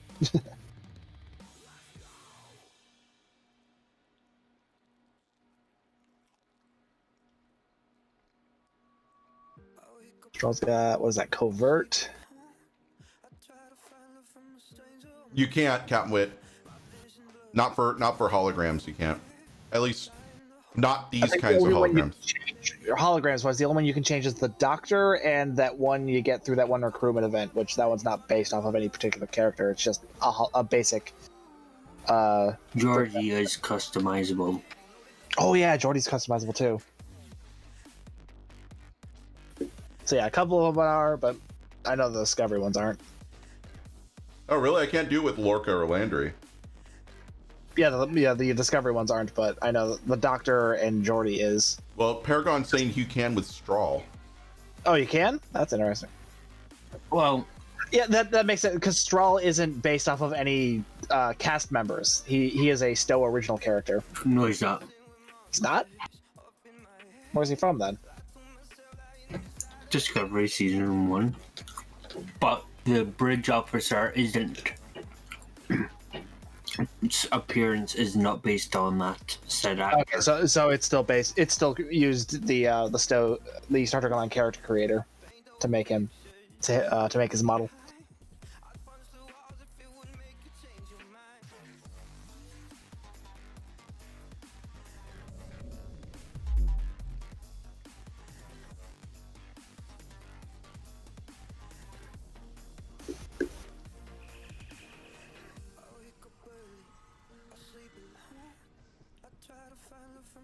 Interesting. All right. So now that I'm less, ravenous, are you guys ready to rock? Yeah. Yeah, got my loadout saved, got my skills redone, got my new ground traits slotted. We got room for 2 more if anybody wants to go. Actually, it's before the end of the stream. I'm gonna want to switch over to my tank build just to see if the loadout system is actually remembering traits or not. Yeah, just to see if it's working as advertised.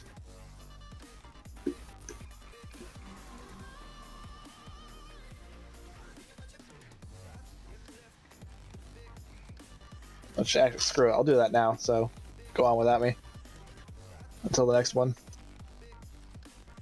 Where are you? Tank build.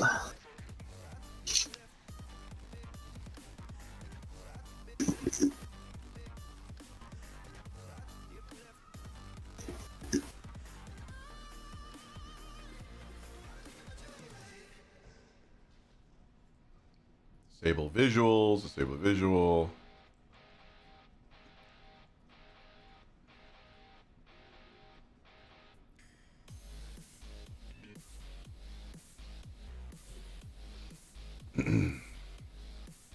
All right, so now we're going to go back to Excalibur. Ooh, I switched to my tank build for the first time, and it unslotted all of my traits. All my space traits, that is. Yep, it remembered all my visual changes. That is awesome. Okay, I'm gonna have to redo my traits again, but for my tank build. That is cool.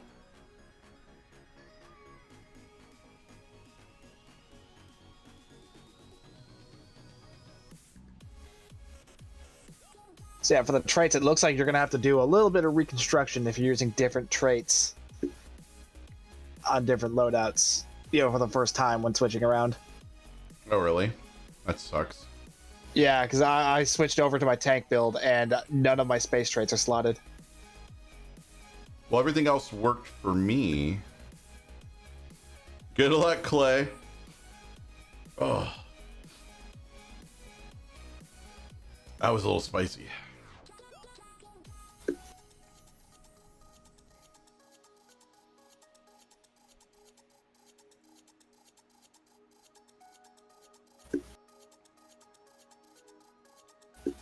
Oh, crap. On the 19th, Elite Dangerous with Horizons will be free on the Epic Game Store. Nice. I wonder if that's going to... I don't want Elite Dangerous. I'm going to have to get that.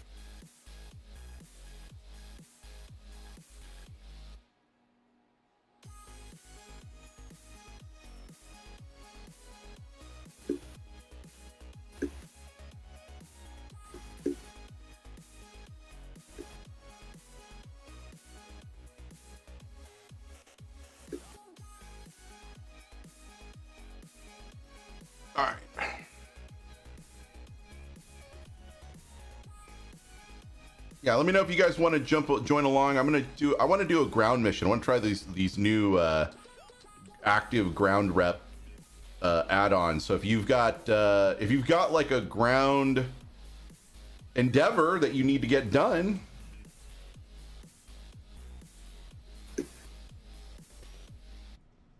I do, but I'm still playing around with your builds. traits. Yeah, I'm still reslotting traits. Too many traits. That's another thing we really need in the traits menu is a search bar. Avatar, if you're listening, please, for the love of God, man. I don't think Avatar watches me on YouTube. Yeah, I've never seen it. The only cryptic employee I've seen pop into your YouTube streams is Tumor Boy. Tumor Thomas has dropped by once. Oh, okay. Yeah.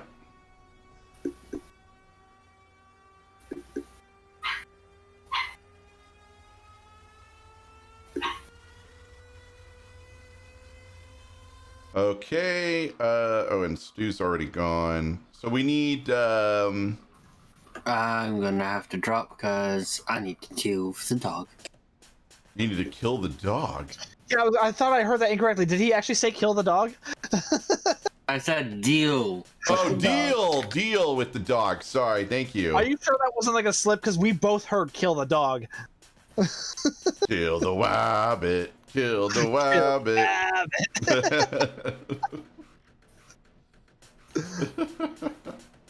That poor dog.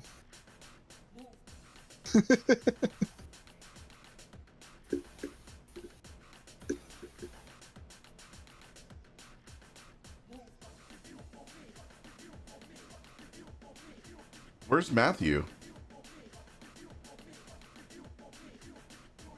Did he take off while I was gone? I don't remember, honestly. I don't think he said anything. I don't think he said anything. Oh, he's muted. Okay. Oh, okay. Then yeah, he must be.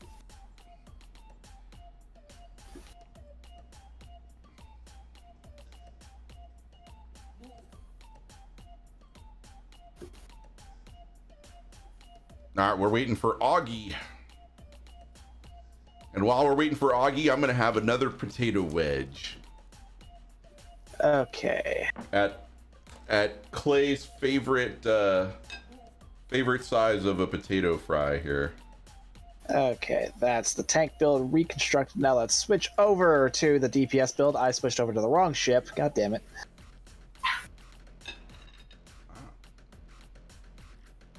Damn, he's really going after that dog, huh?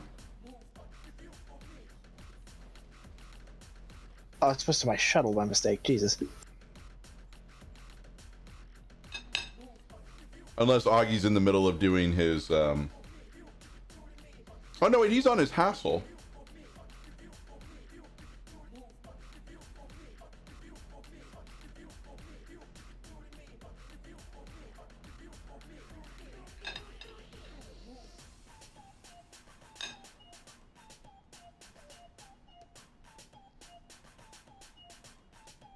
Wife? Whose wife?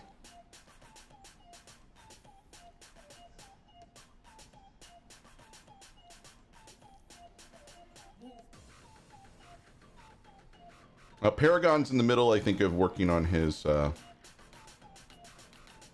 no, he's on his. Let's see if Paragon wants to go.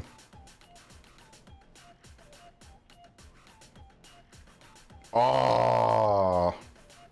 Yep, the loadout system is actually remembering your trait loadouts. Nice.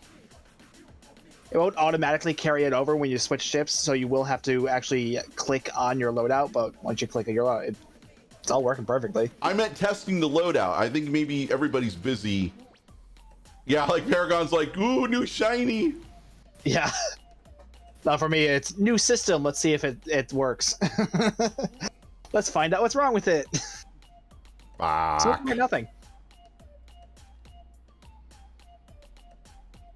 But you said that you did have an issue, I thought, right? The issue was when I switched over to another ship that didn't have that had an old loadout saved, before the update. All my space traits weren't there, so I had to rebuild the trait loadout. Ah, okay. and then had to save it, and then I switched to the other ship to see if it worked, and it did.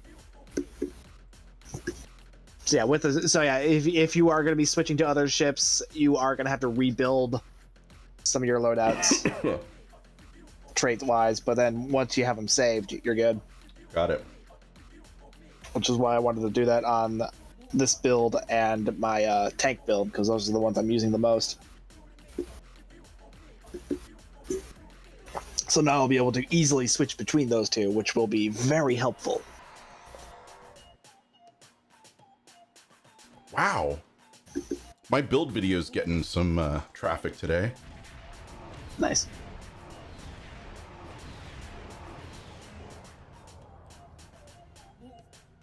Makes me happy.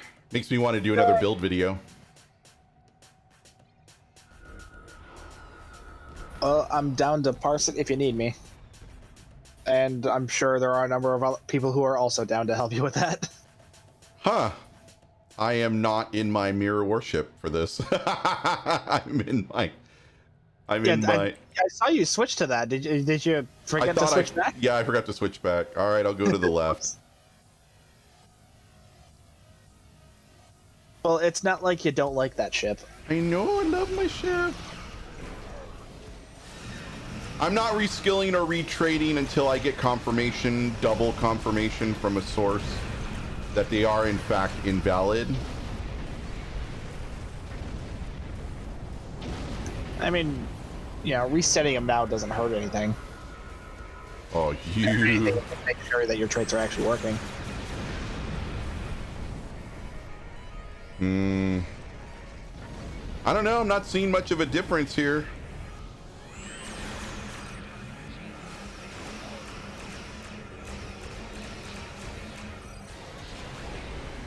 Not seeing much of a difference in what? In damage output. Well, to be fair, the difference, if you're measuring the difference between the one we did before and this one, keep in mind this is an advanced. The other one we did was an easy one because it's the event one, or normal difficulty, I should say.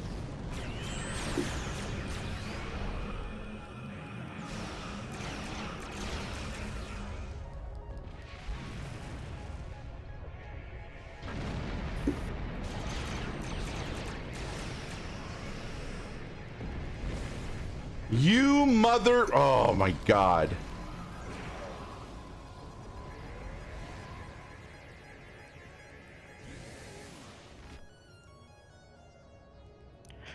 I'm back.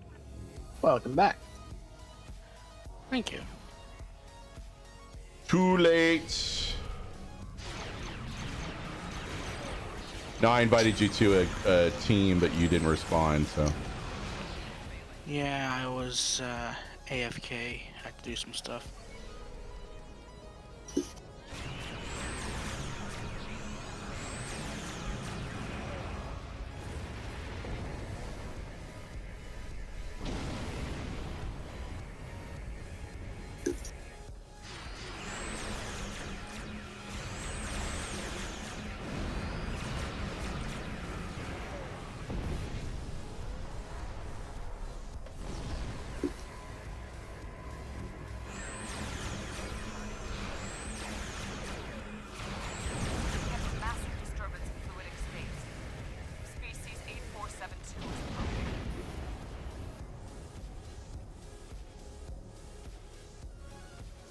Backing up.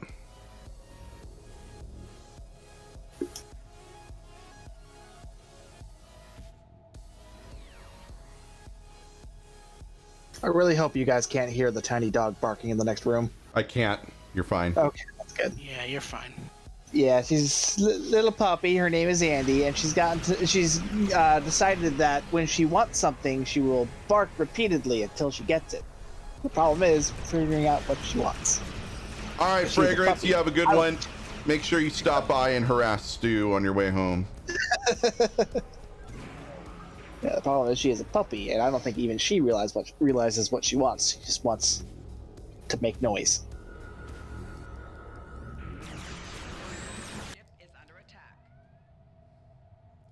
My God.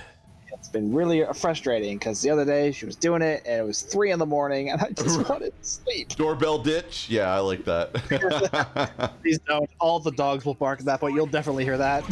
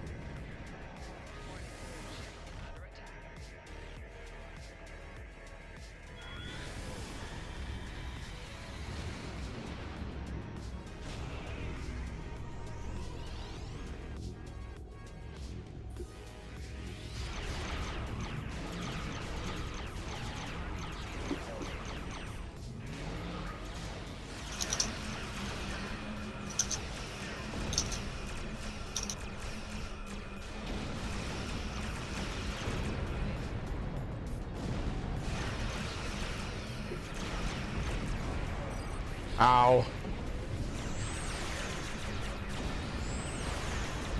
Some people in my fleet are saying they're seeing a bug with the event TFO. What bug? Apparently the progress for the transports can get stuck at 19. At least that's what this one person is saying, that it's they're in a TFO and it's stuck at 19.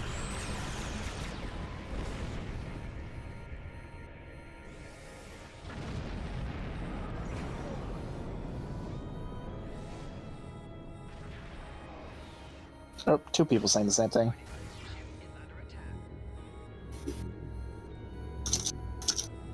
And back. Did you take care of the dog? As always.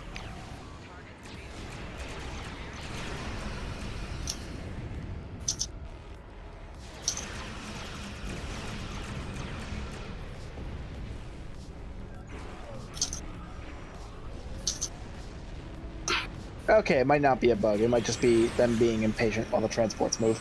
Yeah, I was gonna say, like... Because we didn't have any problems with it that we could see.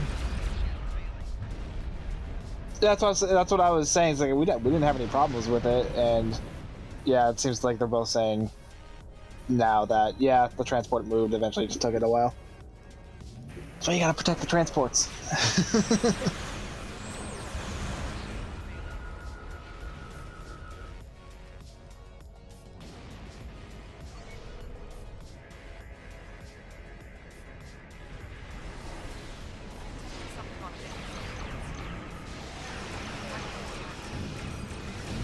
Ow, what the fuck was that?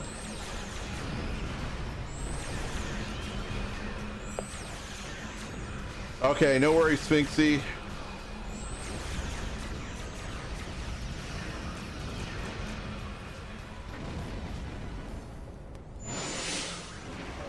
Oh, that was weird.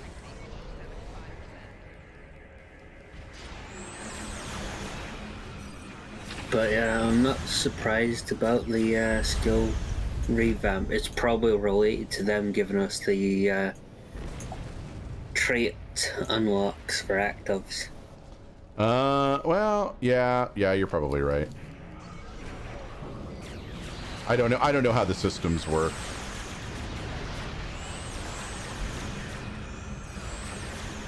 Yeah, about to complete Jeremy project there.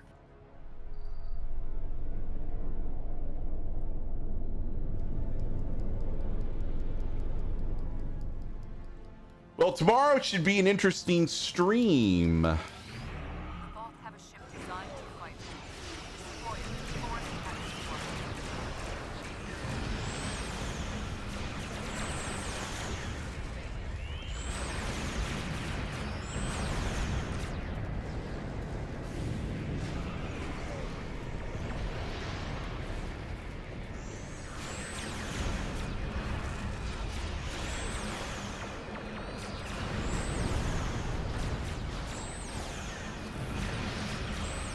Well, it'll be Friday. Those are usually interesting streams. Friday streams, hell yeah. Yeah. Are we playing Star Trek tomorrow, or should we play Phasmophobia for I mean, I'm down for I'm down for Phasmophobia. Yep. No, the question is, can you talk a few cryptic devs into joining? No. I've already that conversation's been had, and it's not. December is going to be the earliest we can do that. Ah, darn. And it would be the three of us. Oh, frickin' phaser reflection. Yeah, My God, Bones. What have I done? Yeah, flew right into a Voth phaser reflection. Yes, I know. What you always done. Turn death into a fighting chance to live. Sounded a bit more like Optimus Prime than Till Dr. all are one. Man, that hurts my throat. It's like, it's so, it feels like I'm coughing up a sandpaper loogie or something. Woo! I don't know how he does it. Mad respect.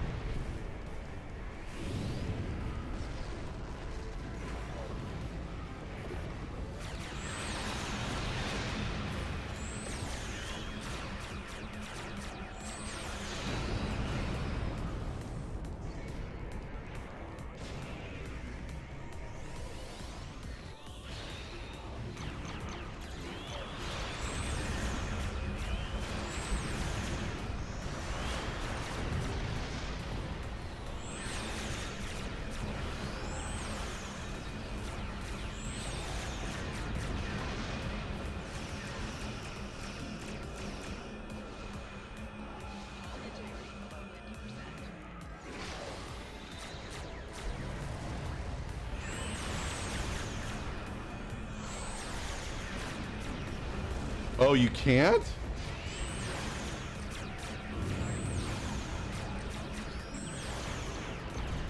It's not upgradable? That's lame.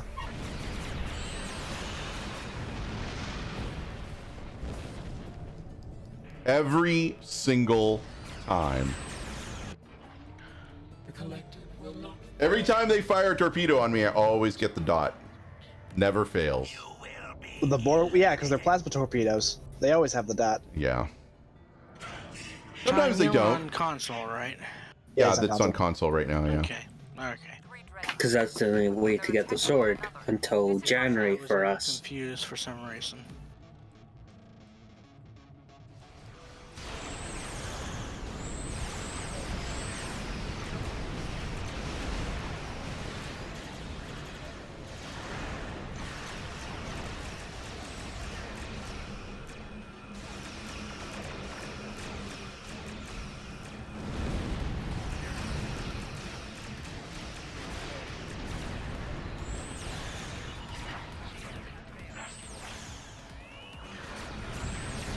What level is the character doing it?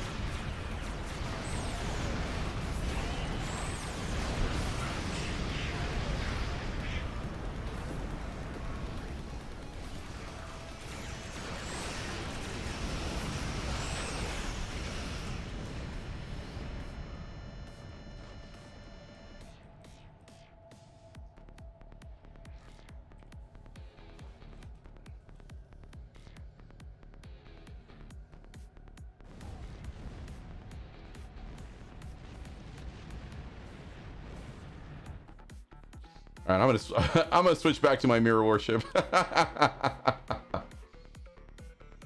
Because I wasn't intending on doing that with my... I was just testing to see... There we go.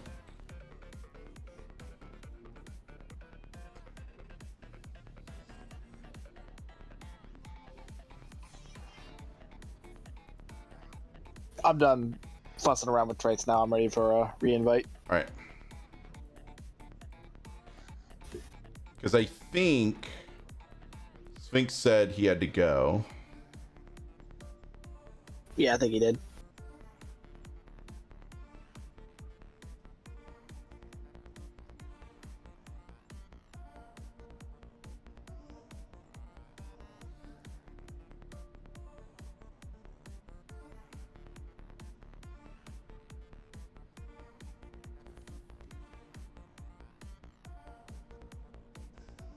Oh, Lucifer's already in a thing. All right, we got room for one more.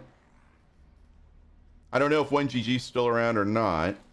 Or Captain Wood, if you want to go. Because I think everybody's just playing around with their skills right now. Yeah, everyone's saving their Yeah, I think redoing their skills. Yeah, everybody's redoing their skills right now. I think that's what's going on. Gotta do this on 23 different characters. Jesus Christ. Oh, I'm glad you updated that, because at first glance, it's like, I'm doing stuff on this tune for the tits. I was like, what? Actually, he said trits. Yeah, I know, but I didn't. For some reason, my eye did not see the R, and so my response was, what? I know. We see what we want to see. I read tits Well, as well. I'll be honest with you. I do want to see tits. I'm not going to, you know. I mean, who doesn't? Well, I should be free to join you guys now.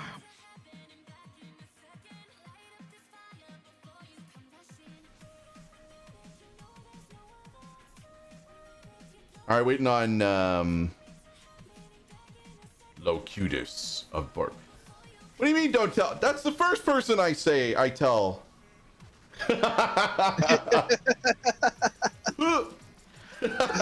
Yeah, I mean, the first and hopefully only person he tells. I mean, why wouldn't I?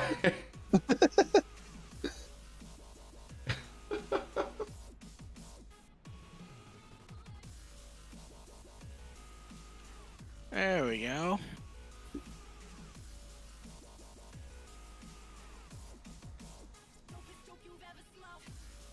A bad idea? Oh my god, dude.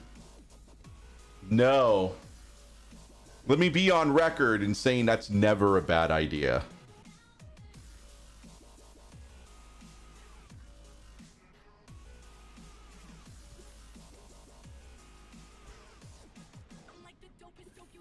All right. What's a good ground? Oh, you know what? I do need all right, let's do Assault on Terrak Nor, because I do need a Terran ground. Abo would also Terran grounds as well. You do? Yep, it's the medium difficulty one. Same here. I have to do 10 ground damage on the ground. Not gonna left out. Ships.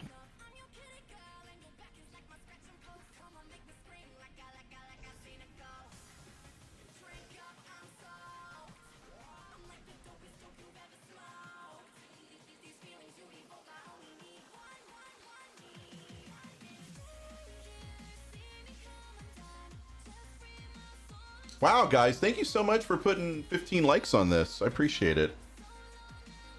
Oh, mine says 16. Oh, well, 16 then. Because I just clicked the like button. Oh, thank you. I appreciate you clicked it went up to 17. Yeah, the more likes, the better, because that puts me at recommended content. So. The Endeavor gun. Switch to Tetron damage. I mean, for overall functionality, this gun isn't great, but for getting your ground damage endeavors done, it's the best thing in the world. And I'm so glad to have it sometimes. It is? Holy shit. Thanks, guys. It's 22 now. Wow. I think this is one of my most liked. And Augie's like, well, I usually get like 500 likes, man. I don't know what you're talking about.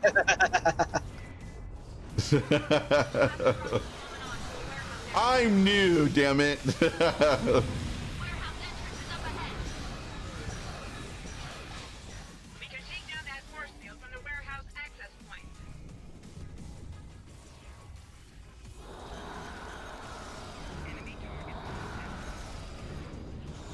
Sometimes I miss this old map. I don't. The new one's way prettier. Yeah, it is prettier. It's just it feels smaller though.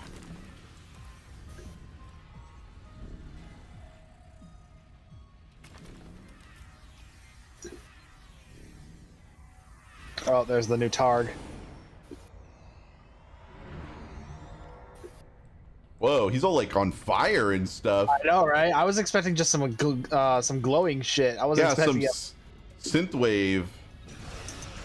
There is a Grithor version of it that you can. Okay, that's probably what we're seeing is the Grithor version. Yeah. Yeah, because the one in the preview shows like the one from the episode. Yeah, that's the one we either grind or buy out the event for. Sword is borked, okay. Where's the Grithor one come from? It's a Zen Store version. Oh, they added okay, I didn't know that. Yep, they did. They announced it with the other. I have the same, yeah. When they announced the event, they announced both. Ah, I must have missed cards and the sword with the obvious reward for consoles versus PC. Yeah, there it is. At the end.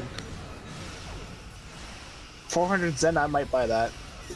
Not yet, but I might buy that before the sale ends. I forget. Is it a gallon lock or no? Or the combat pet in the C-store. Yeah. Count. Okay. Yeah, they changed it so all combat pets in the C-store are account unlocks now. They didn't used to be. I forgot about that. I got my Tetron damage. Oh, definitely have to equip this on my electrical build. Holy, look at that. Look at that snare. Did you see that?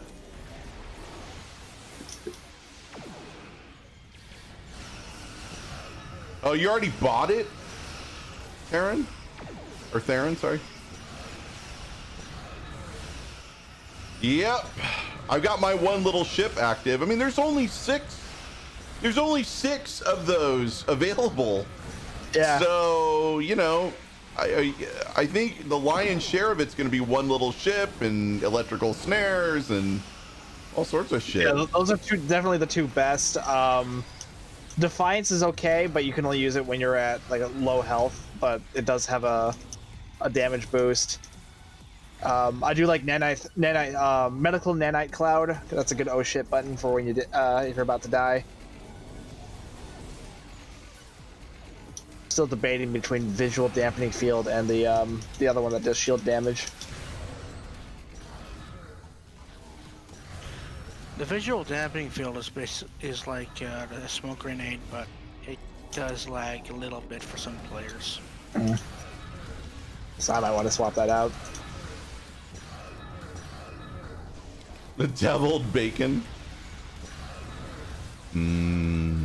Deviled bacon. Now I've had deviled eggs. What does deviled bacon imply? Is that prepared the same, where you just kind of cook bacon, mix it in with like some mayonnaise deviled and ham. mustard? If you have both the Targ pets, if you summon one of them, it'll actually summon the other one as well for a short amount of time. Really? Oh, that's what cool. it reads. So if you have both of them, you can do double pets, basically. Yeah, it says, note, if you own this Targ as well as the Nanopulse Wartarg, summoning one will also summon the other for a short period of time, so both can be used in combat at the same time. Awesome. Wow. So you can actually be a Targ handler. That's fucking cool. I might need. Sorry, we're on YouTube. You can basically have it and your Apache Walker out, and you really don't need anything else.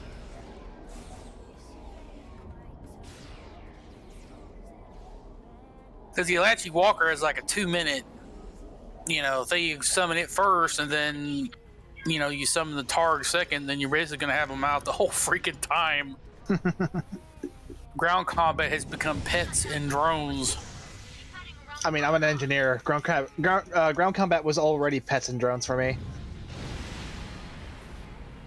Yes, now you need a peanut hamper. Peanut hamper! I mean, I already have exocomps, but yeah, if I can get one with a peanut hamper skin on it, I would be so happy. Like, because that's literally what both the support drone and the assault drone are. They're exocomps.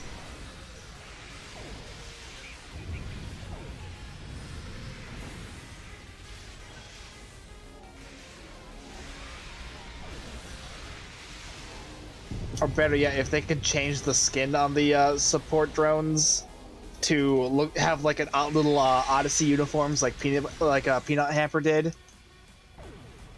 Because Peanut Hamper basically just had like this, it had like the lower decks uniform painted onto the body of the exocomp. So I think they should do the same thing for Stowe. Whoa! I heard that. See, now this is the growling that's gonna just throw me. So has anybody tested the going from say a DPS build to a tank build with the trait? I have. It works. The first time you do it, you're probably gonna have to rebuild your traits. Re-save it basically before. Rebuild it and then save it. But yeah, once you do it, when you first change ships, after you've saved them all, you will have to actually click the button. It won't automatically remember it on the ship you have. But once you click the loadout, it all loaded just fine.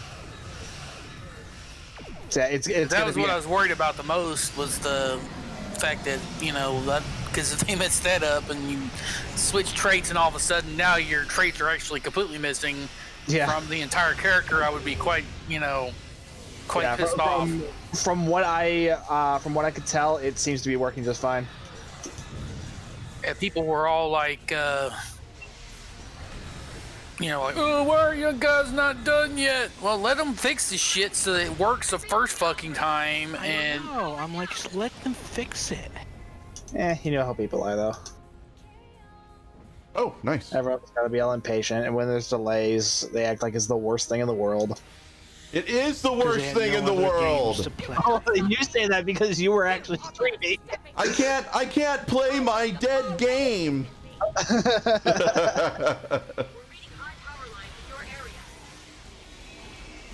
Wish I could get the damn walker because I want to be able to use the legendary walkers. It looks like a decent enough torque boat. I know. I want to get it. I do plan to get it before the sale's over, but I don't have the cash right now, sadly. Yeah, neither do I. I have bought it. Keep her on the platform. Just to mess around with it.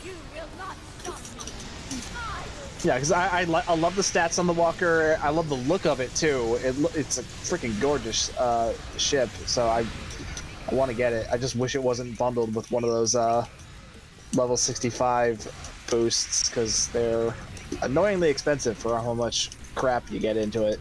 Hold on, she's not on the pad yet.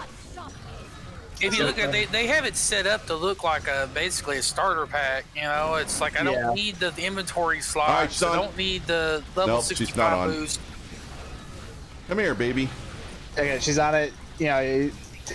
The pad takes a little bit of time to charge up, so even if she's not on it, it's still not the worst thing in the world to hit it. You just gotta make sure that we get her back on it. Yeah, there we go. We're good. I might even have the fucking the Zen for the Targ pet. God damn it! It's got 20 days on sale. So yeah, honestly, I could probably just trade that much dilithium right now and get the Targ pet. Of course, Zen prices are probably outrageous right now, so I'm gonna wait on that. I'm surprised they allowed it on Fed side though, because Targs are generally KDF. Woo! Yeah, you'd think we KDF players would get something exclusive for once. Nah. No. It's Year of the Federation, not Year of the Klingon, man.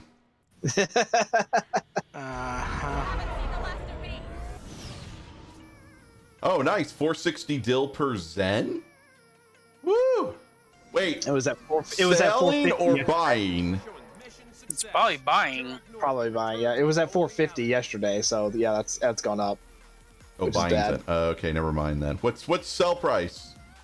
Sell price is like 50. Yeah, 450. Targ is 400.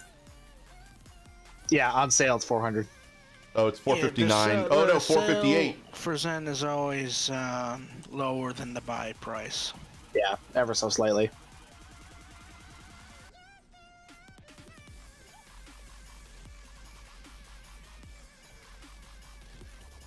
Yeah, that'll be on sale for 20 days. I got time.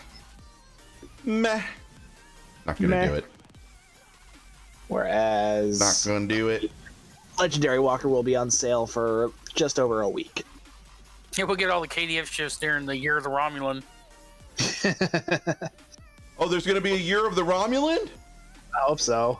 I'd be down for that. A lot of those early Romulan ships, early Romulan missions really need a revamp.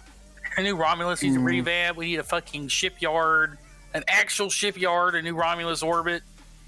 The Daredevil. At this point, I see them more of a from late summer doing Discovery Season 3 content. Yeah, oh, really? Probably. The Voyager J, you know, that kind of thing. No spoilers. Yeah, it's spoiler free the first day, and then we do spoilers tomorrow.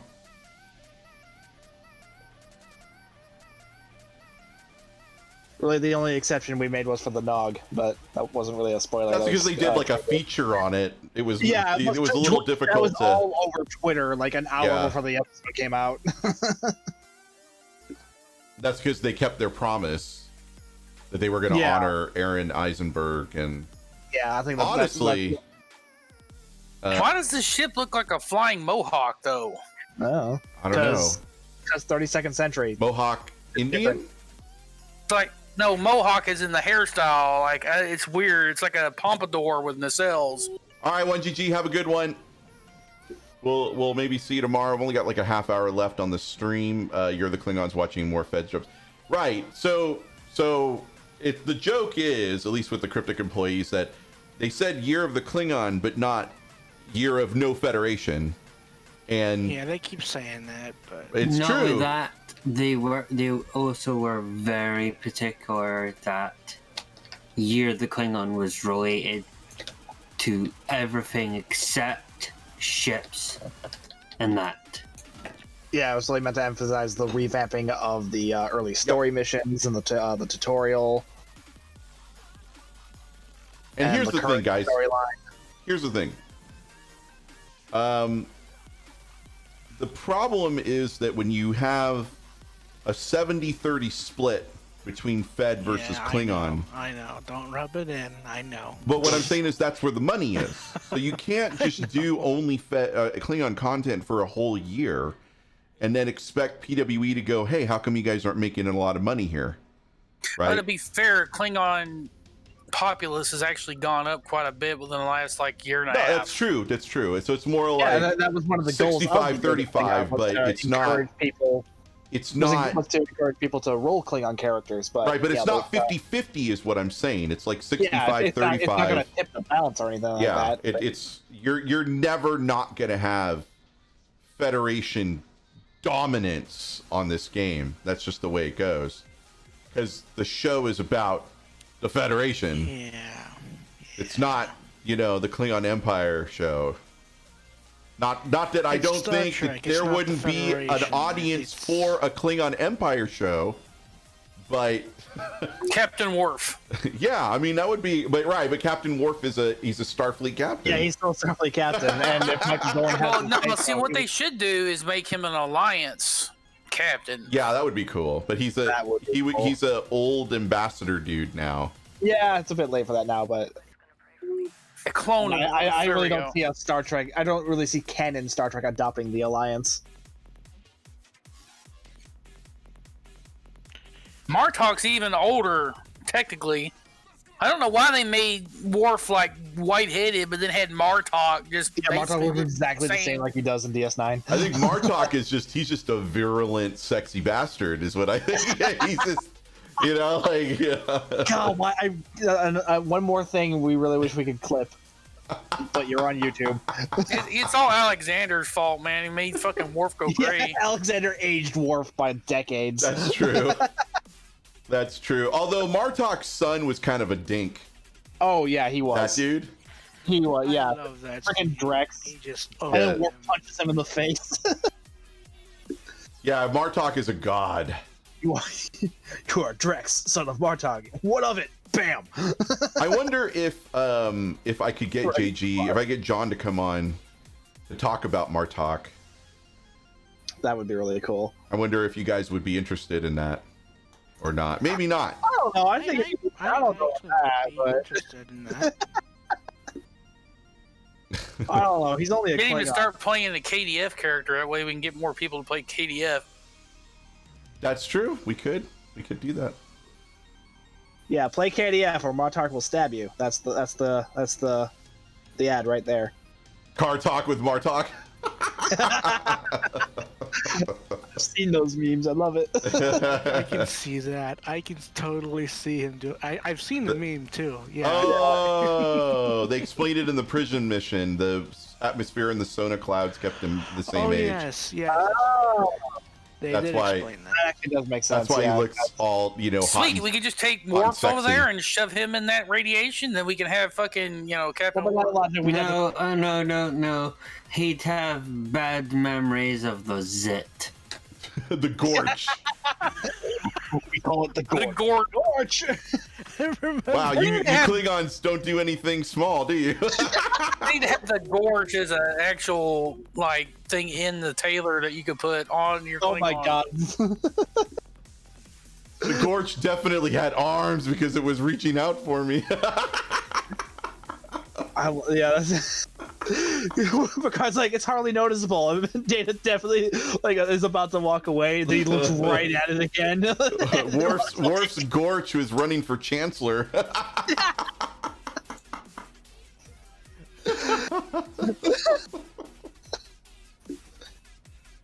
It's more shocking when you realize Gowron played one of the bad guys in the Dixon Hill episode. Oh, that's right, he did. Oh, I forgot about that. In The Big Goodbye, right? Or was it Clues? Let's check Memory Alpha. Yeah. Make that happen.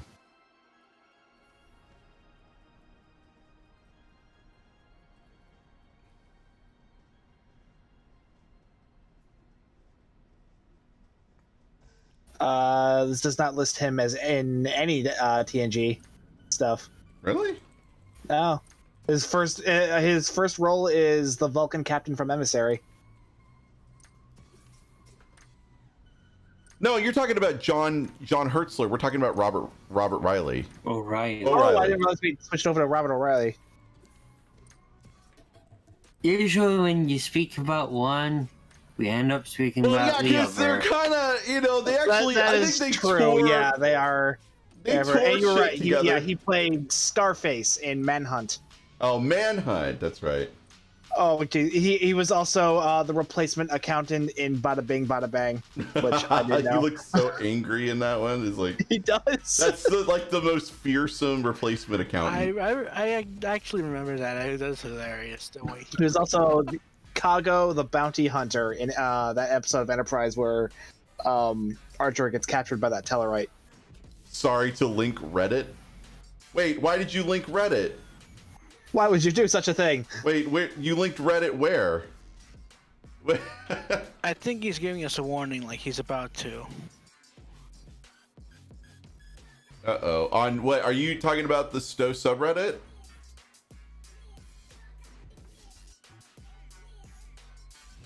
Are you linking? Probably a safe bet.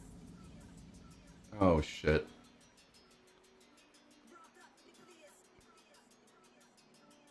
Memoria. Uh-oh. But I only have don't link me. Oh, the Star Trek Reddit. Oh, don't link me there. I'm only on for another 20 minutes.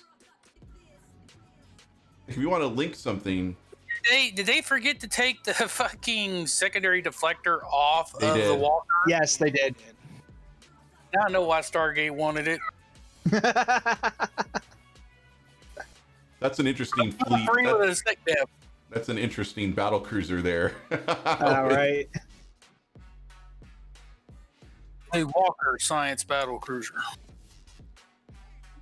I don't think it has a lot of actual science seating, though, does it? It doesn't. It's got a lieutenant science seat and a lieutenant commander universal, which is also the pilot seat. Throw a fucking tachyon beam on there and then a little extra damage. But we already know that the next patch will. Yeah, they're gonna get rid of that. I'm sorry. The universal is also lieutenant, so it's lieutenant science, lieutenant universal / pilot.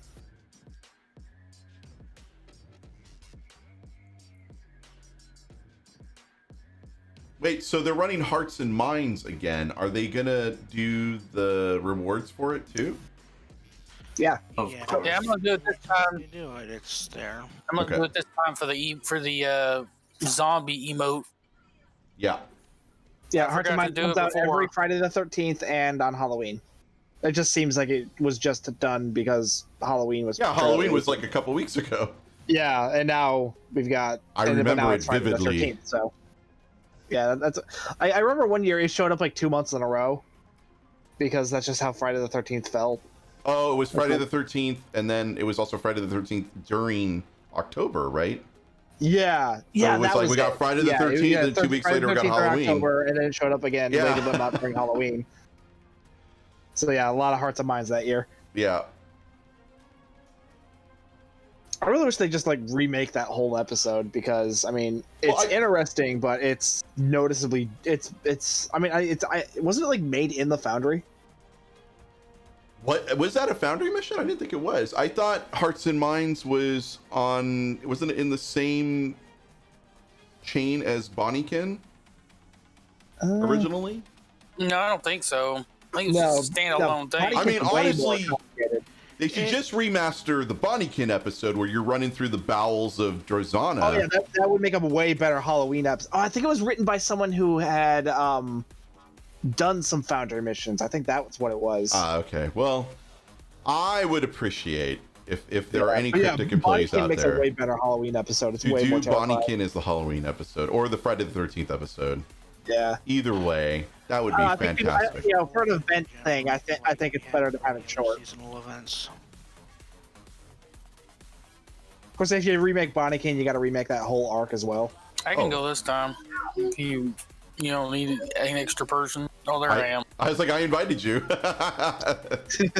You just got to click accept. Same with Stargate. Whew. I really got to clean up my You desk because caught I've me got in the like. wrong moment. Oh, okay. Sorry. Sorry. It isn't finished yet. I was just trying to around with the appearance of the ship. Right. That's important. I apologize for intruding on True Endgame there. Yeah. How dare you?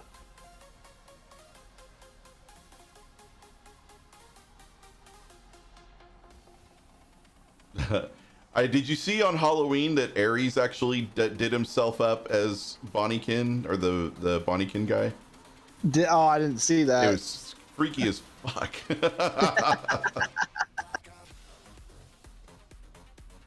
I'll have to go back and find that VOD.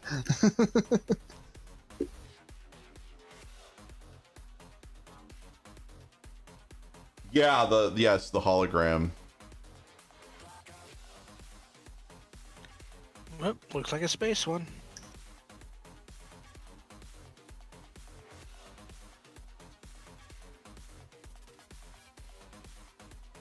Time to save lizards. Damn, Starbase 80. This is gonna be fun. Oh, I need to. Every time, that's the one thing I wish they would fix, is that they drop my batteries to 1. Yeah, that one's annoying. Oh. Which I just got hit with it too.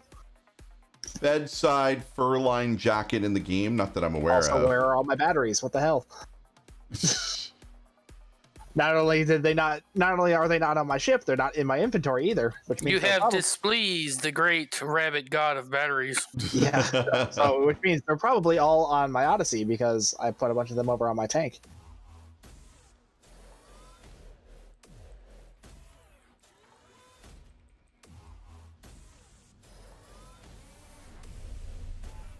Oh, that's fine. It's not like this TFO is difficult. Is Decker a pug? Yes. Of course he is, because he's got an injury. No, he doesn't. He had one. Oh, well, he probably fixed it. Probably took care of it. Yeah. He insists I called him a pug. Yeah. No, you know it's a pug when they've got like a line of like at least 4 injuries. Then you know you're in trouble. I know a player who hangs around Ryza who has like 50 of each freaking injury on their character. They're going for an accolade, I think, on that one. Yeah, they're just doing it for trolling. Like they know it's bad. They just, No, I thought there was an injury accolade, isn't there? Like if you have X number. It's not that high. It's like, and it's accumulative. You don't. It's not like you have to get all 12 at once. It's it's as you earn them. It remembers them. Ah, okay. I thought you had to carry. I love one-shotting motherfuckers. I'm so not getting monetized on this. Augie's dropping F-bombs like they're going out of style.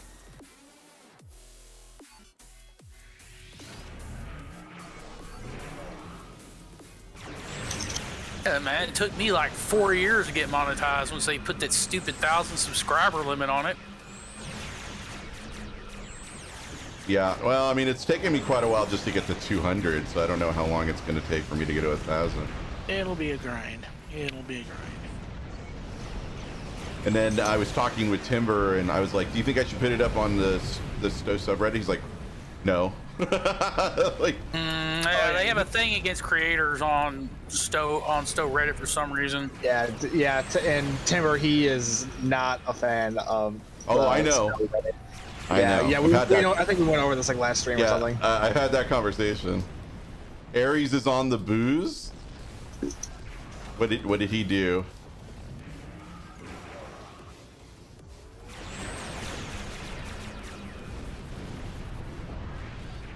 Damn, I love this ship. It is a really great ship.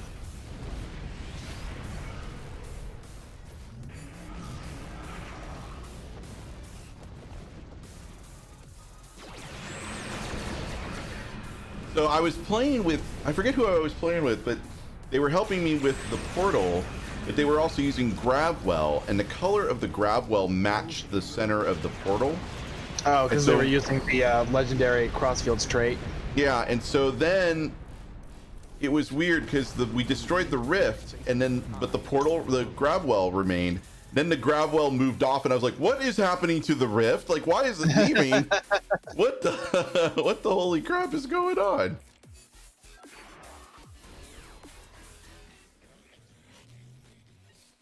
Augie, you haven't one-shotted this thing yet? Come on, Yeah, man. I was gonna say I gotta get up there before Augie kills it. I'm not even gonna bother deploying Sentry mode because by the time it's done, I think I got a hit. Yeah, I just applied my buffs and suddenly it died. Yeah, I died. I was like, never mind.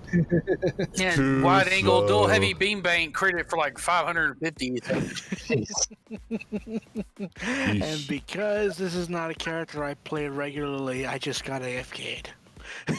Oh wow, Oh, really? it's a private. You're fine. Yeah. No, it it's wasn't. It's not a because private. of There was a the bug in Oh, it. there wasn't. You're right. So Yeah. Yeah, so he might have an AFK. I just got the message across my screen. You have been AFK'd. Captain Matthew, actually tells you? AFK Matt. That's all right. I think we're only 10 minutes out from the end of the stream, so probably call it. Oh, probably got AFK too. Yeah. Since poor Matthew can't join us anymore. I'm just laughing at it like I saw that one coming.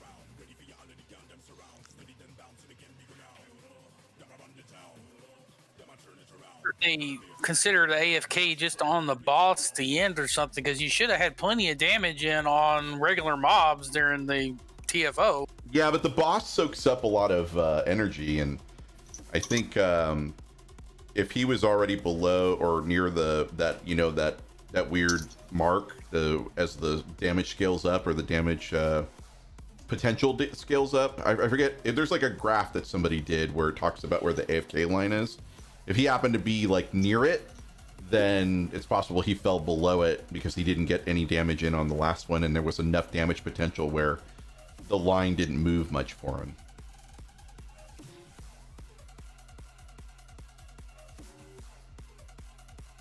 They need to come up with a better method of it's been discussed. AFKs. It's been discussed. Not only are they giving false positives, but actual AFKers are able to get around the system too, which sucks. Yeah, they AFK all the way to the end, and then. Yep. Indeed. All right. So we've only got 9 minutes 47 seconds left.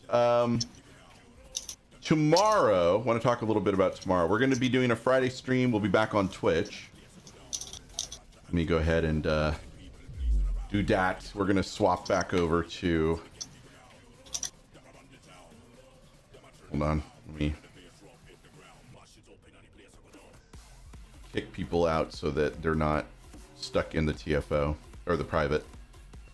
All right. So, I appreciate you guys hanging out with me and the DMCA rant for as long as it was. Pretty sure I clocked in at 45 minutes. Yeah, I think I clocked in at 45 minutes.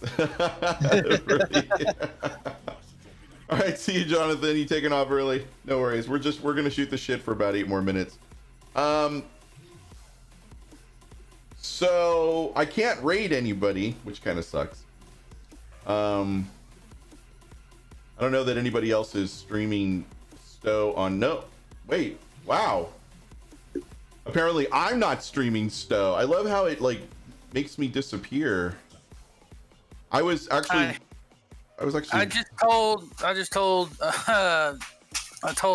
Kale that the walker still had the secondary deflector slot, and his reply was poop.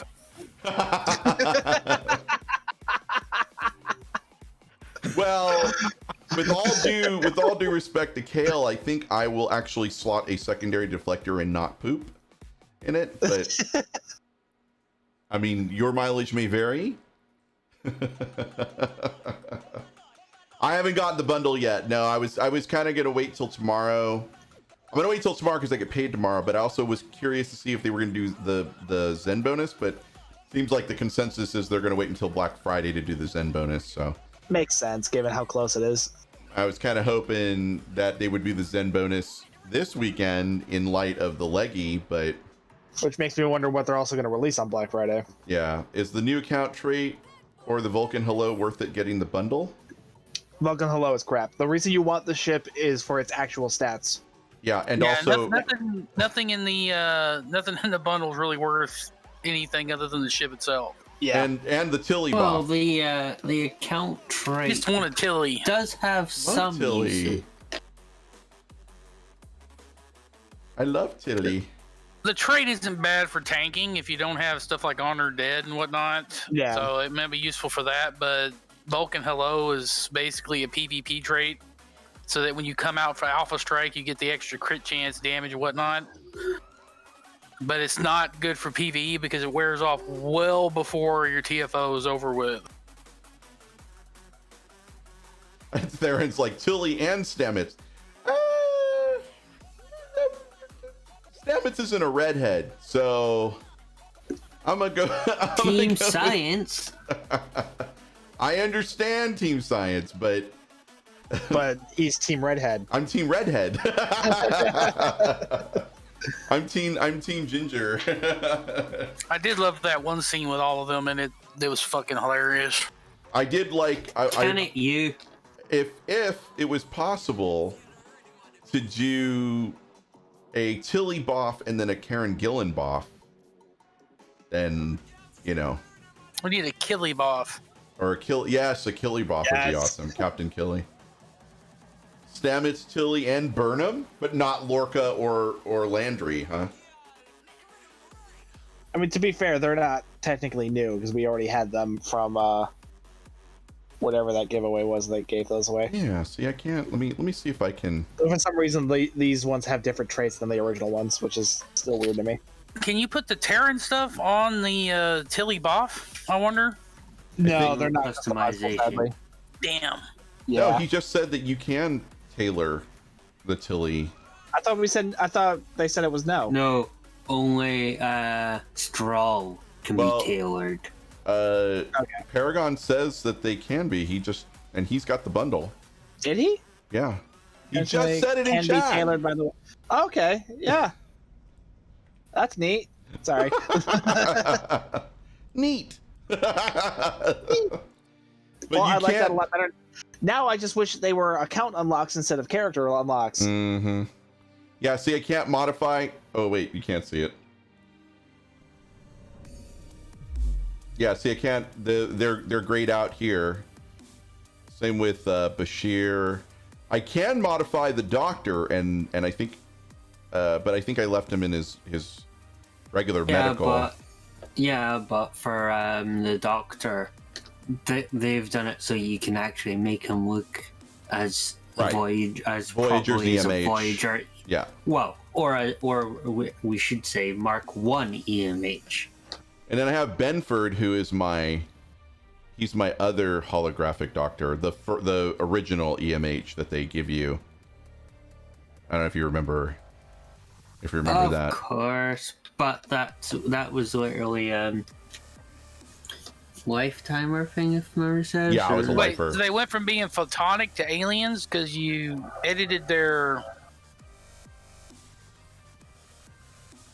Sorry, I got irritating ass like landscaping people outside my door. Oh, are they from Four Seasons Landscaping? No, because at least that'd be funny. Oh,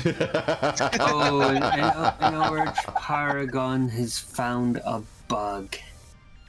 Yeah. They're turning race. They turned into aliens when I went into uniforms. You're going to want to report that and maybe document it somehow. Or don't say anything at all. Enjoy your new aliens. Honestly, turn them into fashionistas, which is a new alien race. Just don't turn them into like that weird pumpkin-headed alien thing. Yeah, don't turn them into sphinxes. Yeah, sphinxes. Terrifying. Nightmare fuel. I would appreciate you'll it. give you nightmares. The photonic trait is not that good anyway. Yeah. Oh, superior photonic? It's like, look, I'm immune to it, but I can't heal, so yeah, fuck all y'all. So it doesn't really matter anyway, right? Wow. Wait, I got 2 more subscribers, but the alerts never sounded off, so they must have their privacy settings. Yeah. So if you subscribe to the channel, but your privacy setting is set to don't publicly show my subscribe list, then the alerts don't go off. I found that out from Streamlabs. It's a YouTube privacy thing they can't override. I thought I told you that like weeks ago. They did, but I just noticed that my subscriber count went up, and I didn't realize that. I'm so used to being on Twitch, where Twitch, gives you an alert for everything. Oh, you gotta go to the bathroom? Dun dun dun. Like whatever. Yeah, Grumpy's got one of those. It's been 84 years. Yep. Still trying to decide on if I'm just going to give the damn thing to Abigail or make a new tune. Oh, make a torque boat. Torque. No, I was meaning the boost, just so that she can get the bridge officers. Oh, wow. Wow. Can you do that? Like if they're already max level? Yep. Oh, so wow. long as What a waste. they are Discovery character. Oh, got it. No, I'm going to do an NG. I'm probably going to give the NG to Stu and let him like remake it and stuff. Should I just start sending you screen grabs of my tank code now? Probably, yeah. He's not going to have a lot because I'm going to have to unlock all. Yeah, well, you'll have a shopping list. Yeah. fair warning. I have noticed that when switching ships on my Federation character, that the personal space traits, the starship traits, the space reputation, and the active space reputation traits get unslotted. Yeah, we already talked that. You gotta save them in your already loadout. did? It Yeah. probably was AFK then. Sorry. Probably. Yeah, no worries. All right, so we're gonna say black alert. Black alert. All right, everybody, thank you so much for joining me. It also says stand by to raid. I can't raid. Thank you so much for joining me. I'm so sorry that it got delayed so much, but you know, it is what it is. Have a fantastic rest of your Thursday. If you haven't already done so, please hit the subscribe button. It'll help me out. Social media, Twitter, Facebook, Instagram, AcQ Continuum. Hit the Discord channel, chat command for the Discord link. We'll see you tomorrow on Twitch.